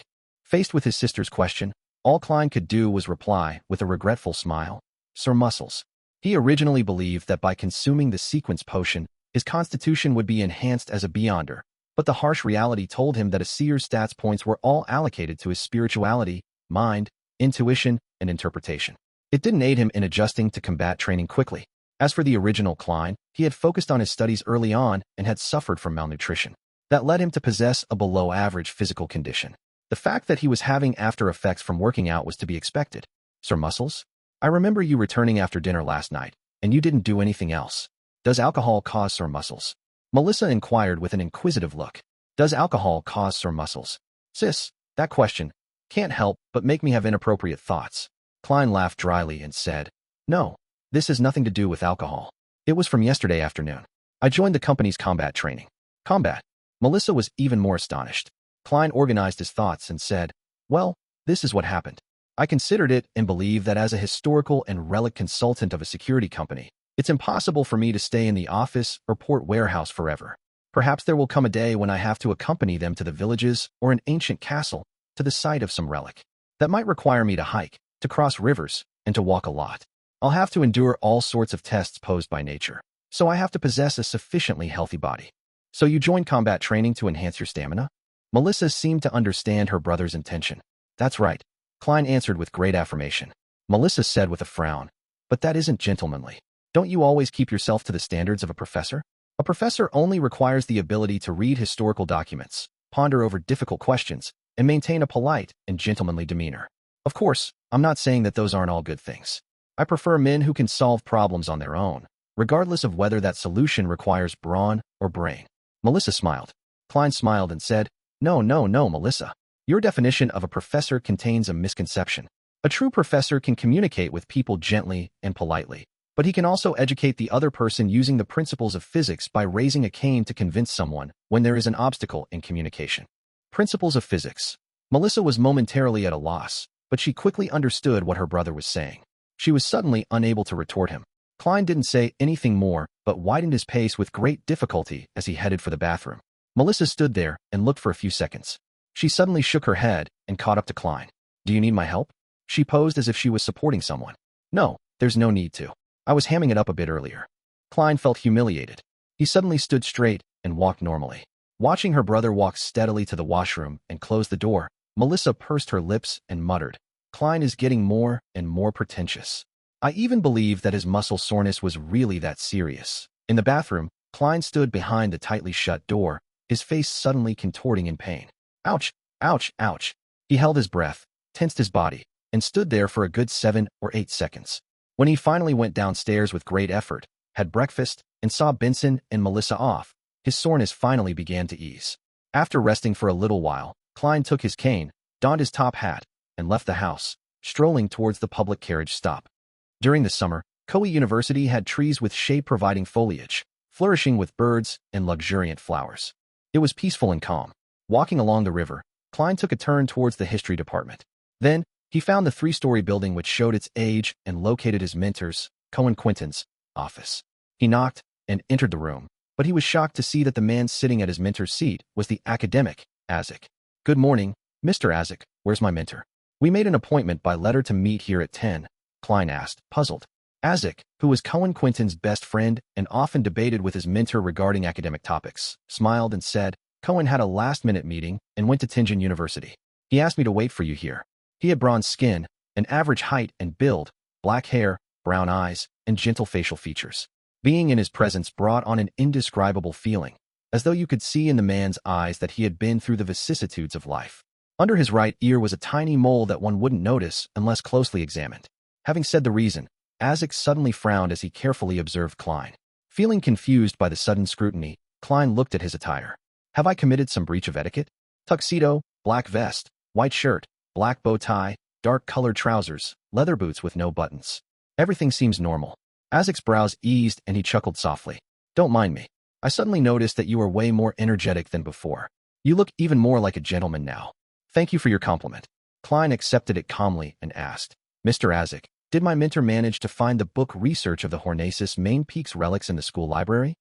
"He found it with my assistance," Azik said, smiling gently. He then pulled open the drawer and took out a gray-covered book. "You are no longer a Koei University student anymore. You can read it here, but you cannot take it home." "All right." Klein delightfully took the academic monograph, and with a hint of fear.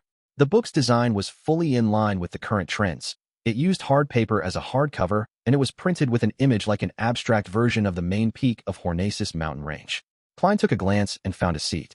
He flipped open the book and started reading carefully, line by line. As he became engrossed in the book, he suddenly realized that there was a cup of rich and fragrant coffee by his side. "Help yourself to the sugar and milk." Azik put down the silver saucer and pointed at the milk jar and sugar container. "Thank you." Klein nodded with gratitude. He added 3 cubes of sugar and a teaspoon of milk before continuing to read his book. The book, Research of the Hornacis Main Peaks Relics, was not a very thick book. Klein finished reading it when it was almost noon. He took note of a few noteworthy points. First, the settlement on the main peak of Hornacis Mountain and its surrounding area was obviously an advanced civilization, which existed as part of an ancient nation. Second, from their wall murals, their perspective on life appears similar to that of humans. I can assume for now that they were human. Third, they revered yet feared the darkness of the night. Hence, they called their god the ruler of the Evernight, mother of the sky. Fourth, the weirdest part is that researchers haven't found any graves in the entire area, which initially seems to indicate that the people didn't need to be buried because they didn't die. However, that would be contradictory to the contents of the wall murals.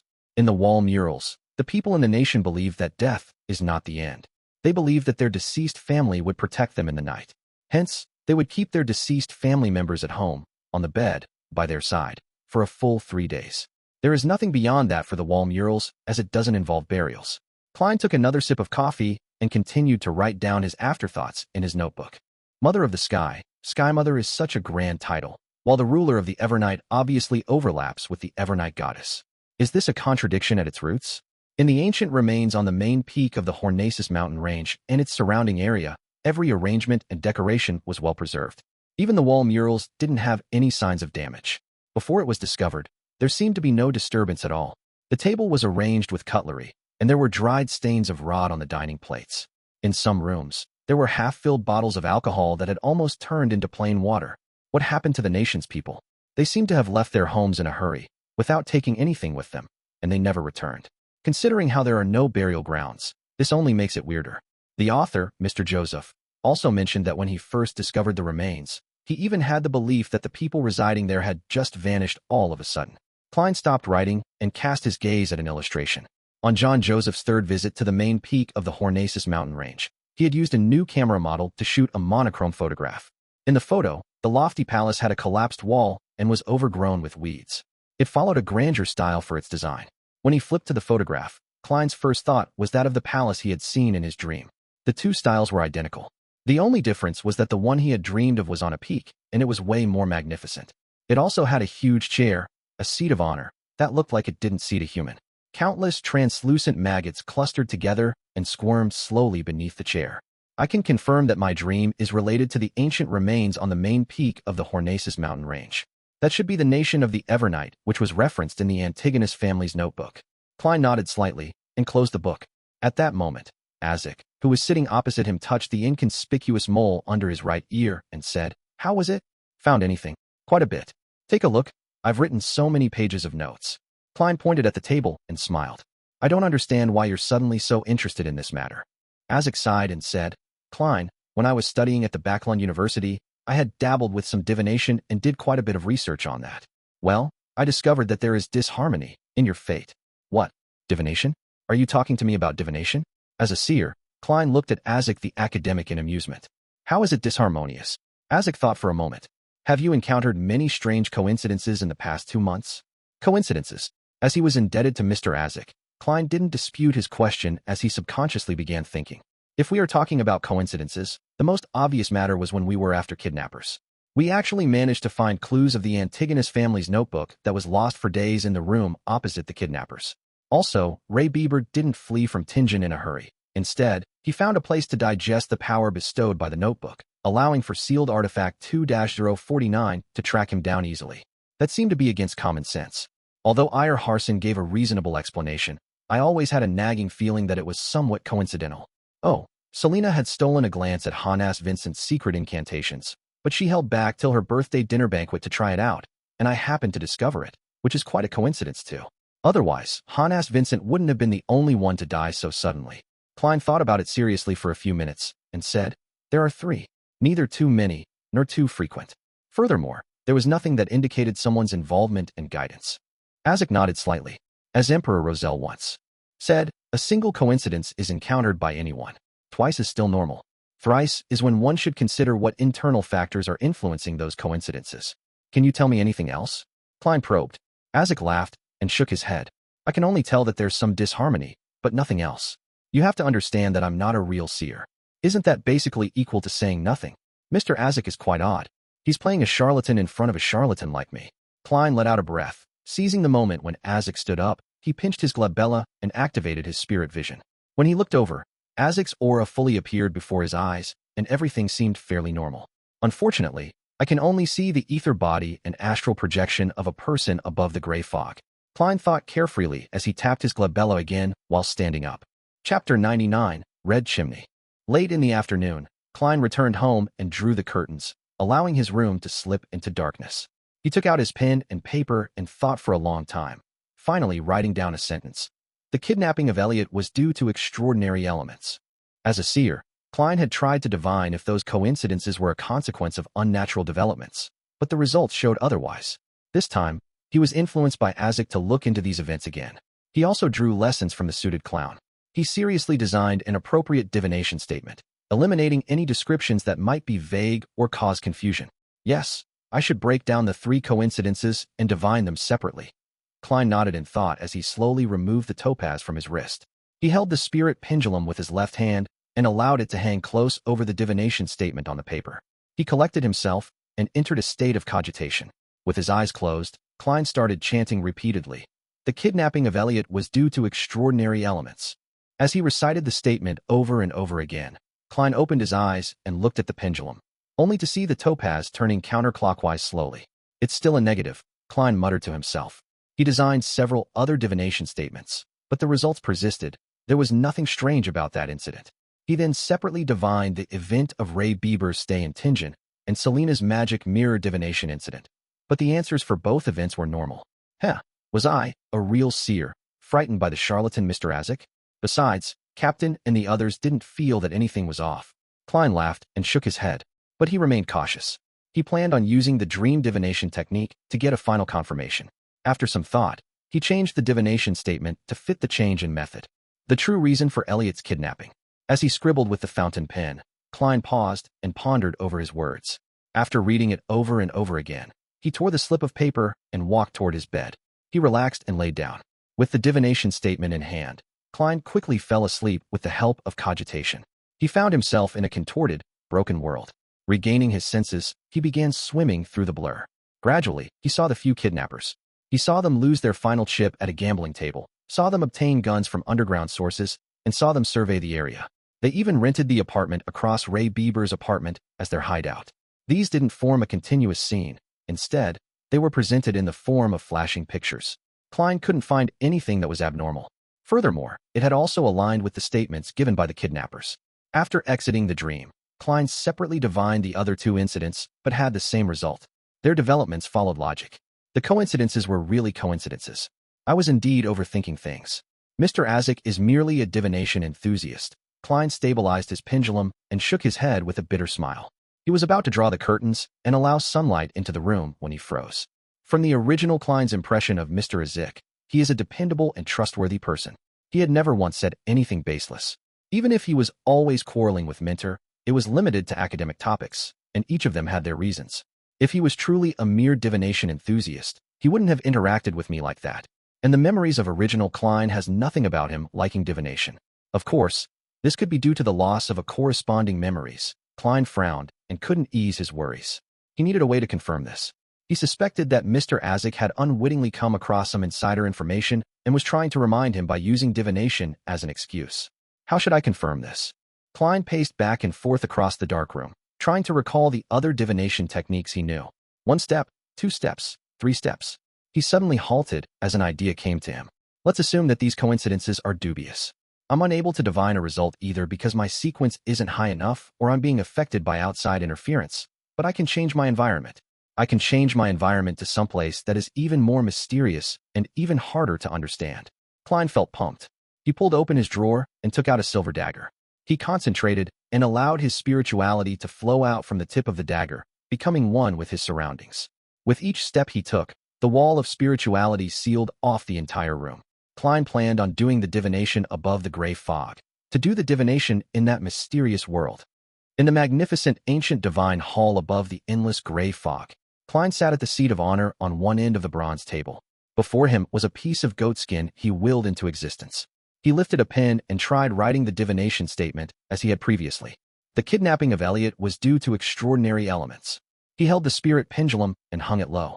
Klein quickly composed himself as he turned silent and ethereal. Half closing his eyes, he recited the statement 7 times, using his spirituality to interact with the spiritual world that stood above all. Feeling the tug of the silver chain, Klein opened his eyes to look at the pendulum. The sight made him freeze immediately. The pendulum was spinning clockwise. This meant that there was an extraordinary element behind Elliot's kidnapping. This was completely different from the result he had gotten in the outside world. There were no traces of any interference. Such power or means is terrifying. What's the motive of the person behind this? Is my fate intertwined with the Antigonus family's diary? Klein was immensely shocked. He lost his calm, and the rotation of the pendulum slipped into chaos. He put down the topaz and rubbed his glabella. His expression was abnormally grave. After contemplating for a few seconds, he didn't attempt to divine the other two events. Instead, he wrote a new divination statement, the true reason for Elliot's kidnapping. He held the paper in his hand and recited the statement 7 times. Klein leaned back and fell into sleep above the fog. Soon, he saw a boundless, illusory, grayish-white fog. The fog dissipated slowly, revealing a colorful grass plain filled with flowers. The space behind the flowers and the plains was folding into itself, like a monster that had come alive. Klein tried his best to look forward, barely making out an image of a dark red chimney. At this point, the scene before him shattered, putting an end to his dream. Klein abruptly straightened his back in the majestic divine hall. His heart was beating wildly without reason. Phew, it felt like I had just spied on a terrifying thing. He took in 2 deep breaths to stabilize his chaotic emotions. Tap, tap, tap. Klein tapped on the side of the table sometime later and slipped into deep thought. Red chimney, garden, grass plains. How is this related to the person behind all of this? I cannot determine his motive from the coincidences, nor can I conclude that there is any evil intent. In the midst of this thinking, Klein felt alarmed, for himself, Captain, Fry, and the others. We are like puppets dancing on a string. What's even scarier is that we thought so highly of ourselves. Sigh, I don't know how to raise this matter to Captain. Old Neil's divination produced the same results as mine in the outside world. If they asked me to confirm it in front of them, I have no way of doing that. Klein rubbed his temples as if he had a headache. After nearly 20 seconds of calm, he began divining the event of Ray Bieber's stay in Tingen. Similarly, he first used spirit dowsing. This time, Klein was shocked to see his topaz hang motionless.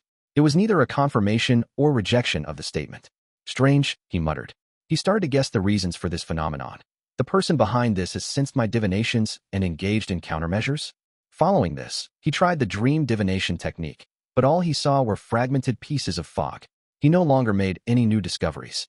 The results of Selena's magic mirror divination incident were the same. Klein could almost confirm his conjecture at this point. Since he had no way of notifying Captain Dunsmith for the time being, he had an unprecedented motivation to improve his abilities. I must head to the divination club later and quickly succeed in my acting to digest the seer potion. Also, I have to confirm whether the clown potion is indeed the subsequent sequence of seer, as well as gather clues about it. In addition, I have to interact more with Mr. Azik and see if I can dig up whatever inside information he holds. Klein held his forehead with his right palm and quickly drew up a plan and determined his focal point. After some thought, a goatskin appeared in front of him again. He picked up his pen and wrote. The corresponding sequence 8 of sequence 9 seer is clown. From his prior experience, the present Klein was completely convinced that his divination abilities were augmented and enhanced above the gray fog. Just like how raids are usually successful. Is this the result of having good luck? He muttered and picked up his spirit pendulum. Sometime later, Klein received a definitive answer. The corresponding sequence 8 of sequence 9 seer was clown. He then wrote on the paper once again. The corresponding sequences 8, 7, 6, and 5 of seer would grant at least one brand new, unrelated power. Klein exhaled as he tried spirit dowsing again. However, he saw the topaz hang motionlessly without any rotations. There isn't enough information to complete the divination and receive a revelation, he muttered to himself while seemingly deep in thought. Then, he set down the silver chain and began considering the required statement for a dream divination. Nearly 20 seconds later, he picked up his fountain pen and wrote seriously. Clues to the clown potion. Chapter 100, Interpreting Symbols. Clues to the clown potion. On the seat of honor at the ancient bronze table, Klein repeated the divination statement a few times before leaning back and entering a deep sleep. His surroundings quickly became peaceful and quiet. He saw a hazy view, with countless distorted and blurry scenes flashing past, just like drops of morning dew on tender flower petals. Gradually, Klein grasped his spirituality and came to his senses. He saw a fireplace before him with a rocking chair in front of it. Sitting on it was an old woman dressed in black and white. Although he couldn't see her face since she was hanging her head low, Klein's gut feeling told him that she was an old lady, and he was pretty certain about it. The old lady was facing a desk directly. There were newspapers and tin cans inlaid with silver on the desk. Klein found the scene before his eyes very familiar, and he quickly recognized what he saw. This was where Ray Bieber and his mother stayed. This was where he saw a bloated cadaver for the first time. There are clues that point to the clown potion here. Just as Klein's thoughts flashed past, the scene around him transformed. It was a grayish-white warehouse, hidden among identical buildings. There were white bones scattered all around, and a few balls of flesh that looked like they had been squashed by a boulder. In the middle of the warehouse was a grayish-white object that was the size of a fist. Its surface was filled with ditches, and it looked soft but ductile. It looked like a brain that had been extracted out of a living being. Just as Klein recognized the scene and recalled something, the scene before him distorted like rippling water before transforming into another new blurry scene. A naked body was laid on a long table covered with a white cloth. There were some bluish, discolored patches on the corpse's skin. Klein suddenly knitted his eyebrows and muttered. It was first the images of Ray Bieber's hiding place and his remains, and now, it's related to the brand on the suited clown's wrist? Just as he attempted to speculate what the scenes meant, the scene suddenly changed again. A marble coffee table, a set of 2 leather couches, and a chandelier that hung high on the ceiling. There were 3 people, Klein Moretti, who had black hair, brown eyes, and a scholarly temperament, a wealthy man with a chubby body and pale skin, and a beautiful young lady with fishnet gloves. Following that, it was another 3 people and an object, a middle-aged man in a black robe who had thick spiky brown hair, a wealthy man with a chubby body and pale skin, a half-century-old elder with messy eyebrows, thin brown hair, and gray-blue eyes, and a black notebook on the round table in between all of them, a notebook that exuded an ancient and distant air. The Antigonus family's notebook. Klein suddenly sat up straight, and the dream vanished. Looking outside the divine hall where there was boundless gray fog and crimson stars, he thought in both shock and confusion. I was divining for clues to the clown potion. Why would the Antigonus family's notebook show up? Let me think. That chubby guy was Welch. Yes, Welch, an unfortunate fella who bought the Antigonus family's notebook and triggered a sequence of incidents. The beautiful young lady wearing fishnet gloves was Naya. I remember, the marble coffee table and leather couch combination is a hallmark of Welch's place. I saw spirit medium Daly there. In other words, what I saw was Welch's living room. It was a scene where the original Klein and his two classmates were discussing the notebook. Klein calmed himself down and tapped on the edge of the long bronze table rhythmically. Then, what does the last scene represent? The notebook appeared. Welch appeared. Could it be the scene where he bought the ancient item? There were another two people, and one of them looked very familiar. I feel like I've seen the middle-aged man in the classic black robe somewhere before. That spiky brown hair. Severe dark eye circles. Yes, I know who is he now. Honas Vincent from the Divination Club. The Honas Vincent who died peacefully after Captain snuck into his dream, having learned that Selena secretly obtained the secret incantation from him. No way, he was the one that sold the notebook to Welch.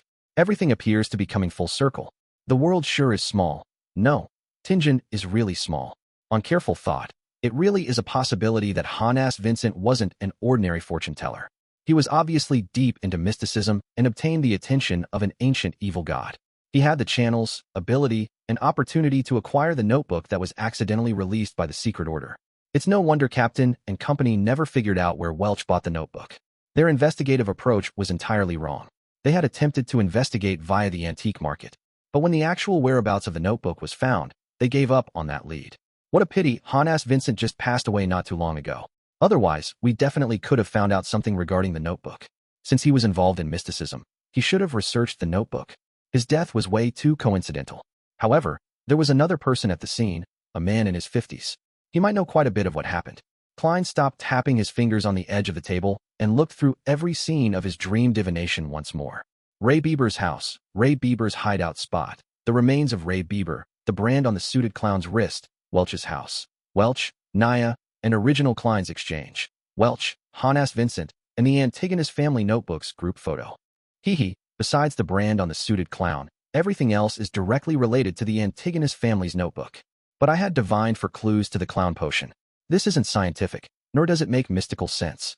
After becoming a seer, Klein once tried to divine where Welch had bought the Antigonus family's notebook, but he never considered using the unique qualities that the area above the gray fog possessed. As such, he had failed to receive any revelations, but now, he had chanced upon the truth by divining something separate. After spending nearly 20 seconds to calm down, Klein summarized the context provided by Roselle's diary and attempted to interpret his dream divination. The first possibility, Zeradal, or should I say, the secret order, was searching and pursuing the relics of the Antigonus family. So, the symbolic meaning of the dream is to use matters related to the Antigonus family to lure the secret order into appearing, so as to obtain the clown potion's formula. The second possibility, the clown potion's formula is directly recorded in the Antigonus family's notebook. The fact that the Zeradal family is seeking the relics of the Antigonus family implies that they share very deep connections. They could have been allies or enemies. Hence, it seems fairly natural that the Antigonus family possessed parts of their sequence. Things would be obvious if they were allies, but enemies are the ones who would know each other the best. But the second explanation wouldn't be able to link it to the brand on the suited clown. Sigh. I do wish that the second explanation were true though. When the Holy Cathedral finds an expert to interpret the notebook, I would be able to obtain the clown potion without any risk. It seems that the first explanation is the most plausible. My gut feeling as a seer tells me that there might be a deeper symbolic meaning. Having thought of this, Klein massaged his forehead and suddenly realized the limitations of a seer. Unless it was a very simple and straightforward sign, a seer had to be extremely careful when making interpretations. It was just like walking on the edge of the abyss or walking on a thin layer of ice over a lake's surface. The suited clown's outcome was an actual and bloody example of what a single mistake in interpretation or failure to grasp a key point could result in. In that instant, Klein had an illusion of himself mastering the true essence of a seer. He seemed to be just one step away from digesting the potion completely. Thank you for enlightening me with your life. Praise the lady, he muttered and drew a crimson moon before his chest. Then he divined whether Azik had good intentions or if he was an amazing beyonder. He received confirmations for both of them. Eventually, the continuous divinations exhausted Klein. He had no choice but to stop churning through his thoughts and decide on the crucial matters that he needed to attend to.